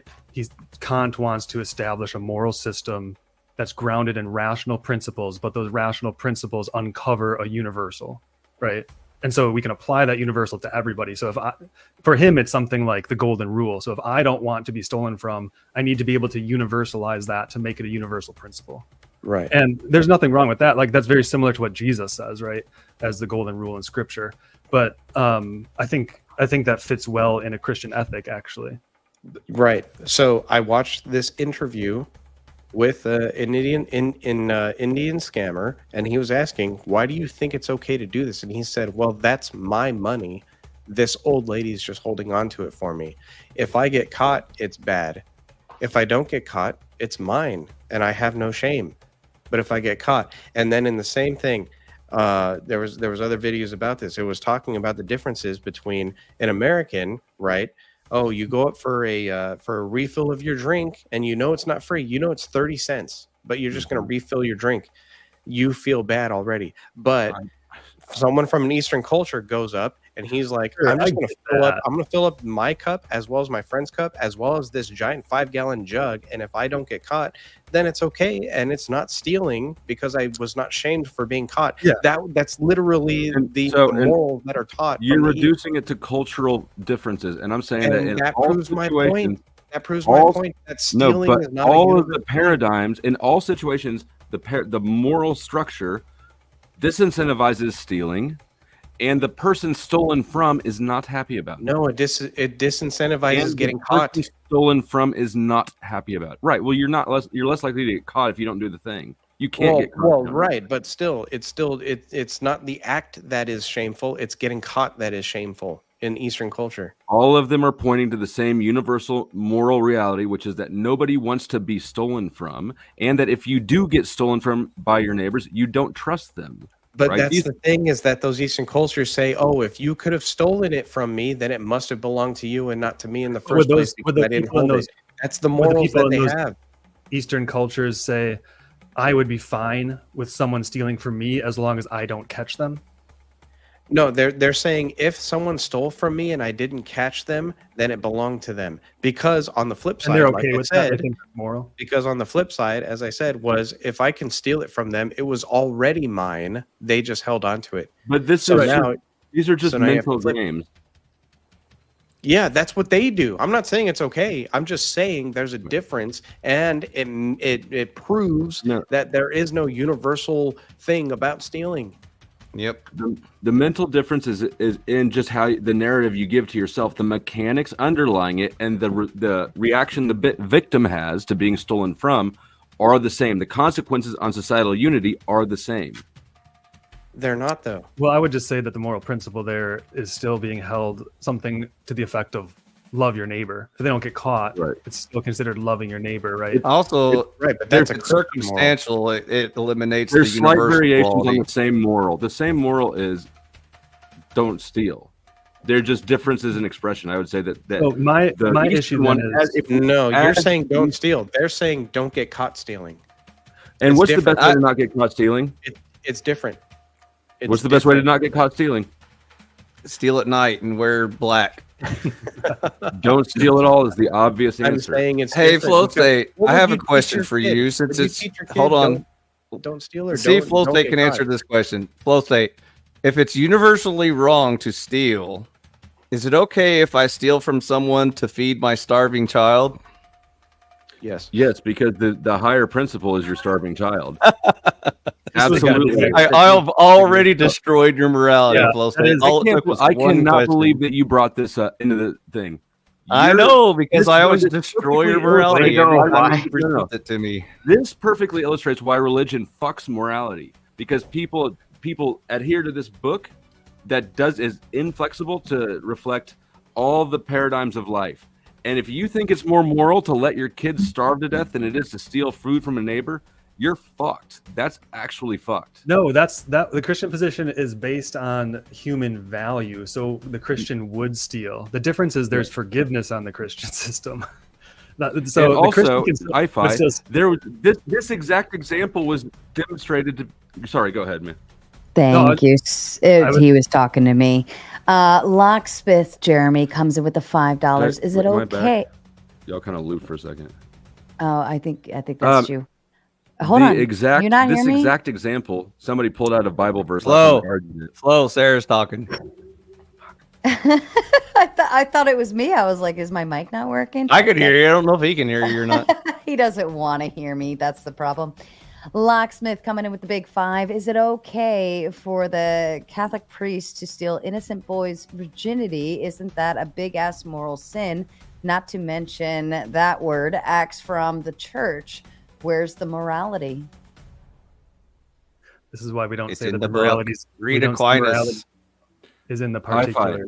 Last time we argued this point as well, somebody You in the lost. chat gave a Bible verse in which they demonstrated even according to Christianity, you should steal from your neighbor to feed your kid. You you're can wrong make in both Bible verses systems. say anything you want to if you don't read it in That's context. exactly the fucking problem, dude. I know. Well, okay, we so- need people so- that know how to read. So Word. Proverbs That's Proverbs literacy. 6:30 says, "Do not despise a thief if he steals to satisfy his hunger while he is starving." So in Christian morals, there you go. It's already there. So I-Fi sucks in every paradigm. Well, Though I agree with for John with most of conservatarian. his points, I think eventually the ramifications of the stealing will go outside of the collective culture to either the Eastern to the Western culture. The Western culture might find a way to punish them for the stealing in the first place, and then there will be a cycle. So eventually that the stealing will be caught, either if it's that specific person, or we could be speaking in a generational context in terms of maybe what is stolen, and then that I can probably agree with more Flow State was saying about that, about the morality of that. Therefore, stealing is immoral. Except I just proved that he's wrong because all you have to do is find one exception to the rule, and then you can just use that exception every time. Oh, okay, yeah. Then you can find exceptions. Okay. Every time. I can find exceptions to There are any exceptions to the example rule. he gives me.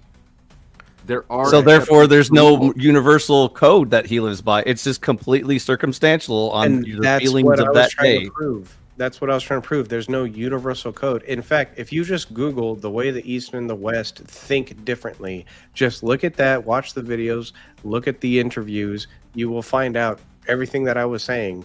The East and the West think differently because one is honor-based and one is law-based.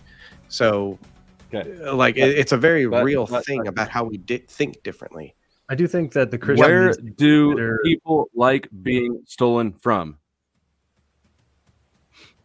If you're stealing from me to feed your starving child, I guess I have no choice, Flow State. I must allow But you to again- steal from me. I mean, you don't, and I wouldn't care about it either way. But again, East and West would be different. In the West, answer- we the would answer is say, "I nowhere. don't like being Nowhere. stolen from," and in the East, they would say, "Well, if I didn't catch them, then I guess okay." That's John, what they would say. John, are No, you a I- no, they fucking wouldn't. Yes, they would. There's That makes documentaries sense. on this, dude. Watch it. This is what they say. They say, "Oh, well, I got caught out." I That was my understand there fault." are cultural differences. I'm talking about a universal morality. The underlying principle is that nobody likes being stolen from. We know because we know that nobody wants to be stolen from, right? No matter what you say about the culture and the particulars of it, nobody likes to be stolen from. It's always a violation of free will. Nobody ever likes that. Otherwise, they would not. It wouldn't be stealing. Right, except their anger or their retribution is only directed at if I caught them. Now I get to direct retribution and anger, and I get to be upset. You only But if get they to didn't direct catch them, retribution they and would anger if you say, catch "Well, them that's on me. regardless." Now I'm not upset." That's what they would say. No, there's still people are still upset at being stolen from. You can't tell me that people are like, "Oh yeah, I got stolen from." Well, you're telling me that from a Western perspective. This is an Eastern perspective. Oh my God. That you have to realize is very different than ours. So can I just Eastern's a little broad, by the way, but to both of you? it's time dependent. Don't Christians want to Asian accept culture is a what I'm saying. universal notion of morality, though? I'm a little bit confused at the argument you're making, John. Like, I agree that his argument does not work, but I have different reasons for that. But I don't see why we would reject a universal notion that's written on all of man's, we'll say heart, like Scripture, but the mind and the will at the very least, right? I don't see why we're rejecting that. Flo, do you? Okay, Flo's I can gonna, see that, Flo's yeah. gonna make an exit from the panel. Do you want any final thoughts before? Bye we go? bye. No, I'll skip it. Thank you. Thanks for having me up. Good talking Just to you admit guys. I won the debate and then rage Oh my quit. God. Good talking to Good everybody. Are you, Flo? Are you streaming? Are Yeah, you streaming? I just flicked it on. I'm late to my own stream, but I did just flick it on. All right, I'll do a redirect here shortly. Gentlemen, we'll probably finish up here in about 15, 20 minutes. Good having you on, Flow State. Thanks, Flo. Andy, to answer your question, No, I agree. Universally, stealing is still wrong, regardless of the morals of the people that are experiencing it. Correct. Yeah. Yeah. So my problem with his argument, I don't know if he was grasping it, is he wants an internally coherent system with universal principles. But the question is, where is he getting those universal principles? And he has to say from human nature, right? He has to say from the way our brain has developed. But if you say that, you immediately lose your universal principles, right? They're not universal longer; they're biological. So, and that's what I was trying to say was, right. Okay, well, if you're saying it's universal, then why are there differences between the East and the West? Right. Well, he would want to say currently he can't use the term universal is basically what he's saying. He's saying currently humans at this point in their evolutionary lineage have developed to this morality. It's a Nietzschean argument in some sense, right? We've killed God. Now what do we have to do? We have to become our own gods. We have to move beyond good and evil. And so he wants this internally coherent system that also has universal principles. But as I tried to point out with Kant, he's going to have to say, like on a deontological system, if I say I don't want to be stolen from, and then I can apply that universally, so I don't steal from anyone, so I can make that a universal rule, where am I getting that universal rule? At least Kant says we're getting it from rationality, which is the underlying logos, the thing that underlies all human existence. So he doesn't have that argument in any sense. Right. I 100% agree. That's why I was using this as an example to show him, hey, if you're claiming that it's universal, I am showing you that it is not, yet you're claiming it ought to be. Why ought it be that way? And now we get into exactly what you said. It ought to be that way because of this. That's exactly where I was trying to get to. Yeah, and I see what you're doing there. I think I missed it at first because I was stuck on Probably, I'm not very good I was stuck on his universal notion. I just don't see how he gets to universal. I think he's sneaking in the idea of the Imago Dei, like all humans are valuable due to the free will they have. Right. But that's just the Imago Dei.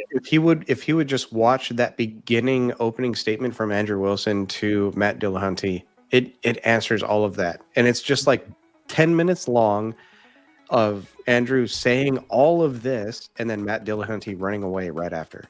And like it answers literally everything he just asked. Yeah. And I like what Fi said too.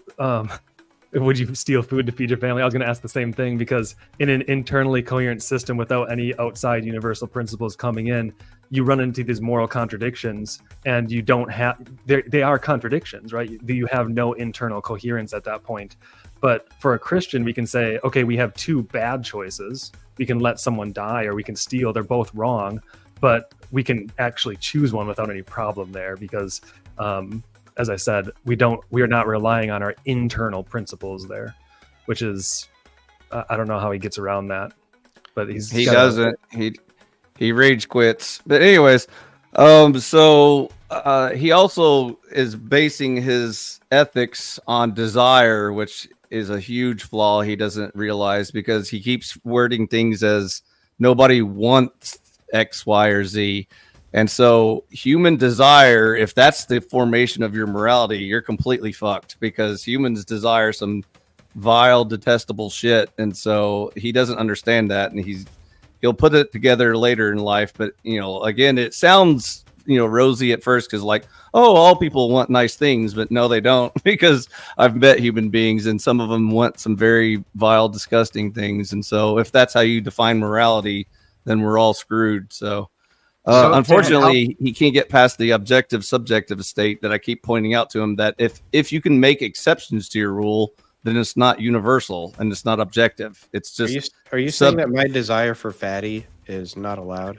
It's to help facilitate the morality. You need help. If we go back to reproduction and desire, so how did we go from being cavemen and cavewomen going, oh, Jane, I like you, I want to hump you, from you have to go through all these like random nonverbal playing games, like people just play games with each other, and this morality police. That's why you just club them over the head and drag them back to your cave. So like how did we get from cavemen and cavewomen to instituting marriage? And that's how I got married. I just clubbed her over the head and drug her back to my cave. So you're working for me. Hey, does this cloth here's the unpopular answer. that's only if you think that there's that long of a development in human nature, which is debatable. I would agree. I don't think cavemen, cavewomen, that entire thing ever existed, and nor does science, by the way. If you look it up, there's no proof. There's no evidence for it. That never can be proven. Just between you and me, Dawson, I think cavemen are more civilized than modern day people, so I wouldn't belittle them too much. But anyways, Yeah, because if you look at the chat, I do think and that, like all the left wing and all the woke people. I mean, I'd rather hang out with cavemen personally, but I don't know. well, it's just weird. It's like if I like a girl and a girl likes me, still there's still reasons why we can't not like each other because of all these stupid rules that we have to go through and jump through social hoops and being judged by other people. So I find like one guy can have attraction for another girl, and again we can go back to the reproduction thing, and then like that still wouldn't happen because they have to find out how much money they make or how much or what status they have, and like there's all these different rules that have maybe some of them have probably been instituted by either the introduction of Christianity or other non-secular moral things that prevent people from populating with each other. Well, for what it's worth, cavemen knew that boys have a penis and girls have a vagina, and modern day humans don't even understand this concept. So, again, I wouldn't belittle them too much because they're pretty cool. Anyways, thanks for having me on, Sarah. It was fun. Let me know when there's some more resistance, and I'll try to reconjure my voice back for you. But just wanted to stop by and say hi. Thanks, panel. It was fun. Yeah, catch you later. Thanks. Bye.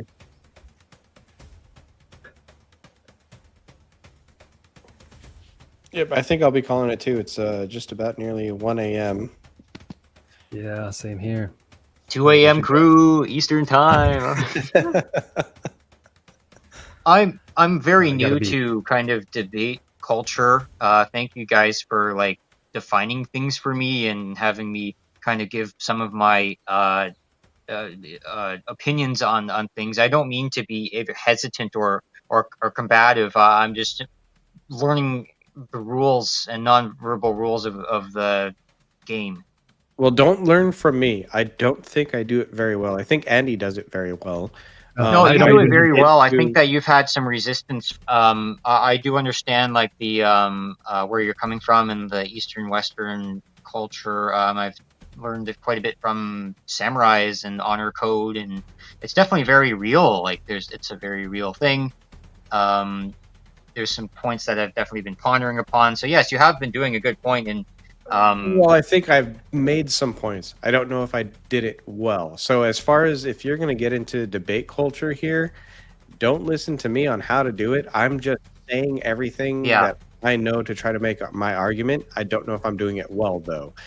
Andy seemed to present his parts very well. I'd say listen to him. Don't listen to me. I'm just here to spurg about my knowledge, whether it's right or wrong. So just read a lot. You'll be fine. Just read. Personally, I prefer discussions more than debates. But again, earlier, of course, the way that it was structured with Andrew and Angel or whoever and the people, so that was more of a debate type thing. And then open panels are probably a bit more discussion-y.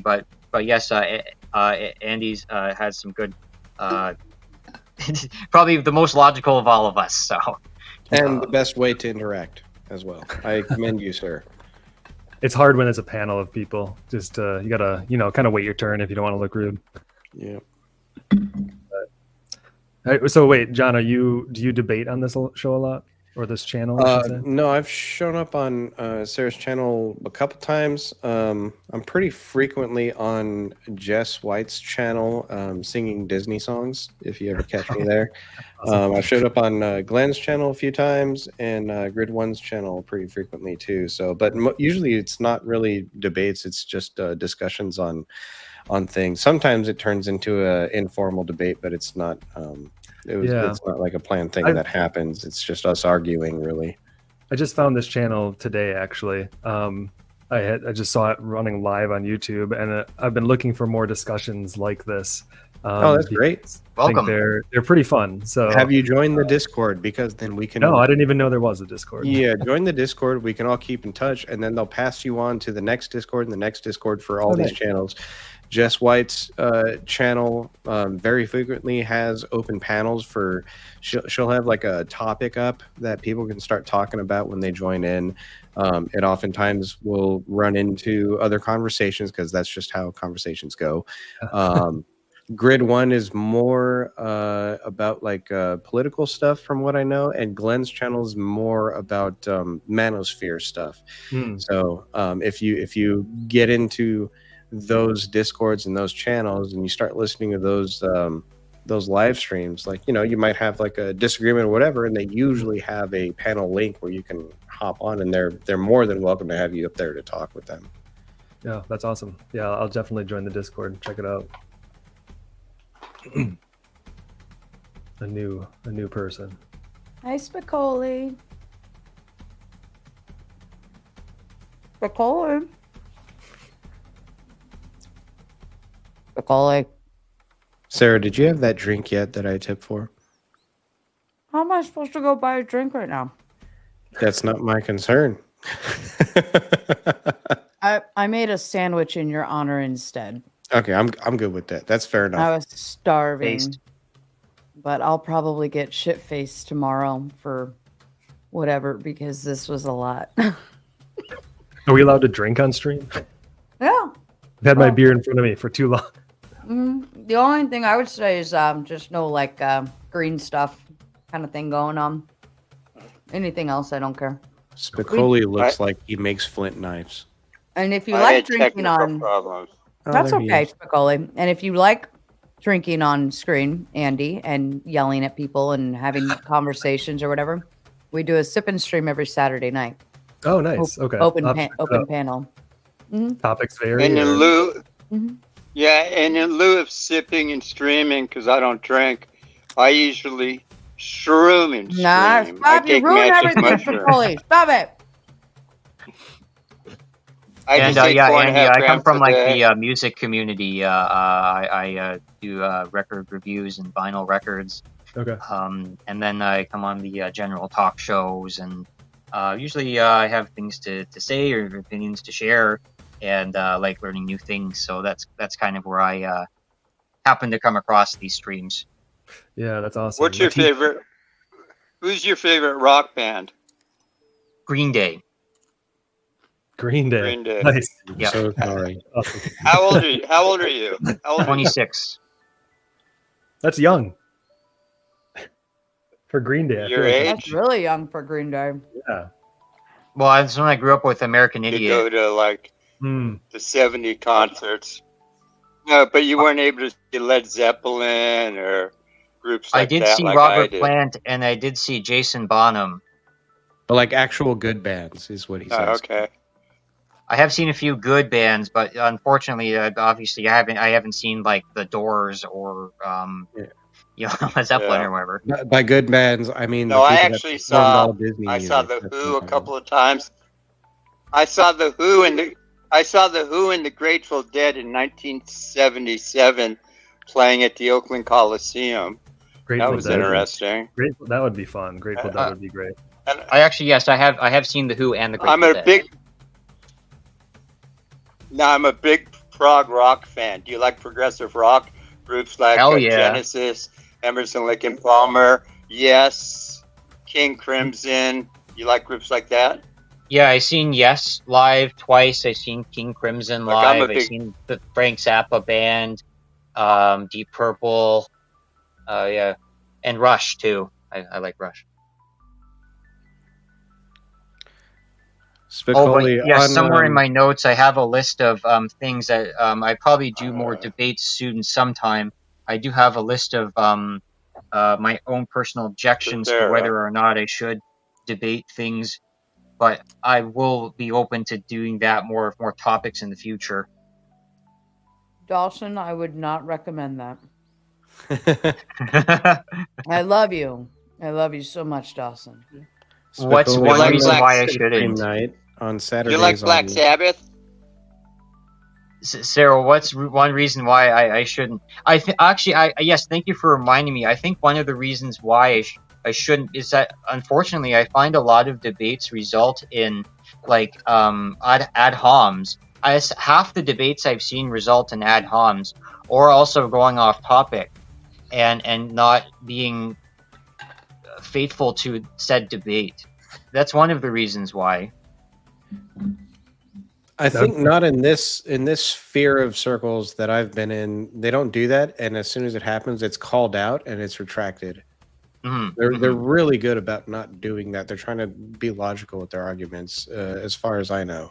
Well, it's also your job to frame the debate, right? You have to come in with your line of argument and hold to that line of argument. So, I mean, sometimes people are purposely trying to get you off your argument. Right.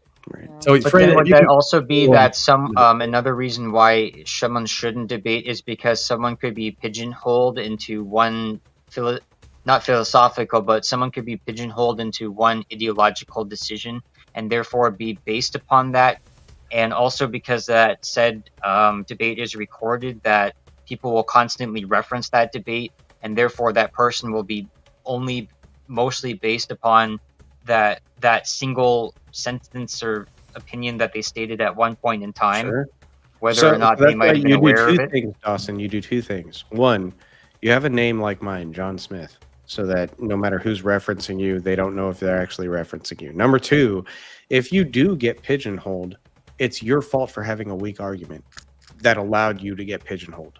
So now you can reframe it, and now you can try to figure out either you change your mind or you restructure your argument so that you don't get pigeonholed next time. And it helps you grow. There is no losing a debate. You just learn now. Yeah.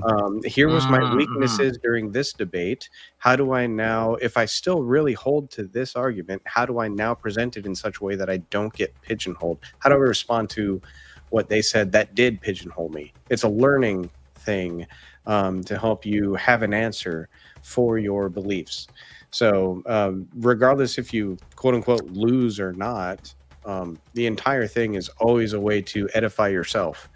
As long as you approach it that way, then you're okay. And it doesn't matter if it's on the internet for all of eternity. Other people will see your same arguments, and then they will say, hey, I didn't have to argue that, but I did see the weaknesses in my own argument. How do I now change this? And then you can always post a response video, or you can show up again and say, hey, I'm ready to challenge this again. Let's try again. Yeah. This sphere, this circle of YouTubers that I found myself in, does seem very positive about that. They don't shit on each other about all of this. They're very they come in everyone's good welcoming. faith. It's a good community to test yourself, I guess. Iron sharpens iron, and sometimes it's not pretty, and sometimes it hurts. But you get sharpened either way. Obviously, Sarah, he doesn't know me, right? Anyway, Sarah, I got a really good story you shouldn't for you. debate either. No, I don't debate. I just roast people. Want to hear a really funny story before I leave? Check this out. Honest to God, this is fucking true. Last night, I left some Chinese food out, and some red ants got into it, like the big red ants. And I swear to God, this is true. In 66 years, this has never happened to me. A red ant bit me on the top of my penis, and it started itching, and it... Bye, Spicoli. Oh my god! I can only take so much. I can only take so much. If you're going to debate, you should also maybe focus on one topic at a time. I think that's maybe another good thing to think about. Get your best arguments out, try them on other people, and then bring them out to the public. I like the iron sharpens iron view of that, so I think I'll carry that forward in future debates. Yeah, dude. And you'll learn different things. For example, like if someone is trying to derail you by using a red herring or taking you off track on a separate conversation that's part of your main argument, you will learn like, oh no, let's bring this back. This is irrelevant. We're not talking about that right now. Let's come back to the main topic of my points. You like those are things that you will learn. Like I said, don't listen to me though. I'm kind of really bad at all of that. I know a lot of the rules. I'm not practiced in them, so don't listen to me. Andy seems very well versed in a lot of this. I haven't done YouTube debates, but I've done a lot of speaking, and you just want to have a good narrative. Good narratives. I mean, I don't think debates are just about winning. I think you want to learn something and you want to admit when you're wrong, but you do want to have a good narrative because you believe the position you're defending, and that'll help other people understand what you're saying too. Yes, and this is part of the narrative right here. This discussion of my entry, well, not entry into debate culture, but like just having a way for me to say that I am aware of the ethical, I don't know, implications of me debating a certain topic or so. So I at least wanted to check myself into that.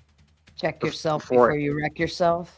Because shotgun bullets about your help. So yeah, like because that's something that was important to me. Either if it's from my own opinion or my own kind of reputation, quote unquote. I at least wanted to clarify those things. Yeah.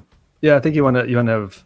I mean, I guess you don't need good motivations to debate, but it helps if you have something you're passionate about, something you believe in, and you want to test if it's true, and you want to see if other people are going to find it interesting. That helps too.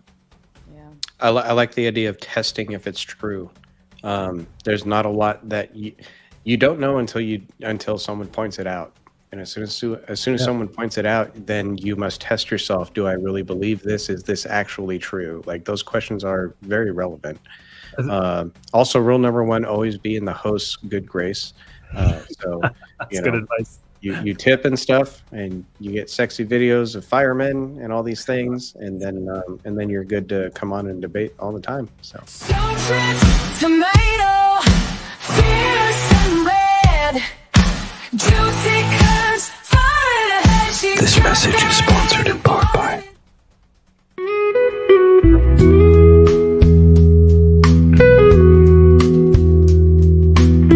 This message is sponsored in part by Like that, John. Where'd she get that video of me getting off the horse? That's really weird.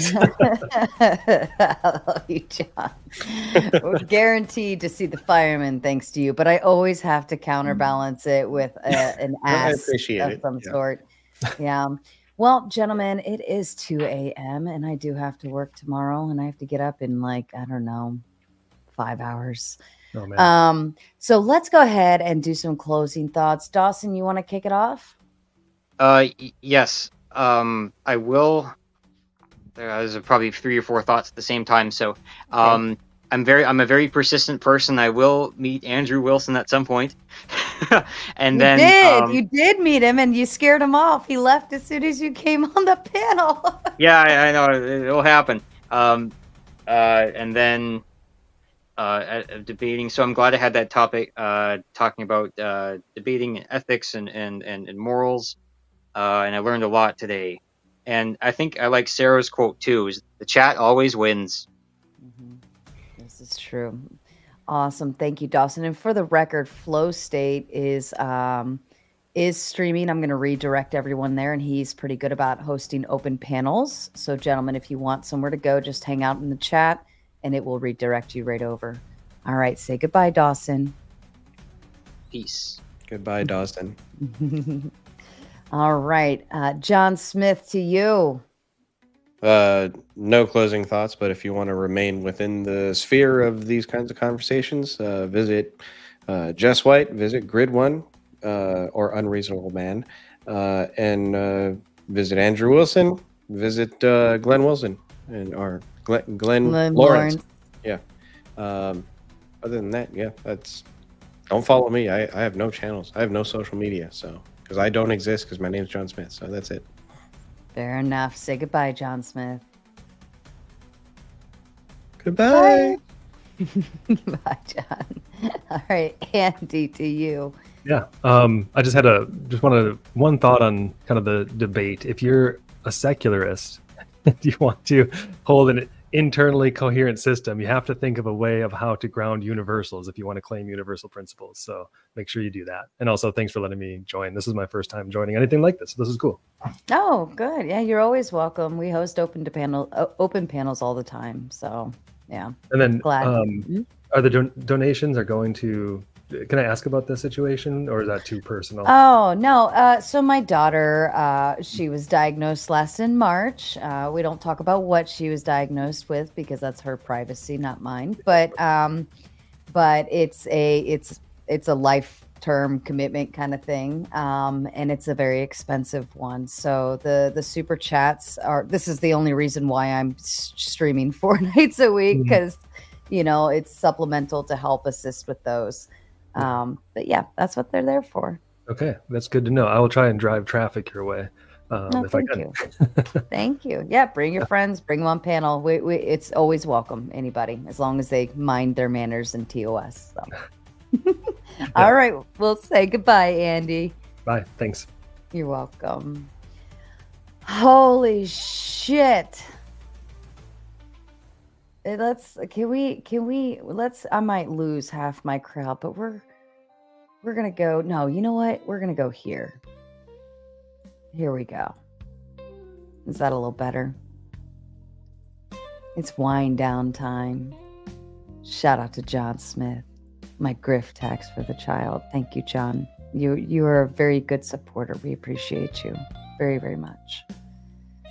Shout out to Andrew Wilson and the Crucible crew. They are incredibly generous and very kind with their donations.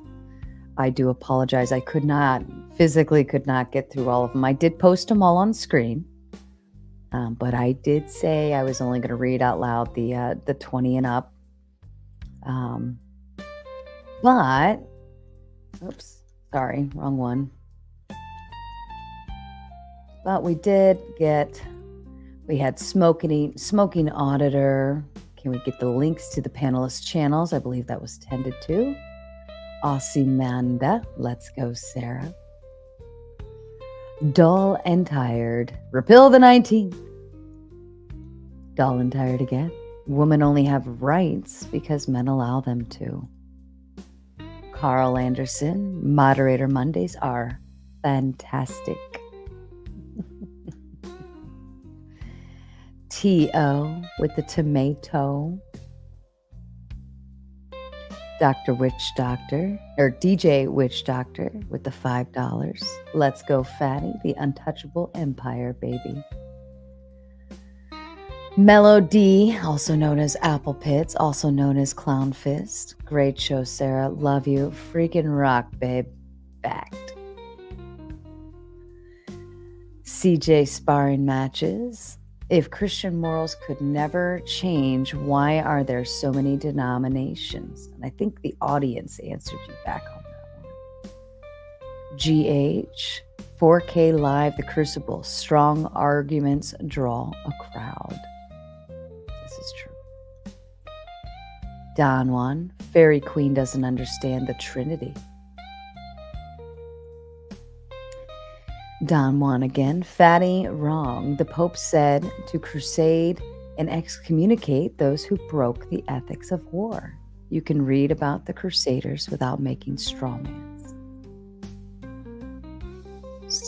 Dude 456. Repeal the 19th. Dull and Tired. Old Testament God is different than New Testament. Duh. OPC done. Everyone, please support the Bratty Tomato Fund. Yes, thank you for the kind reminder, OPC done. CJ Sparring Matches. It is a contradiction, Fatty. Carl Anderson. Andrew is a real ninja. Old Testament. God is not different than New Testament. Thank you.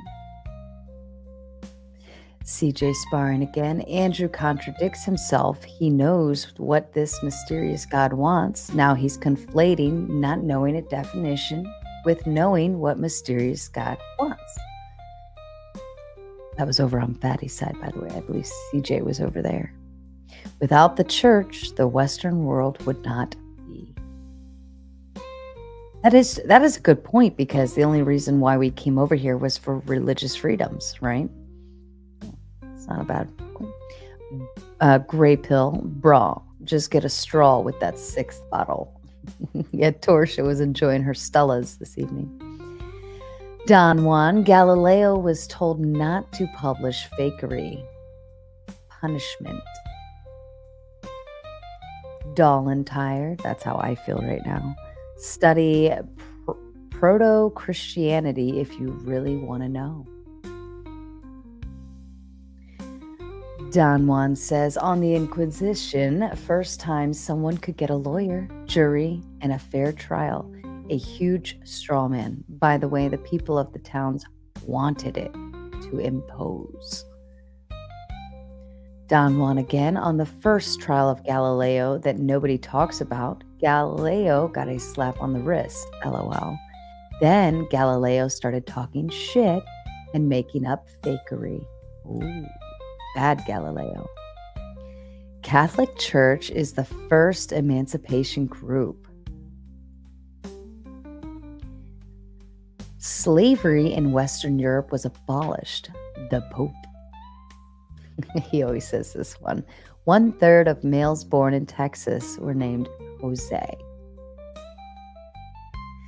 Question for Andrew. After talking to hundreds of girls, what can guys learn about the game? How can I get girls? I hope you were kidding with that one, Dawson, because Andrew does not do the dating stuff. Don Juan again. Jefferson quoted Saint Bellarmine when writing the Declaration of Independence. The U.S. used Catholic arguments to become independent. Catholic Republic, I guess. Can we still change the names? So I'll owe you one back on that, D. So if Fariy Queen comes back for another open panel, not a panelist for Mod Monday, but once we go into open panel, I will owe that to you. So just remind me. Remind me in Discord during that live stream, because then I'll see it. It'll pop up on my screen. If you write it just in the chat, I'll miss it completely. OPC Don with the big 5. Can we hear from Torshaa? She's pretty cool. She's very pretty just sitting there, but I'm sure there are also some things she'd probably like to say. Yes, she did have a lot to say, and I did like a lot of talking with her before this, as she was kind of like prepping, and we were going through different concepts of the topic and the title and the prompt and all of these things. And she had a great side of stuff. But that side wasn't really honed in on this evening. And that's what kind of sucked for her. I think had she poked into it, she could have prompted it, but they were so far in the weeds on that one that it got pretty hard. Farewell to Jack. Don't expect a goodbye. I'm out. If Fatty loses, I will blame Lady Zyrex. Just saying. Thank you. Farewell. Josh Brooks with the 5. Remember, though, Andrew, a lot of these women don't believe the child is a human until it passes the magical vajayjay wall. Can't fix stupid. Nope, I guess that's true. Don Juan again. Rights come from our humanity through our free will. Thank you. It was a republican form of the Holy Roman Empire. Naturalist fallacies.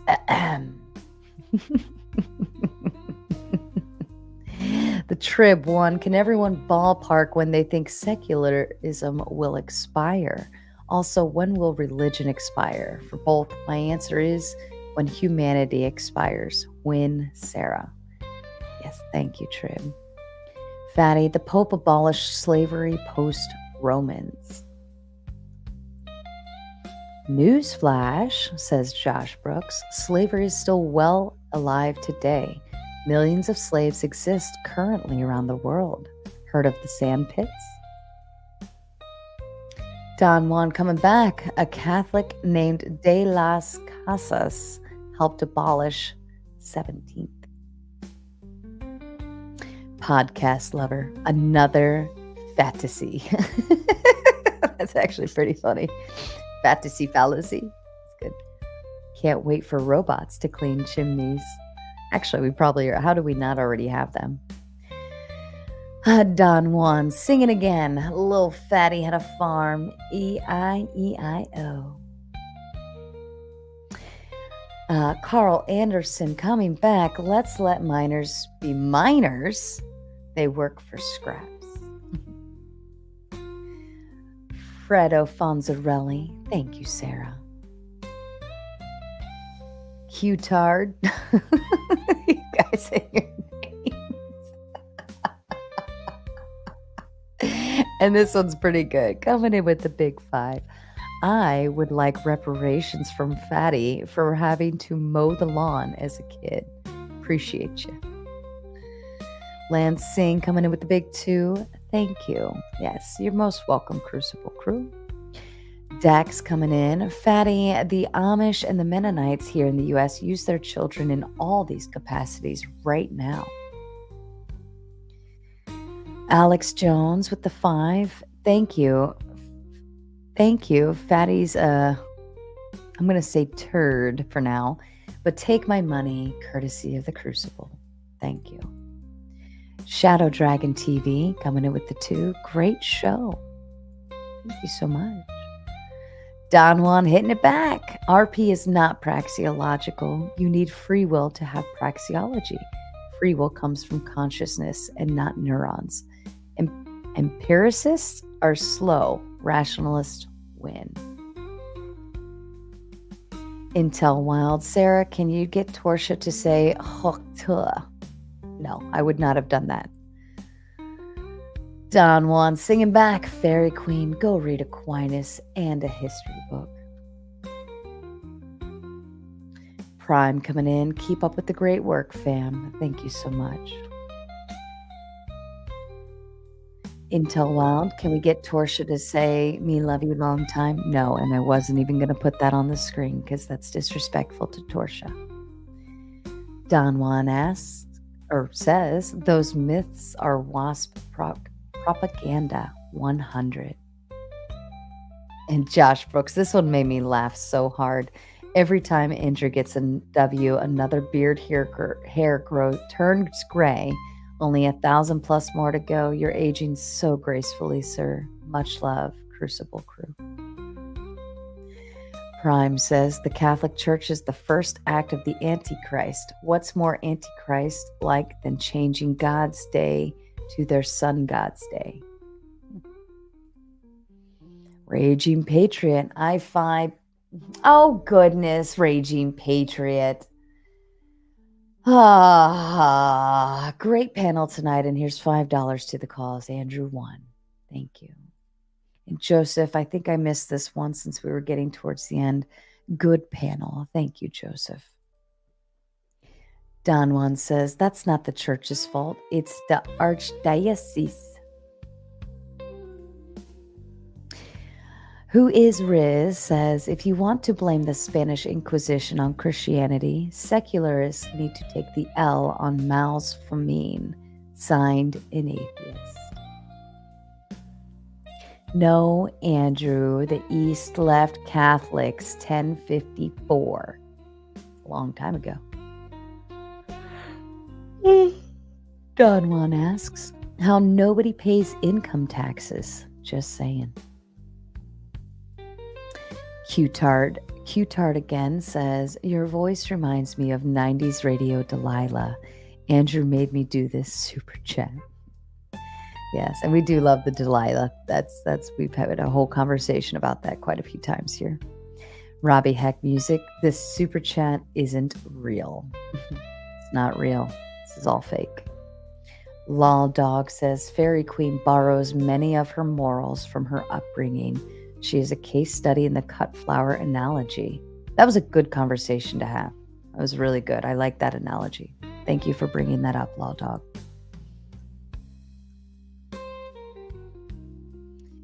The God Tire says, win, Andrew, win the Crucible. God is unchanging. People are not. Everything you argue the church was responsible for doing is refuted in Scripture.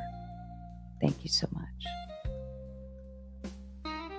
Andrew, I gave you an L. For 600 years, the Ortho Bros didn't say anything on Filioque. You guys left us not once, but the Council of Florence as well. How do you know all of this shit? How? Mr. E says, hey, Fatty, how would you feel if you didn't eat breakfast this morning? I can tell you how I would feel. Don Juan says, Catholics created the scientific method, LOL. Let's fucking go.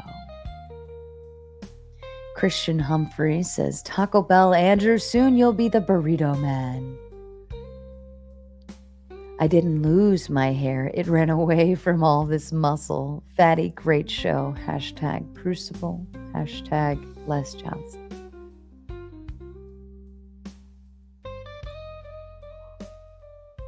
Ooh, this one was funny. I wanted to do this one, but I had to let the panel go, so I apologize. Charles Lanier, my sprinkler goes like this. Oh shit, wrong chat. Pierre Delecto says, sorry, Andrew, but I got a grift here. Christ is King. Ava Marie. And Alex Jones says, seriously, does the fat one realize it's sane? If you give your children chores, you get arrested? Bloke's insane. Yeah, they also have no trauma because it's so normal. Oh, goodness gracious. Pardon me. Don Juan says, Andrew, you got some nice billboards around your hometown. Shout out to the Crucible crew. Time to read Aquinas. Welcome to the Catholic West. Peace. And Don Juan, I couldn't read this one out loud only because to me that felt like I have the issue with the billboards being up because of the kids, right? Because now they could be potentially, embarrassed or things like that if other kids know and yada yada yada. So I didn't want to bring this up. That was a bad that would have been a bad it just would have been a bad move. Wouldn't have been good, but I appreciate it. It is kind of funny but not funny at the same time. Alex Jones says, normal talking about the papow thing, fat one crazy. Gray Pill said, oh, pardon me so much. I'm so sorry, guys. Gray Pill dropping the super sticker just to show some love. Don Juan says, Grid 1 is here. LOL. Say hello to the thumbs up, everyone. Hit the like button. Yes, whether you're on anybody's side, just hit the like button. Q-Tard says, Fatty is literally the easy if it is in earnest. Oh, wait, hold on. Fatty, it's literally that easy if it's in earnest. That's the secret. You think you're making a joke, but that is the formula, bro, if you believe it. Oh my God, I'm so sorry. The Raging Tomato, you blew past my $20 super chat regarding cut flour. I would like to hear the panel's thoughts. Yes, and I do apologize. I was just waiting because they were finishing up thoughts on the last super chat. And I want to let them get through them. And I was just trying to show all of the other ones. So there is a method to the madness, I promise. And you are not forgotten or unloved or unappreciated. It's just a lot to get through. And considering it was already like after midnight by this point and everybody seemed pretty worn down. So out of respect to the panel, I had to move the way I did. But thank you. MKG says, what is Tori thinking about right now? She was thinking about how irritated she was at all the work she did to lead up to the conversation, only for it to not be the conversation that it should have been. But that panel's going to panel, folks, and it is what it is. Torshaa is a thinker from what I see. She is. Joseph Newton says, overtime Crucible crew. Yeah, that was some, I've never seen it. Well, at least not on my end. I've never seen Andrew go into overtime like that. But I think he was enjoying the pushback and the back and forth, especially with Fariy Queen and Fatty. And I think it was worth his time. Oh, dear Lord. Alex Jones says, yeah, she's blown past 3 of mine. I only don't know because Andrew asked us to. Never again. Just wanted you to know it's not just you.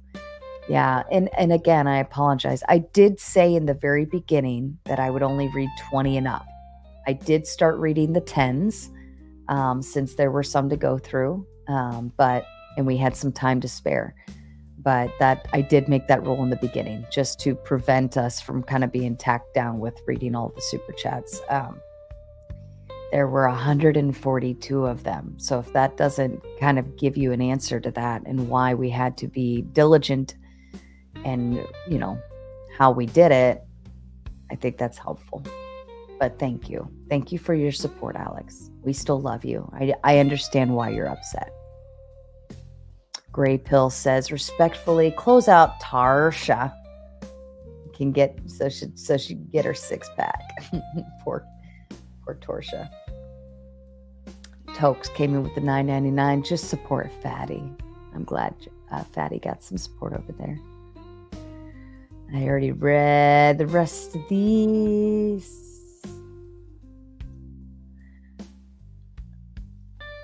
Oh, sorry. And Andy coming in with the 20. Thank you, Andy. Thanks again, and you're most welcome. We love meeting new people, having different panelists. We interact with a lot of different communities, and one thing that I have found that has happened is that people will meet others on this panel, and then next thing you know, like I see them interacting on one of their panels together and making friends, and it's, you know, it's kind of that's the pride and joy for me, is seeing people take the conversation and continue to interact outside of my channel. And a lot of people can get asked now and they say, oh, you know, how'd you meet this person or whatever? And they say, oh yeah, I met them on the Tomato Show. And that's like I'm going to pat myself on the back. That's the part I love, you know, watching people create networks and conversations and connections all across the board.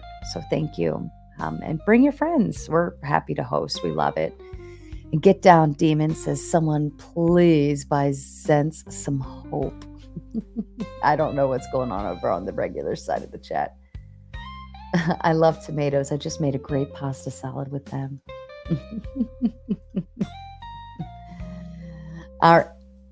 Excuse me. Okay. Ladies and gentlemen, I hope you enjoyed this debate this evening. It was quite fun. A lot of high tension, high energy.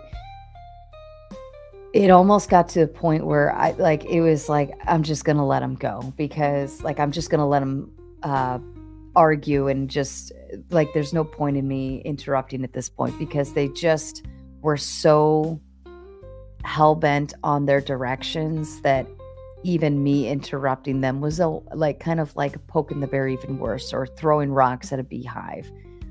So I was trying to be as careful as I could. Punisher Batman says, Sarah, nice job setting the panel. More panels with Andrew. Yes. I try not to bother him too much, because I know he has a lot of other stuff going on. But I think at the end of the day, he truly enjoys coming over here. And I think he gets exactly what he's looking for in terms of fun debates, you know, like combative, high tension. And, you know, I think it's kind of a safe place for everyone when they're over here. But yeah, I'd love to host Andrew and Torshaa. She's so pretty.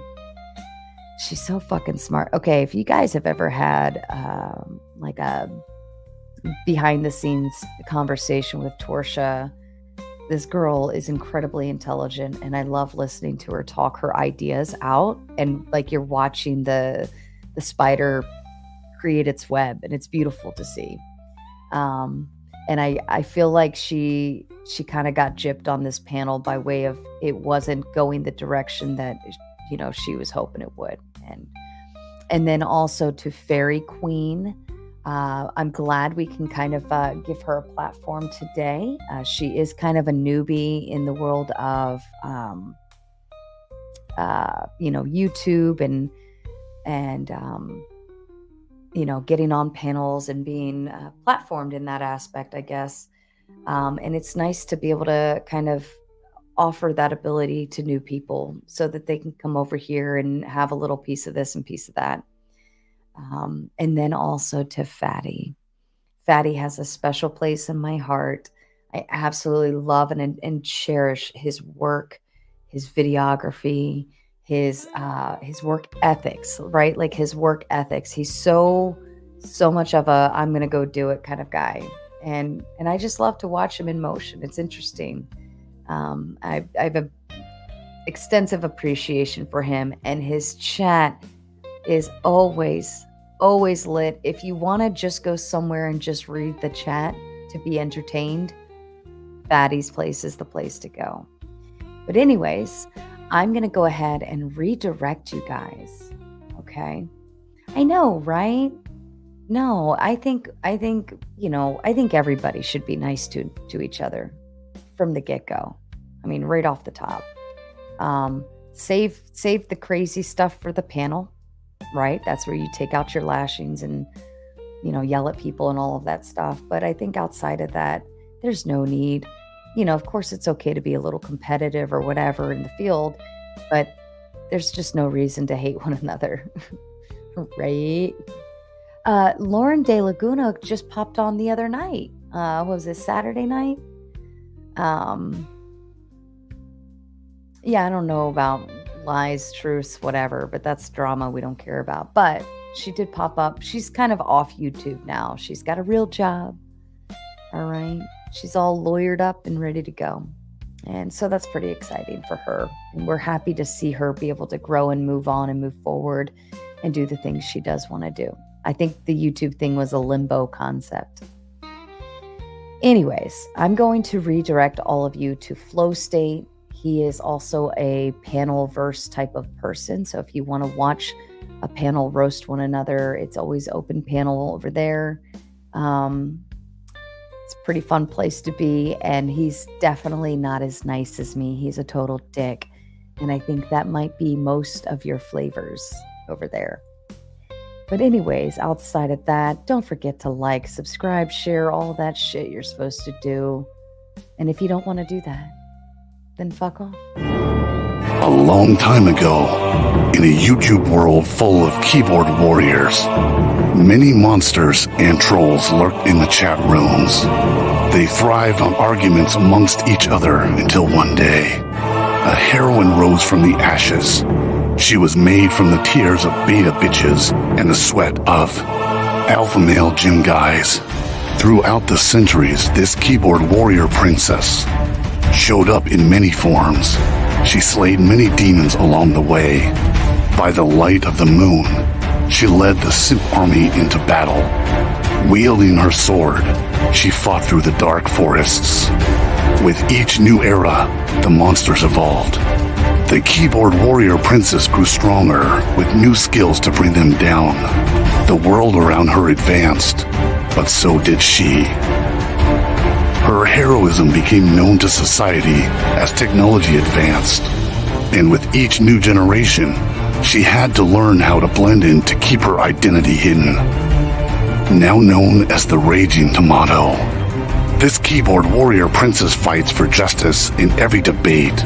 She fights for freedom, for moderator bias, and she fights for your ability to battle on an open panel for your beliefs.